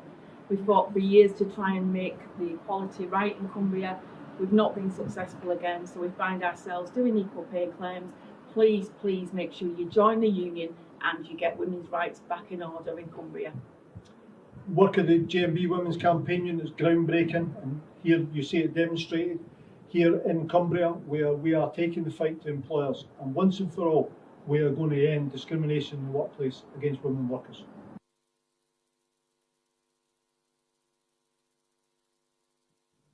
Hi, my name is Maddie Wilkinson and I'm the GMB Branch Secretary for Local Government in Cumbria.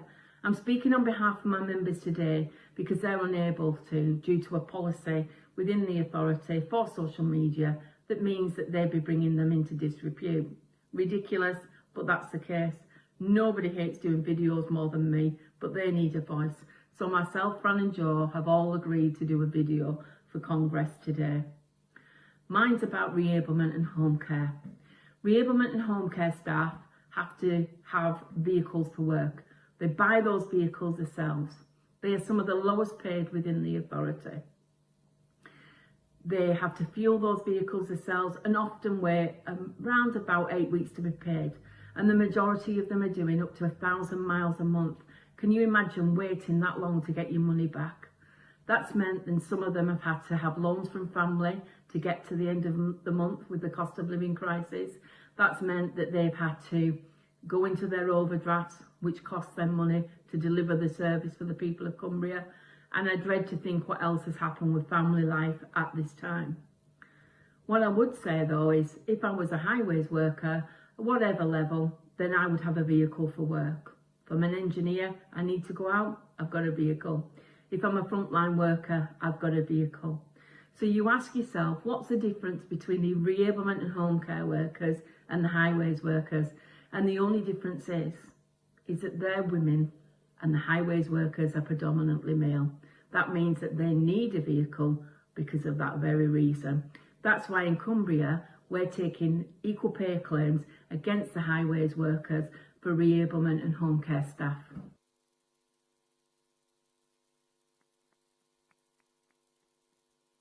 Hi, I'm Fran, GMB convener in the C15 branch, and this is a quick update about your campaign for equal pay.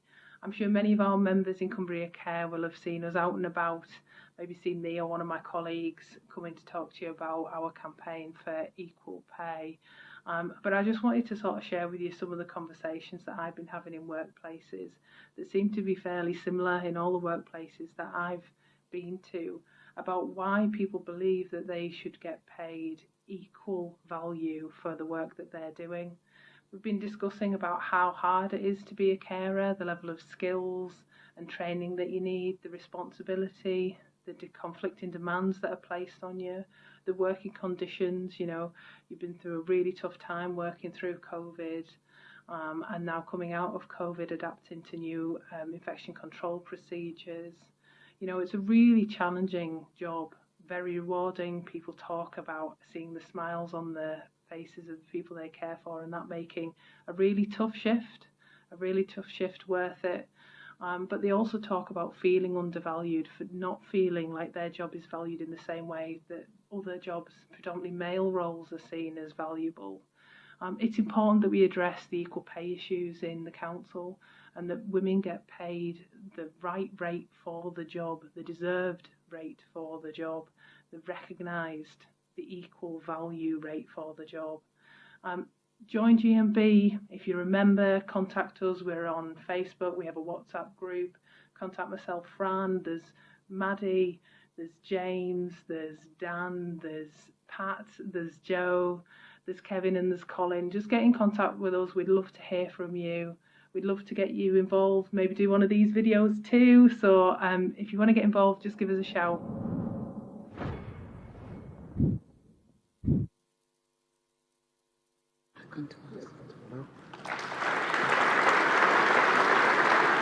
One bit.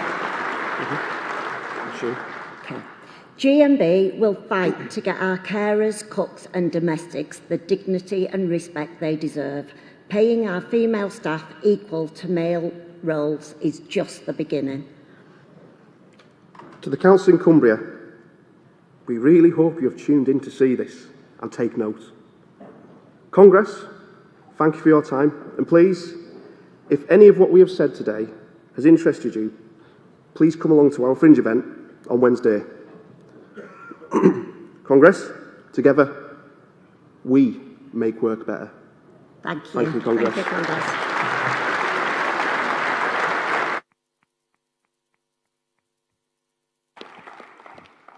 Joanne and James, thank you so much for sharing that insight into the amazing work your branch is doing, and I'm sure it's inspired other branches to think about what they can do, and we wish you every success in your campaign and look forward to hearing when you've won, because you will win.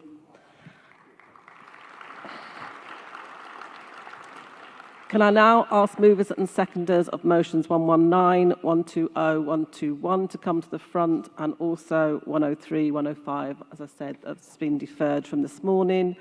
And while they're coming down, can I do a reminder that Wilco and ASDA delegates about the meeting with Angela Rayner tonight at 5. There's a photo call at the front of the centre with Gary and Angela, followed by a meeting with Angela in Syndicate Room 2. And I'll try and give a reminder to you about 10 to 5 so that you don't forget. If the mover of 119 is ready to come to the rostrum, please.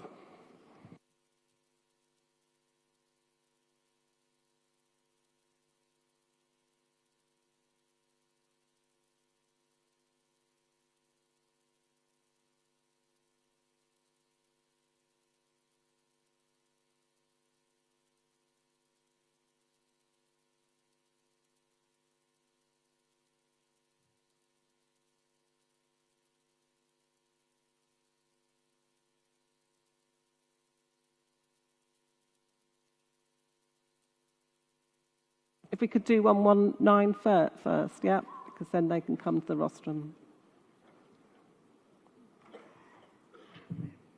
Thank you.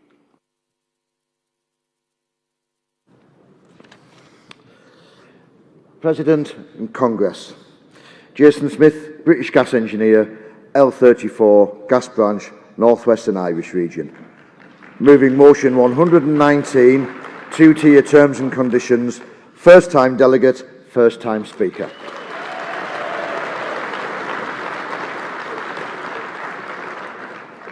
This Congress calls on GMB to influence the Labour Party with a view to extending their existing two-tier workplace rules currently in place for the public sector to include previously nationalised industries. This policy should also be extended to include pension provisions along with terms and conditions already included. Colleagues, in the gas industry, there are companies who openly employ our members on different contracts depending on their start dates. We know of examples when even a small gang or team has members on different rates of pay, different hours of work, different holidays, different shift payments and different company pensions, all doing the same job.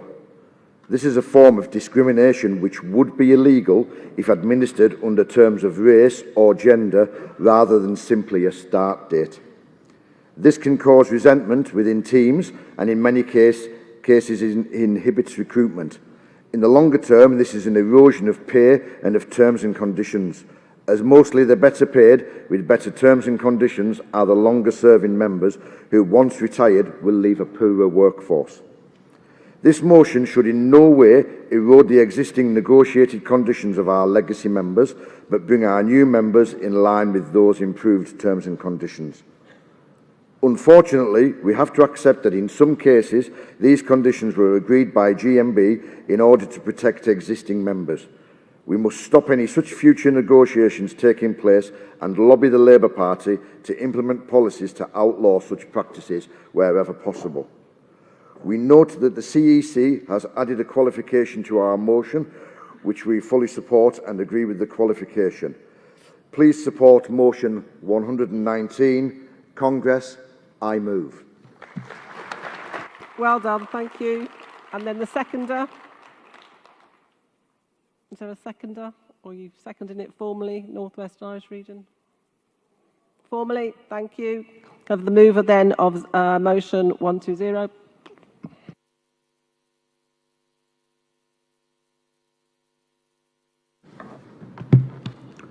Madam President, Congress, Andrew Downey, North Western Irish, B40. First time at Congress, first time speaker.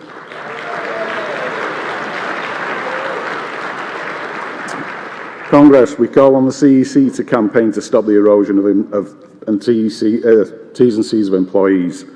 The change of attitude of employers across the UK by working with the incoming Labour government. The erosion of T's and C's affecting employees across the UK regularly. We hear from employees that their number one assets are their employees. However, we also consistently see that the number one assets that they're first talking about, in line with their terms and conditions, are changed at the drop of a hat. Why? Because they're deemed too expensive. Why? Because on a regular basis, when they see the shift patterns, annual holidays, overtime rates, they decide that they are too expensive to keep up. So what do they want to do? They want to turn around and erode them. They want to turn around and cut them back. Why would they want to do that? Because the almighty profit and cost rears its head. Profits that they don't want to share with the workforce, but it seems cheaper to take away the benefits from the workforce and pay the savings to the shareholders instead. This is driven by an increased desire of to drive profit and greed across all sectors within the UK. Thank you, Congress, and we ask the CEC to support this motion. Thank you. Thank you. Can I have a seconder, please? Is that formally as well? Formally, thank you. Can then I have the mover for motion 121, please? 121. Southern region.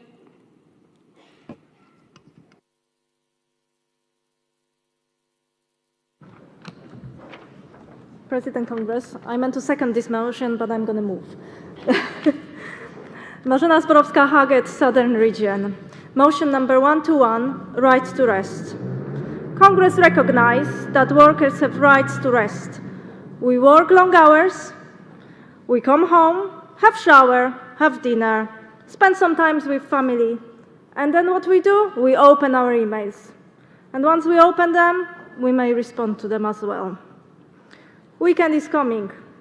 Friday, 4:55. We're about to go home and all of a sudden, ping, we get the email from manager with the super important task that has to be done by Monday morning. And a note, have a lovely weekend. Exciting times. You are going for a well-deserved holiday. But before you go, your manager will pressure you to make sure you still respond to emails and join Zoom meetings. So you end up working in time that you should rest and have a break from work. Enjoy your holiday. Brilliant. None of the workers should work during their rest time. We all deserve the rest time. Congress, I move. Well done, Marzena. Thank you. Does that mean there's no second? Are you seconding? Okay. She's moved, you got a second, so you've got less time, remember. Congress, Madam President, caught me completely by surprise. First time delegate, first time speaker. Dear colleagues, members work hard during the working day and night and look forward to periods of rest, which should mean a total exclusion of work-related tasks or duties. However, this is clearly not the case. Employers are very good in gaining the confidence of members and placing them in a position of awkwardness and pressuring them to work when employees want them to work, such as at times of rest. We can agree that in some protection in the form of Working Time Regulations 1998, but in this fact only gives protection on actual contractual working hours. Members are made to feel pressured to undertake duties and tasks. In doing so this gives rise to a reduction in periods of rest, which can seriously impact on their mental health and well-being. Employers need to understand that there is a significant benefit in avoidance of contacting members during periods of rest. such as beyond shift times, weekends or times of annual leave. This period is to recover, rest, and to also enjoy a reasonable work-life balance, either on an individual basis or with family and friends. Our members should have the right of non-contact away from the workplace and not feel pressured or feeling guilt to answer their work mobile phone or to check on any work-related emails. Congress, what would be of great benefit to our members is a policy which gives additional protection and gives clear instructions to employers that a contracted employment has boundaries in terms of contact outside of normal working hours. This policy would also give our members the opportunity to hold employers to account if they decide to ignore it. I move. Well done, Earl. Well done. If there's nobody to speak in opposition, then I'll ask Kevin Buchanan to respond from the CEC.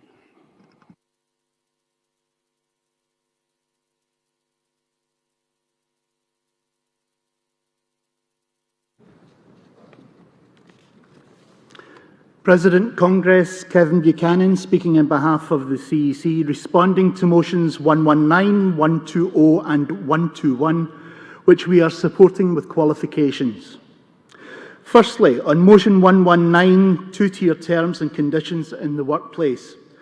The motion raises questions about how best to protect members potentially affected by two-tier workplace issues in the private sector, and in particular in former nationalised industries and utilities. The two-tier workforce code that applied in the public sector, as set up by the last Labour government, was a useful tool in that area, and there are good arguments for extending the two-tier code to the regulated utilities. Our qualification is that we may wish to extend this policy to other sectors that receive taxpayer or bill payer support. Secondly, on motion 120, erosion of employees' terms and conditions. Our qualification is to note that the branch has clarified that the motion refers to the practice of changing people's terms and conditions on a 90-day notice, as well as ending fire and rehire, which of course is existing GMB policy. And finally, to motion 121, right to rest. The CEC supports the motion in principle, but the motion does not identify specific aspects of the enforcement mechanism or particular aspect of the regime which needs reform. It does, however, highlight the long hours culture in the UK and confirms our fears about what may happen if much of the European-based law on working time is removed. Congress, please support these motions with the small qualifications I have outlined. Thank you. Thank you, Kevin. Does North Western Irish Region accept the qualifications for motions 119 and 120? Yep, thank you. And Southern Region, do you accept the qualification to motion 121? Thank you. I'll put those to the vote. Motion 119, all those in favour, please show. Thank you. Any against? That's carried. Motion 120 to the vote. All those in favour, please show. Thank you. Any against?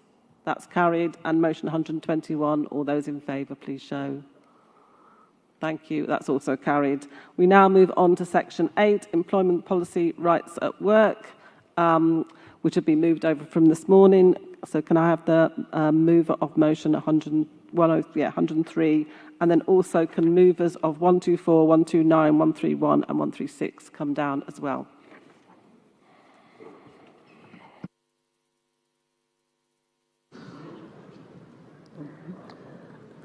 President, Congress, Christine Houston, London Region, moving motion 103 on maternity leave. Congress, longer paid maternity leave has been proven to have positive economic effects. It allows mothers to maintain their employment and skills, reducing turnover costs for employers. Moreover, research has shown that countries with longer maternity leave have higher female labour force participation rates and improved economic growth. Extended time off of maternity leave enables mothers to prioritise their own health and well-being, which has long-lasting effects on their overall happiness and productivity. It allows them to recover from childbirth, establish breastfeeding routines, and address postpartum mental and physical health concerns. Adequate bonding time between parents and newborns is crucial for the child's development.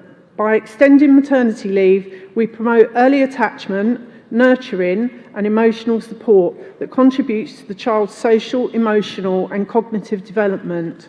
This lays a strong foundation for their future success. Enhanced maternity leave policies contribute to achieving gender equality in the workplace. By providing equal opportunities for men and women to take parental leave, we break down traditional gender roles and encourage shared caregiving responsibilities. This not only benefits families, but also creates a more inclusive and diverse work environment. Companies that prioritise work-life balance and support their employees during important life transitions build a loyal and motivated workforce.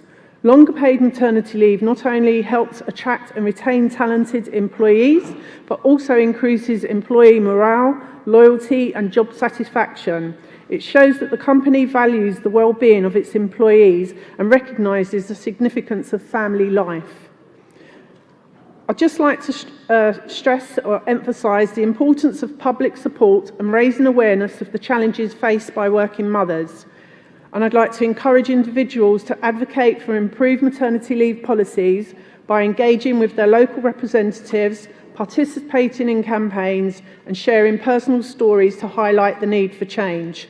Congress, please support our motion. Thank you, Christine. Seconder.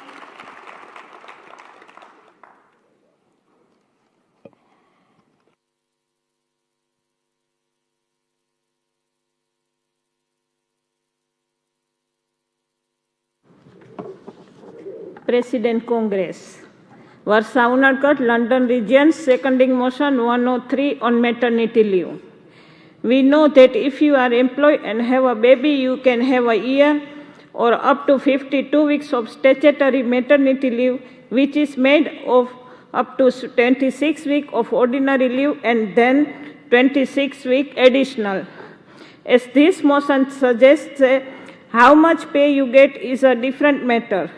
First, you need to have worked for your employee for at least 26 weeks. And then you only get statutory maternity pay for 39 weeks of your 52 weeks. The current rate of statutory maternity pay or SMP is £172.48 a week is really not enough. Many mothers struggling to cope, making them return to work much sooner than they are ready and losing out on precious bonding time with their babies. Also, SMP hasn't kept up with the living wage or the real cost of living, as it is paid at just 47% of the national living wage, based on a 35 hours week, driving more pregnant women and now mothers into poverty and hardship. We need action. UK has one of the lowest rates of maternity pay in Europe. We are asking GMB to lobby the government for a real change, as maternity pay is outdated and not fit for purpose. Please support this motion. Well done, Varsha. Thank you. And then the mover of motion 105.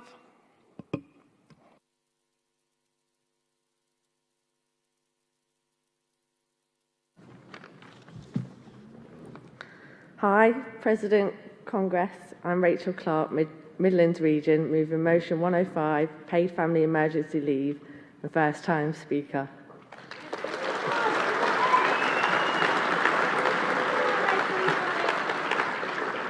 Congress, no one should have to choose between caring for their children or being able to put food on the table or keep their homes warm. But too many parents, this is a harsh reality for them, who have to make a choice on a daily basis. When your child is ill, they can't go to school or childminders as they are unable to attend. Family and friends, if you are lucky enough to have the support, may be unable to care for them due to their own illness or responsibilities, and so parents have to lose pay to care for a child who is ill. This is not right, and although some employees do offer paid dependent leave for emergencies, most don't. This motion is calling for Congress to lobby the Labour Party to campaign for the introduction for paid time off for emergency leave. Congress, please support this motion. I move. Well done, Rachel. It's always really difficult to be a first-time speaker and then to have your motion moved to a time of the day when you didn't expect it. Well done. Seconder. Good afternoon, Madam President, Congress. I'm Robert Ferguson from D44 branch, Midlands region. First-time delegate, first-time speaker.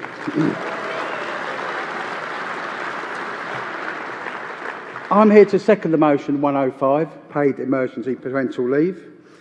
In this day and age where food banks outnumber high street banks, parents are struggling from day to day to actually pay their way. And when you're asked in emergencies that you need time off, you have to have time off for whatever reason for your child, should it be unpaid? In this day and age, I'm asking you the question, is that a reality? No, it should never be unpaid. You should never choose your health and welfare over your child between food on the table, bills. It could be 5 days off work, a quarter of your salary lost unpaid. This day and age, this is why I'm seconding this motion, that we need Congress and GMB to back and push the government to make this legislation that we should have paid time off for parental leave.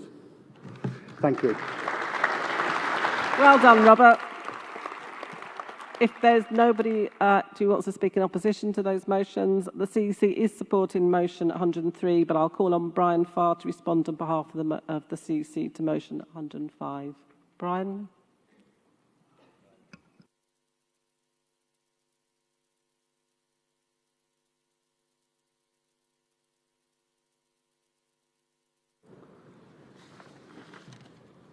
President, Congress. Brian Farr speaking on behalf of the CEC on motion 105, which we are supporting with a qualification. Before I give you the CEC qualification, I would like to share my experience with you. March the 14th, 2004, my third granddaughter was born with severe health problems,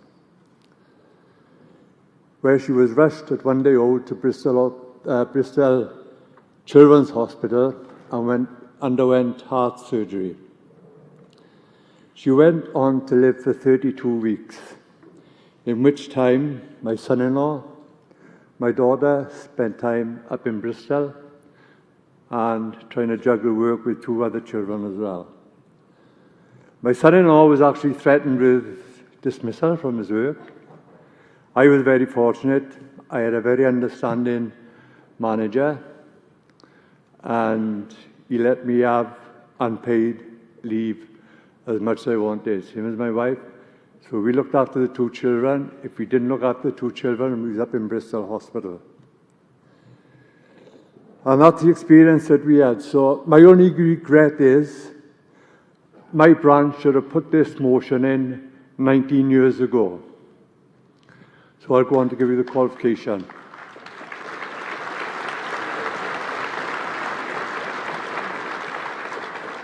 It's any parent's worst nightmare when sickness, accident, serious problem arise with their child or children.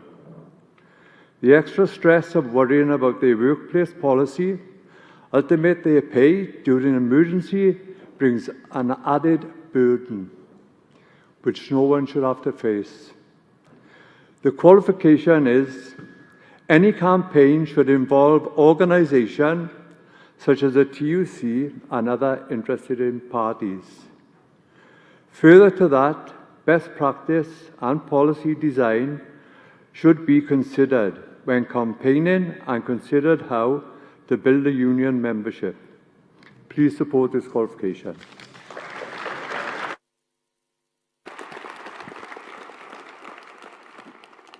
Brian, thank you for sharing that very personal story. Does Midlands accept the qualification? Thank you. I'll take the vote. CC are supporting motion 103. All those in favour, please show. Thank you. Anyone against? That's carried. All those in favour of motion 105, please show. Thank you. Anyone against? That's carried. We now move on to motions under Industrial and Economic Policy, Commercial Services. Can I ask the move of motion 124 to come to the rostrum, please?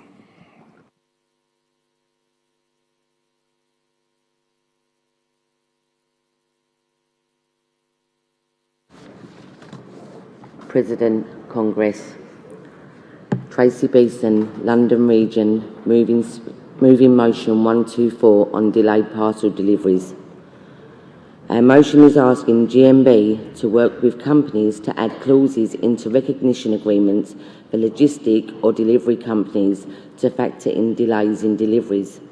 As an every courier myself, I know only too well that late lorries are a problem that affects us all. All couriers work tight targets where timing is of the essence. When lorries arrive late, this then causes delays in delivery of goods, of which can have significant impact on businesses and individuals alike. This can result in loss of sales, missed deadlines and increased costs. Furthermore, late lorries can cause congestion on the roads, which can lead to increased traffic and longer journeys times as well as further congestion. Congress, this problem is not unique to couriers, as we have members in food service companies working extended hours where the company fails to legislate. Drivers are often working as many as 12 hours behind the wheel, and companies are ignoring the law, sometimes threatening drivers with suspension. Finally, we should look at ways to incentivise couriers and logistic companies to prioritise on deliveries. This could include financial penalties for late deliveries or bonuses for early delivery, as well as a consideration on time on task that couriers, who in turn are subjected to daily and financial and personal costs such as impediments, may cause. We understand that the CEC say that it's an industrial issue that requires either sector or company negotiation, as it could affect pay and terms and conditions, but our branch wanted to address Congress. In conclusion, late lorries are a significant issue that affects all couriers as well as drivers in the workplace around the country. By working together to address this problem, we can move the efficiency of our delivery companies, create a more sustainable future for all couriers. Please support this motion on behalf of every couriers. Thank you, Tracy. Seconder.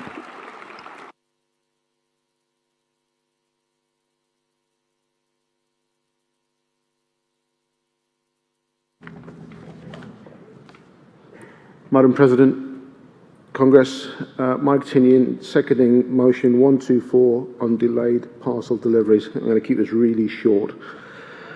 Congress, companies like Every and the nasty company Amazon make millions of pounds every year by shortchanging their workers, our members. Issues with logistics, such as incorrect labelling, misrouting, or sorting errors, can cause delays in deliveries. Delays cost our delivery drivers and courier members money. Please support this motion. That was short, Mike. Well done. Can I have the mover of motion 129, please?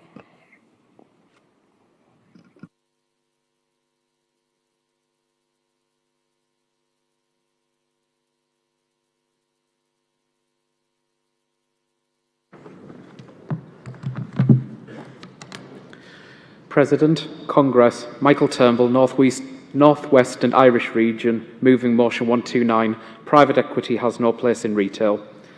Congress, last week we saw the £10 billion merger of Asda with the EG or Euro Garages Group. This decision, taken in boardrooms and well away from public scrutiny, will only serve to further impoverish our union members on the shop floor, potentially adding to rising costs at both the pump and the checkout. Shamefully, this has been met with a wall of silence from the Competition and Markets Authority. Let's start by being clear on what private equity means for our GMB members at Asda. Private equity means those of us who have helped to generate Asda its £886 million of operating product must now deliver the same service but with depreciating levels of investment. For those of us working on the shop floor, staff levels and morale are at an all-time low. The equipment we need to do our very jobs is hard to come by, and the great sell-off has now become, as depots are being sold off, only for the company to lease them back. I'm sorry to say that Asda, at one time a family-run company famous for its pocket tap advertising, is now clawing money back by snatching it from the pockets of its very workers. This year alone, we've seen the expansion of twilight shifts, a cynical move designed to remove night premium pay from our members, the continued refusal to roll out premium payments for home shop drivers, the current threat of fire and rehire if members don't give up their paltry 60p supplement for living near London, and the removal of the staff bonus for all except management. This has all been met with fierce resistance from our reps with some fantastic results. We've won our first ever mid-year pay rise and have literally taken thousands of workers out of redundancy consultation. I'm proud to say that the GMB and Asda are on the up, but we need a concerted effort by all arms of the labour movement if we are to secure our future. Private equity is traditionally focused on old-world industries with fixed assets, and there are serious question marks over its ability to sustain levels of investment and innovation required within supermarkets. Ultimately, it has resided over some of the UK's biggest retail disasters.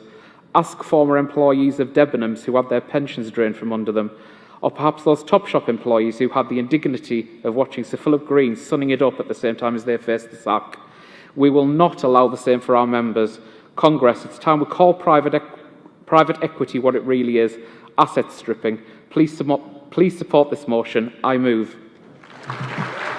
Well done, Michael. Thank you. Seconder.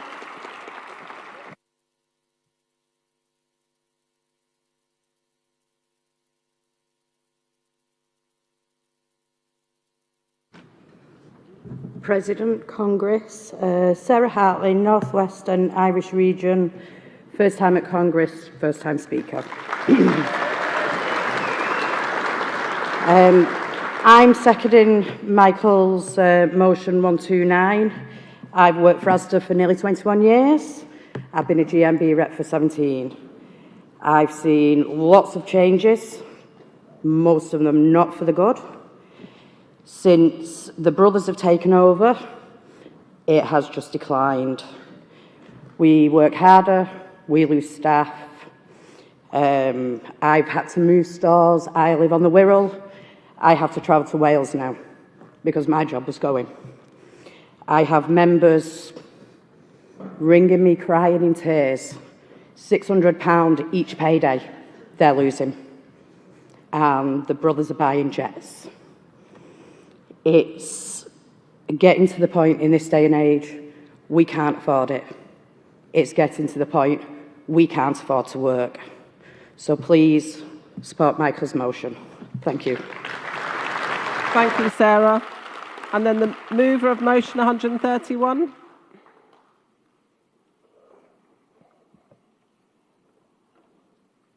Midlands 131.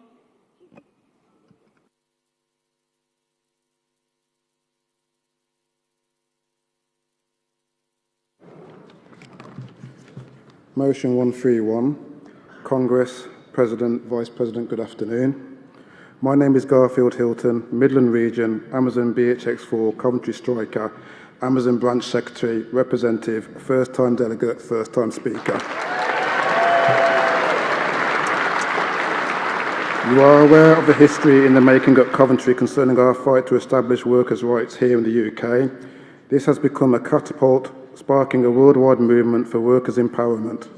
We have taken the steps in Amazon's words, work hard, have fun, make history, to obtain union recognition on the site.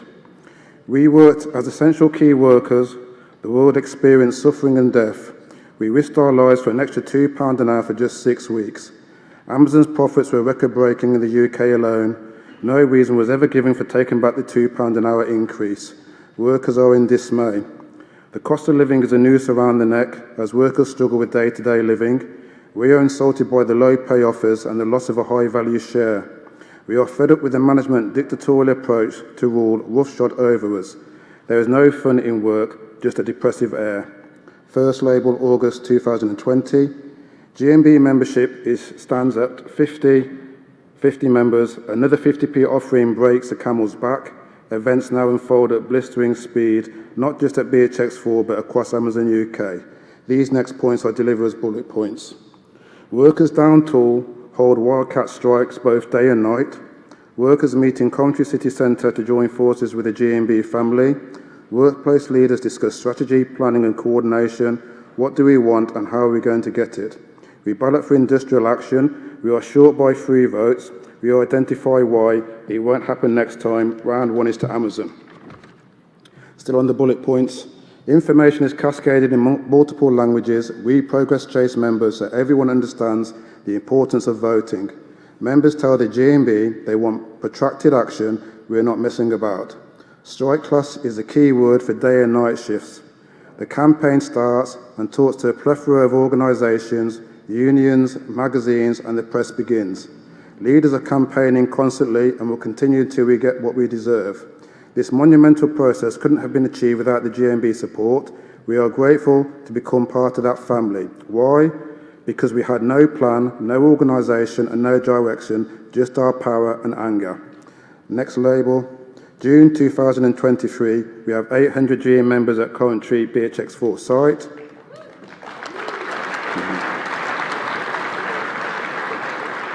Our fight for recognition has started. We deliver the letter to the BHX4 management. Amazon declines and responds immediately by employing 1,000 new hires at breakneck speed in order to divide and weaken us. We are being got at, but our actions have other sites watching. They are crying out for help. Coval, Rugeley, Mansfield, fulfilment centres have now joined us and are currently being balloted to take strike action. Swansea asked us to visit them, and we did, and we sparked the ignition process again, and we were the talk of the building across the day and night shift. We also sent a message to Bristol so they know that we were there for them as well. We now have the likes of Peterborough, Oldham, Manchester, Doncaster, Essex. They are all asking for our support. We shall respond to your call. We shall give you the support, the knowledge, the solidarity, and walk the journey with you all. I beseech Congress to galvanise and commit resources for the ongoing fight in the vein of David v Goliath. The impact is not just in the UK, it is across the globe, giving all workers hope to unite. I ask you to move this motion. Thank you, Congress. Round 2 is ours.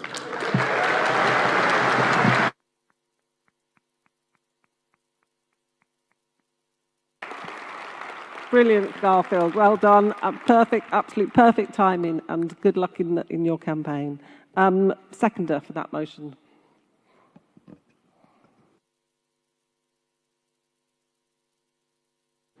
Good afternoon, President, Congress. Steve Alexander, Midlands Region, second in motion 131.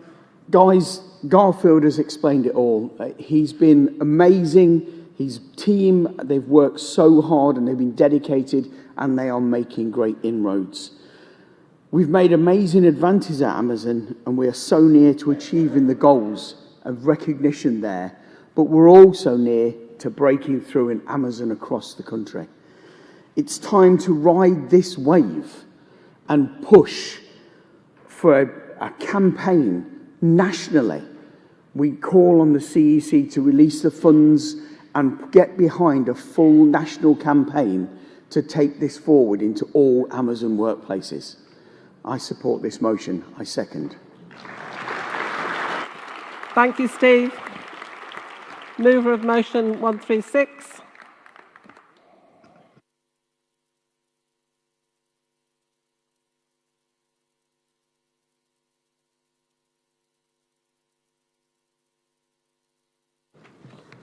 President, Congress, I'm Ian Priest, W60 branch, GMB Midlands. Good afternoon. I'm going to be talking about motion 136, a fighting fit employer. Now, I want you to imagine a place where workers' rights don't mean a thing, where you can be let go in minutes, even seconds in some cases, and asked to do things way above your pay station, where the normal is working way over what's expected. Welcome to the sports and leisure industry, the wild west of the working world. 0-hour contracts, minimum pay, unsociable hours, sometimes no pension, bullying, even less than minimum pay, with no thank you. It's just appalling. There is approximately 193,000 working in the sport and fitness industry. The industry is worth billions, but yet workers are being treated unfairly on a day-to-day basis with next to no rights. I work in the football sector. I watch millions of pounds coming into this industry, but yet I see workers' rights being abused on a weekly basis, from groundsmen, canteen staff, cleaners, coaches to admin staff.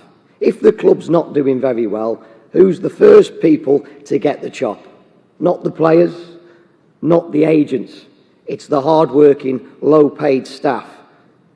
For the past 2 years, I've been working closely with clubs and employees to make them a fighting fit organisation. My experiences, I've managed to get pay increases in some cases, more staff development, better working conditions and equality in pay. I can't believe that's still going on, but it is. As my granddad said in 1988, that on this very stage, a happy worker is a more productive worker. I'm working with boards, chairmen, to make sure workers' rights are heard. I'm calling the union to support all staff and companies in the sports and leisure industry, offering them guidance and help, and to stop the exploitation of the workers. I want GMB to call upon all sports and leisure businesses to become a fighting fit employer. I just want to say thank you to the clubs and businesses that I've worked with over the past 2 years, and they've changed their mindset, and it's fantastic. And a message to the clubs and businesses who carry on exploiting workers: I'll be seeing you soon. I'm asking Congress to move this motion. Thank you. Thank you, Ian. Great that you're carrying on your granddad's tradition. And seconder, please. Is there a seconder, or is it formally being seconded? Oh, it's there, coming up. Sorry. Hiya. Miles Short, Midland Region, second in the motion. I could talk to you all day about this, about football. Oh dear. I could talk to you all day about this football. I could. Yeah. Well, I'd just like to say, Leeds, Leicester, Southampton, the chairman have already turned around and said 50% of the workforce is going to be made redundant. No messing about, no consultation, just 50 of you get out the club. My own personal club, Scunthorpe United, I represented them for 3 years. I love the club. The chairman now, we've dropped down 2 leagues, I can't believe. And he's already turned around and said he's shutting the restaurant. There's apprentices working there. He's shutting at different parts of it where the ground, where the club works in the community. He's shutting that, and that's how it goes on. And these people are allowed to run football clubs. Every now and again, they're assessed. How do they get it? He's been in jail. He's been bankrupt 5 times. How do they get into it? They're supposed to be looking into people like this. So please back this motion, because there's a lot of young people who work in the industry. There's a lot of lads who's on the, I forget what they call it now, but anyhow, and they're just kicked out the clubs. Just go away. 18 years of age, you're on the scrap heap. And I know, because I've been there. Thank you very much. Oh, don't forget, Barbara, you're going to Grimsby. No, I want to come to Grimsby. I've never been to Grimsby. I want to come to Grimsby. You invited me last night at the... so, yeah, I'll come whenever the regions are ready to invite me again. Thank you, Miles. And you didn't need the hanky, see? You got it all in time. You didn't need the handkerchief. You had it all in time. Can I call this? Unless anybody wants to speak in opposition, I'll ask Margaret Gregg to respond for the CEC. And while she comes up, can I call the last movers and seconders for 132, 133, 135, 137 and 138, the last motions of the day. Okay. President of Congress, Margaret Gregg, responding to motions 124, 129, 131 and 136 on behalf of the CEC, who are supporting these with qualifications. Motion 124 on delayed parcel deliveries raises very important issues, and the CEC are supporting this motion with 2 qualifications. The CEC recognises that the unfair penalisation of members as a result of delays to deliveries is a practice that must be condemned and is a core industrial issue for our union. The first is to make it clear that we believe that clauses in relation to late arrival or items should only ever be to the protection and benefit of our members. Our second qualification is that while Congress can give its full backing to important campaigns led by our members, including this campaign, decision-making in national and local pay conditions and recognition bargaining must always be in the hands of the members who are directly affected. On motion 129, private equity has no place in retail. GMB fully support restricting and eventually preventing the growing reach of private equity buyouts of the UK High Street. To achieve this, we need to campaign for a regulatory framework that creates a hostile environment for private equity firms. This could include calling for the expansion of the CMA to have a greater oversight of private equity buyouts, calling for the Labour Party to beef up tax implications for private equity, and of course improved employment, collective bargaining and strike legislation. Some of this work has begun with GMB National Office, looking into any current legislation which is currently moving through the parliamentary process that we have the ability to influence. For example, the Competition and Markets Bill. On motion 131, a national campaign to beat Amazon, the CEC wholeheartedly echoes the motion's tributes to Amazon workers and the GMB organising response to working conditions at Amazon. Significant resources have been committed to organising an Amazon at a national and regional level. We are seeking to support the motion with the qualification that there is an established process for determining national targets, which should be discussed at the national organising team. We ask that NOT considers the call of a motion in more detail. Finally, on motion 136, a fighting fit employer. The branch has clarified that the fighting fit standard has been established by Telford United Football Club. We applaud efforts to raise employment standards across league and non-league football. We are seeking to support the motion with the qualification that there is a little public information about what the fighting fit standard involves, and further investigation and member consultation would be needed before we could promote the standard to other employers. Thank you, Congress. Please support these motions with the qualifications I have outlined. Thank you, Margaret. Does London Region accept the qualification to motion 124? Thank you. Does North West and Irish Region accept the qualification to motion 129? Yes. And then does Midlands accept the qualification to motions 131 and 136? Thank you. Motion 124, all those in favour, please show. Thank you. All those against? That's carried. Motion 129, all those in favour, please show. Thank you. Anyone against? That's carried. Motion 131, all those in favour, please show. Thank you. Anyone against? That's carried. Motion 136, all those in favour, please show. Thank you. Anyone against? That's carried. Thank you. Just before I move on to this, section 10, can I just remind Wilco and ASDA delegates that you're to go to reception. So there is a photo call at 5 with Angela Rayner. So if you go there, just maybe 5 minutes time to make sure you give yourself plenty of time to get there. Thank you. Can I ask the mover of motion 132, please, to take the rostrum?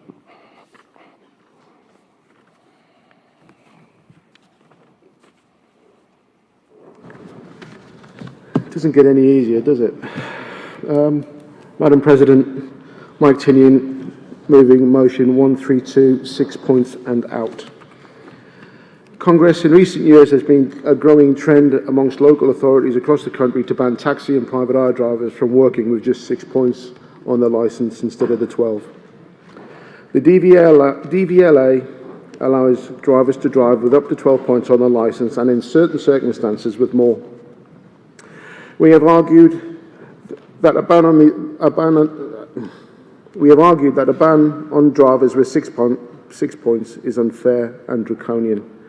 Many drivers can accumulate points on their licence for relatively minor offences, and banning these drivers from the industry could have significant impact on their ability to earn a living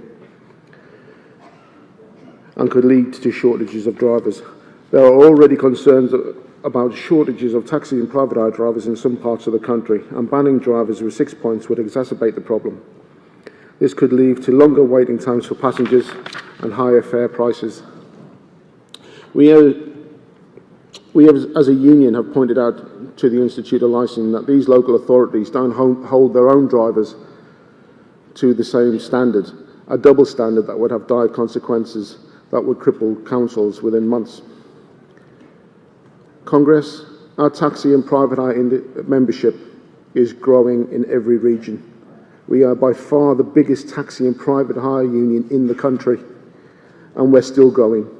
But we cannot allow our members to be unfairly persecuted in this way. So we call on our GMB councillors and our GMB MPs and our GMB London Assembly members to make sure that our GMB membership is protected. Congress, I move. Well done, Mike. Thank you. Seconder.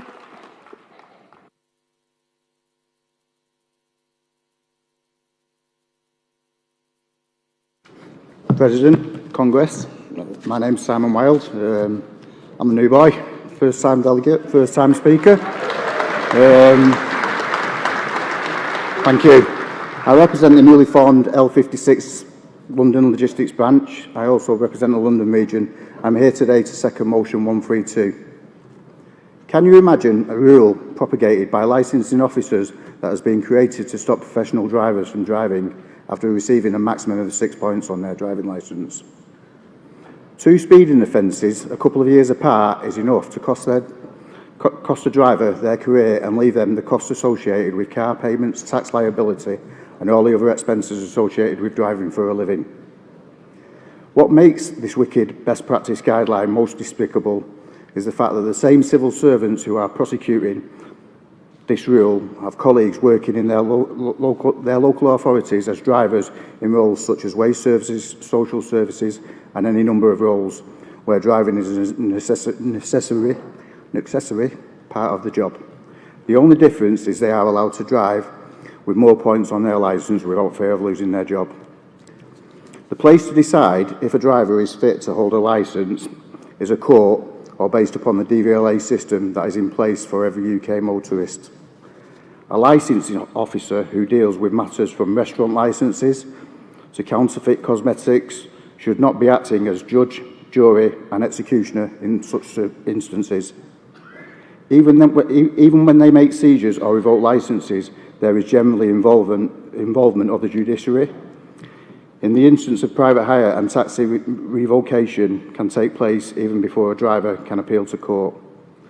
A simple acceptance of a journey on an app can earn a driver 6 points even when sitting at traffic lights. Even LGV drivers, plumbers, couriers can drive with more points on their licence. Who made licensing officers who pushed for the punitive rule the arbitrators of what is appropriate? This is simply an earner for solicitors and no one else. Congress, please support. I second this motion. Well done. Can I have the mover of motion 133, please?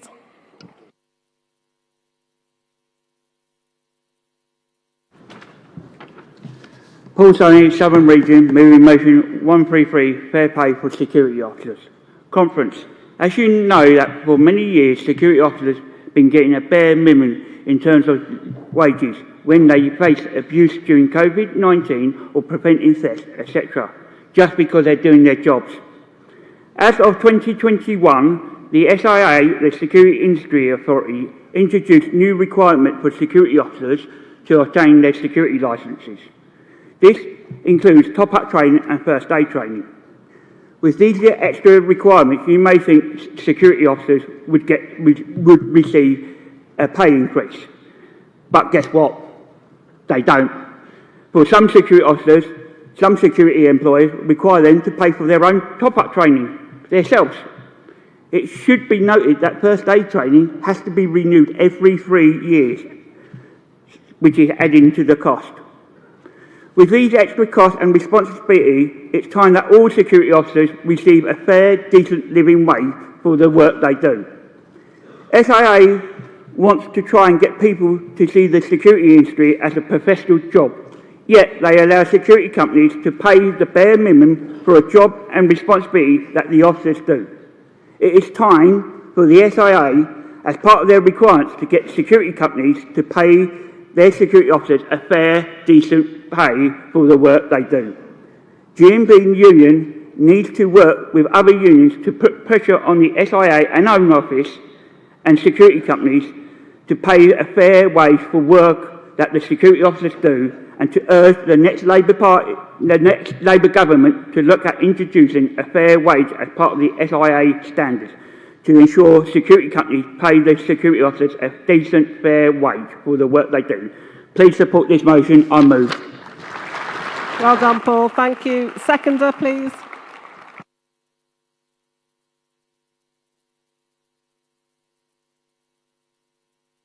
Congress. My name is Chris Appleway, first-time delegate, first-time speaker.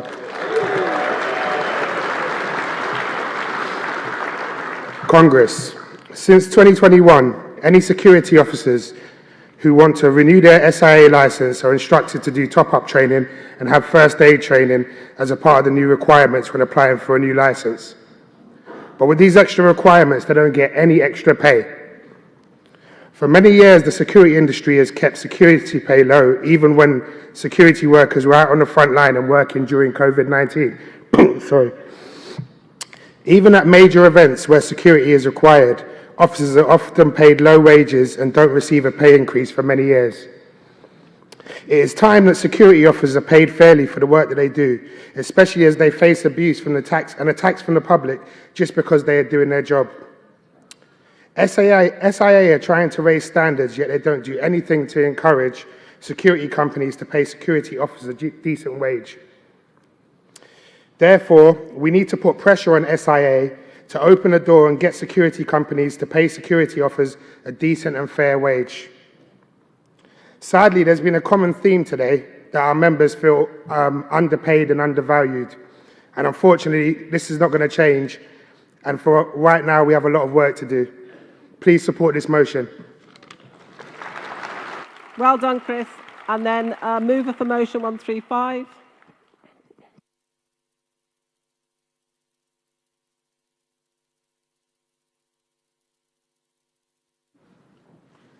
I'm Hayley Maxwell, GMB Scotland, moving motion 135. Over the last decade, the government has used austerity and privatisation to shrink the range and volume of services it provides. Many motions this week point to cuts to public services in health, social care and community services. There are now more food banks than McDonald's in the UK. More than 250,000 households are homeless.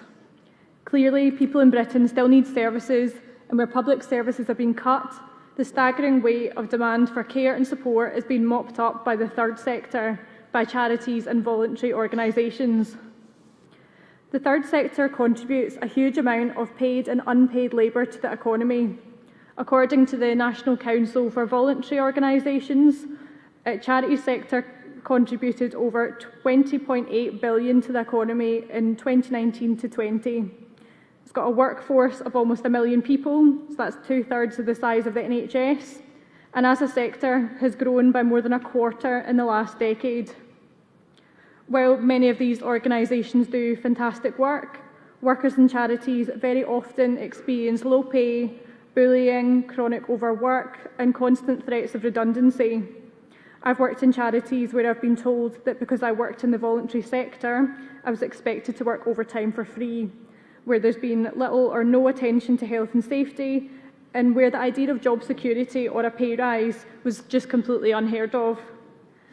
While it's important that some of these organisations have independence and autonomy to be able to carry out their work, it's also true that the government and local authorities are shirking their responsibilities by forcing what should be public sector jobs onto the third sector, guaranteeing jobs for only 2 or 3 years through funding cycles and preventing workers from being able to collectively bargain for pay.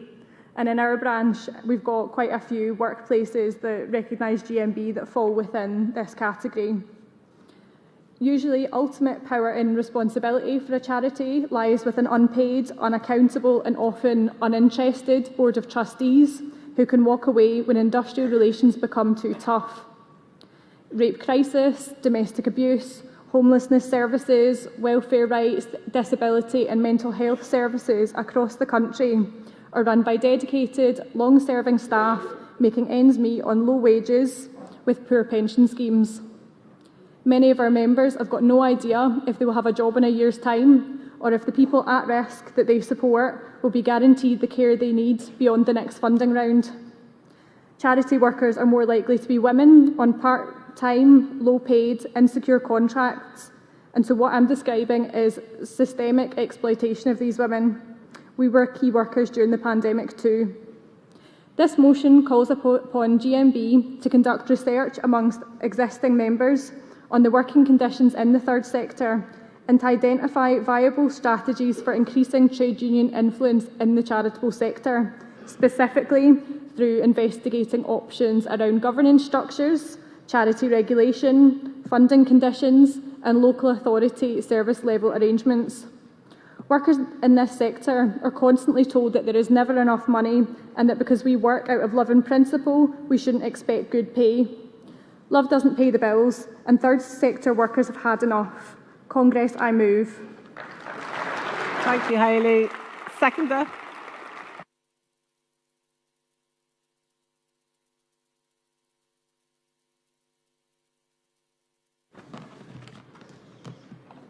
President, Congress, Shona Thompson, GMB Scotland, supporting motion 135, third sector workers.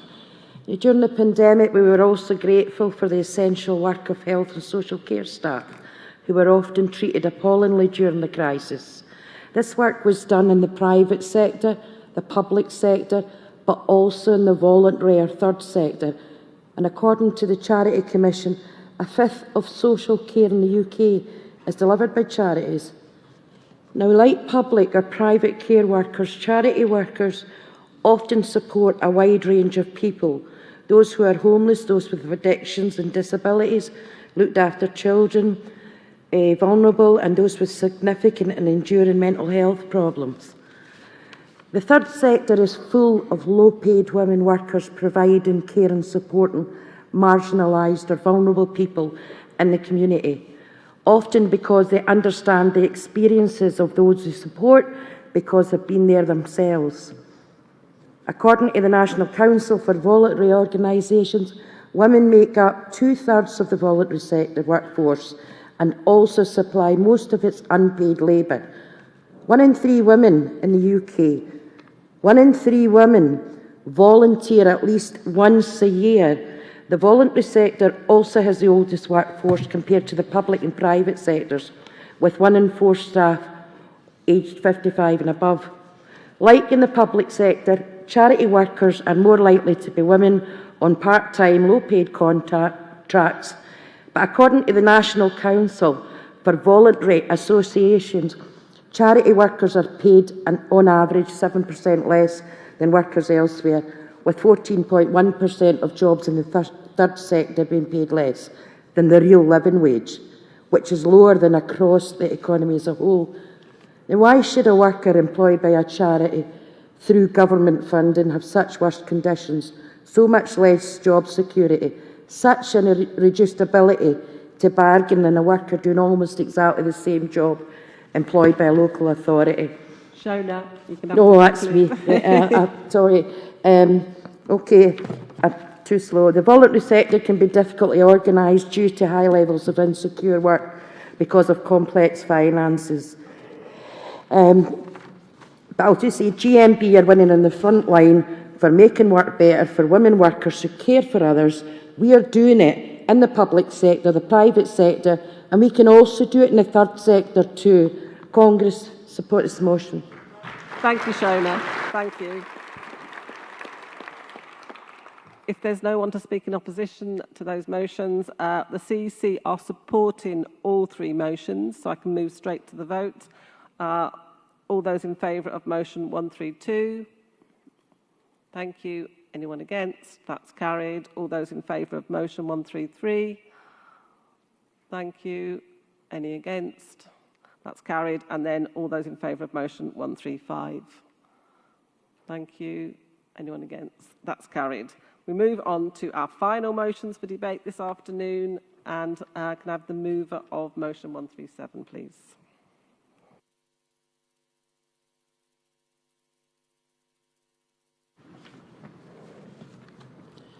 President, Congress. Agent Store, London Region, moving motion 137 on levelling up on skills and profit.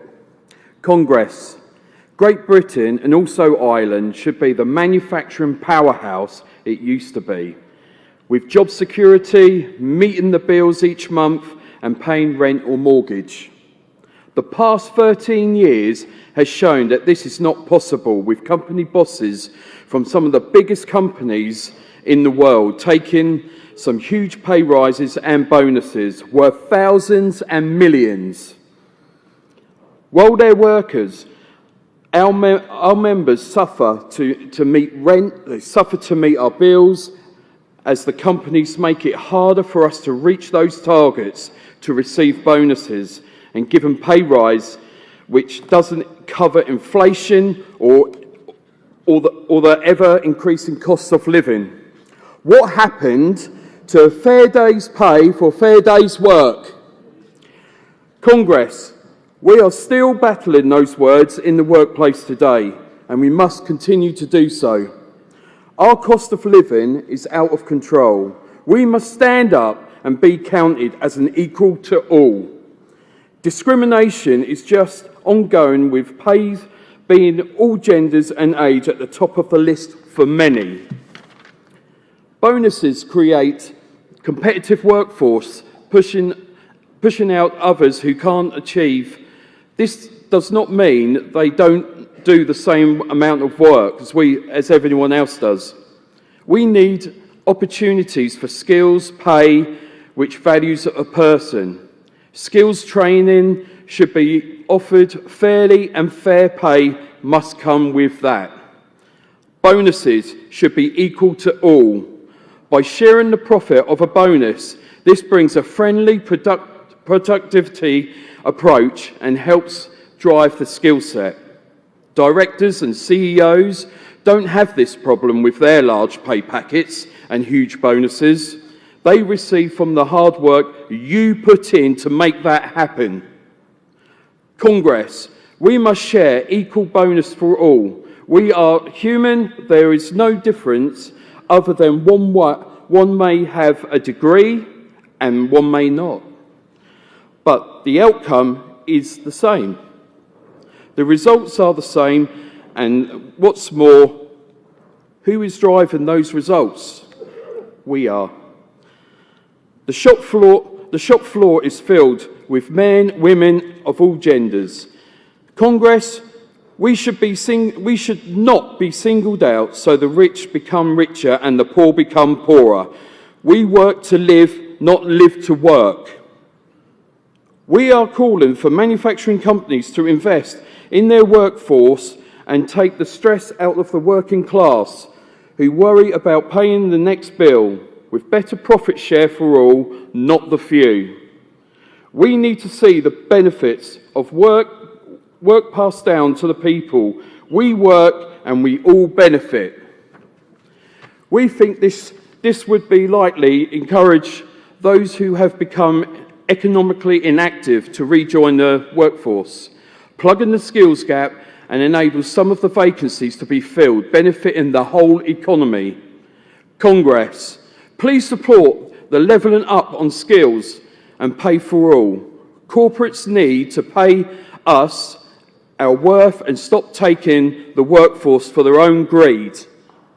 GMB 89 is what our members that built our industries in this country. Congress, I move. Thank you, Adrian. Well done. And a seconder?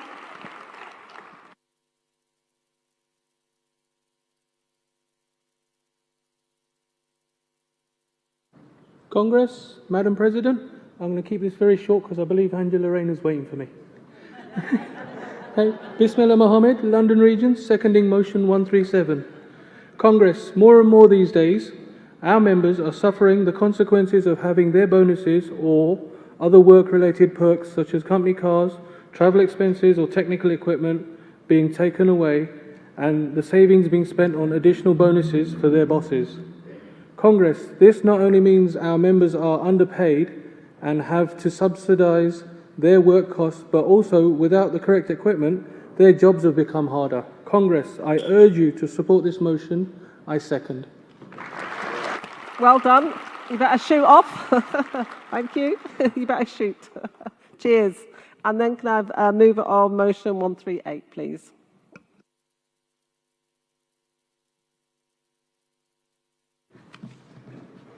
President, Congress. My name is Sarah Allen Ahern from the Wales and South West region, moving motion 138, more women in industrial roles. Congress. We note the perpetual underrepresentation of women in manual and industrial roles in the shipbuilding, aerospace and construction sectors and the many persistent barriers that exist to women's participation in these sectors. Congress requests that the Equality, Research and Women's Campaign Unit produce a collective report into the barriers that exist in conjunction with the national officers. We need a CEC subgroup to work with the relevant GMB departments, follow the recommendations from the report and implement organising and campaigning activity to address the barriers preventing women developing in these higher paid sectors.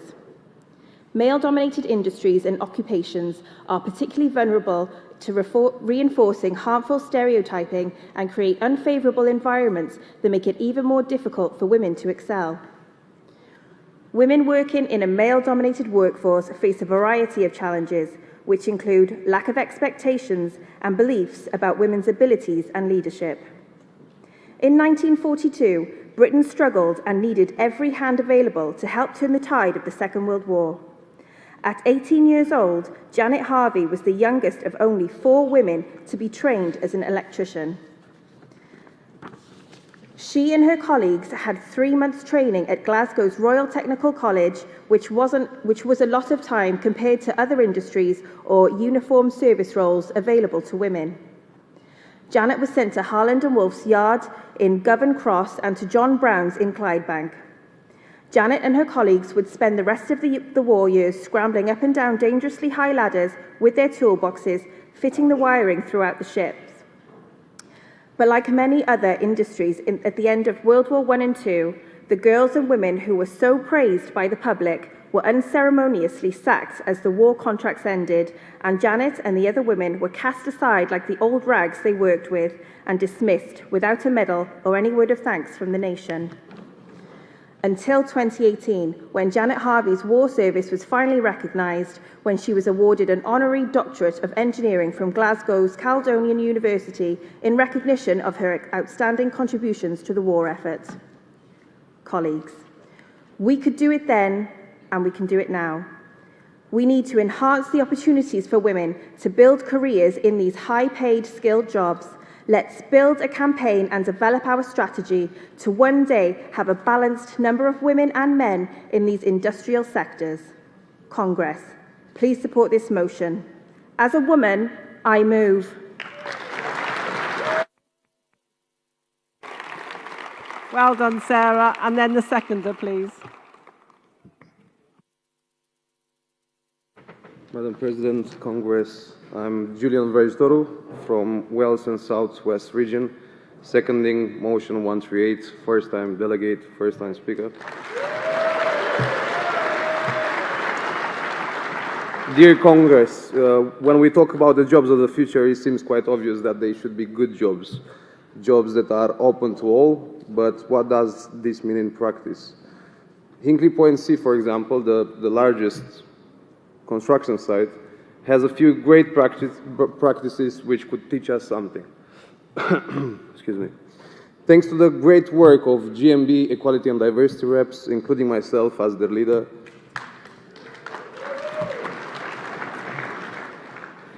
out of the apprentices hired by the project, 4 in 10 or so far have been women. This is against the background of the construction industry in general, where women make up only 11% of the workforce. There is a dedicated women's network at Hinkley, which we, GMB, we co-convene it, where women staff can support each other and can have privacy and come up with ways to make the workplace more welcoming for women in general, as well as to more specific groups like parents and carers. Don't get me wrong, we all know we have many hurdles to climb before we get where we should really be and have a gender-balanced workforce within HPC and in general in the construction industry. We are currently completing projects which address issues like PPE and shoes in women's size, simple things, sanitary bins, accessible washrooms which are placed with considerations and women don't have to walk for miles across the site to reach a suitable washroom. Within HPC, our slogan is "Careers have no genders." HPC approach spans from encouraging girls still at school to consider careers in the industry to getting the culture right at work so that everyone feels welcomed and valued. Key word there, it's everyone. Let's carry on making it better together. Please support this motion. I second. Thank you. Well done. Well done, Julian. If there's no one to speak in opposition against these motions, can I call on John Dolan from the CEC to respond, please?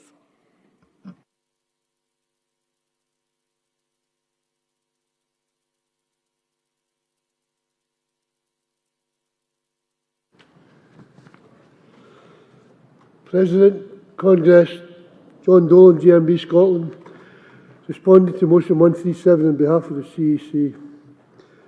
Congress, CEC supports this motion with the following qualification. The aim and purpose of this motion is in line with the Make Work Better campaign and GMB Union purpose is set out in the rulebook. The qualification is that the Union extends beyond Great Britain, and so the motion text should instead read Great Britain and Ireland. Furthermore, the wording, "We are not slaves," may be insensitive, so we suggest, Aidan already said it, but it's in this motion as well, we work to live, not live to work, would make a better point. Congress, please support this with the qualification I have just given. Thank you. Thank you, John. It's London Region, isn't it, with the motion 137? Is it London? Was it 137 was London Region? Yes. Do you accept the qualification? Thank you. And so I'll put that one to the vote. Motion 137. All those in favour, please show. Thank you. Anyone against? That's carried. And then CC are supporting motion 138. All those in favour, please show. Thank you. Anyone against? That's carried. That concludes this afternoon's session. Delegates, thank you. I've got 2 very quick announcements before you go off. The RMA stand has asked that any region who have not taken sales from raffle tickets back to the stand, could you please do so they can include those tickets in the raffle draw. And tomorrow morning, the main doors at the front of the building won't be open until 9 o'clock tomorrow. So you can have a lie-in if you want. Enjoy your evenings, whatever you're up to. Thank you. See you tomorrow morning.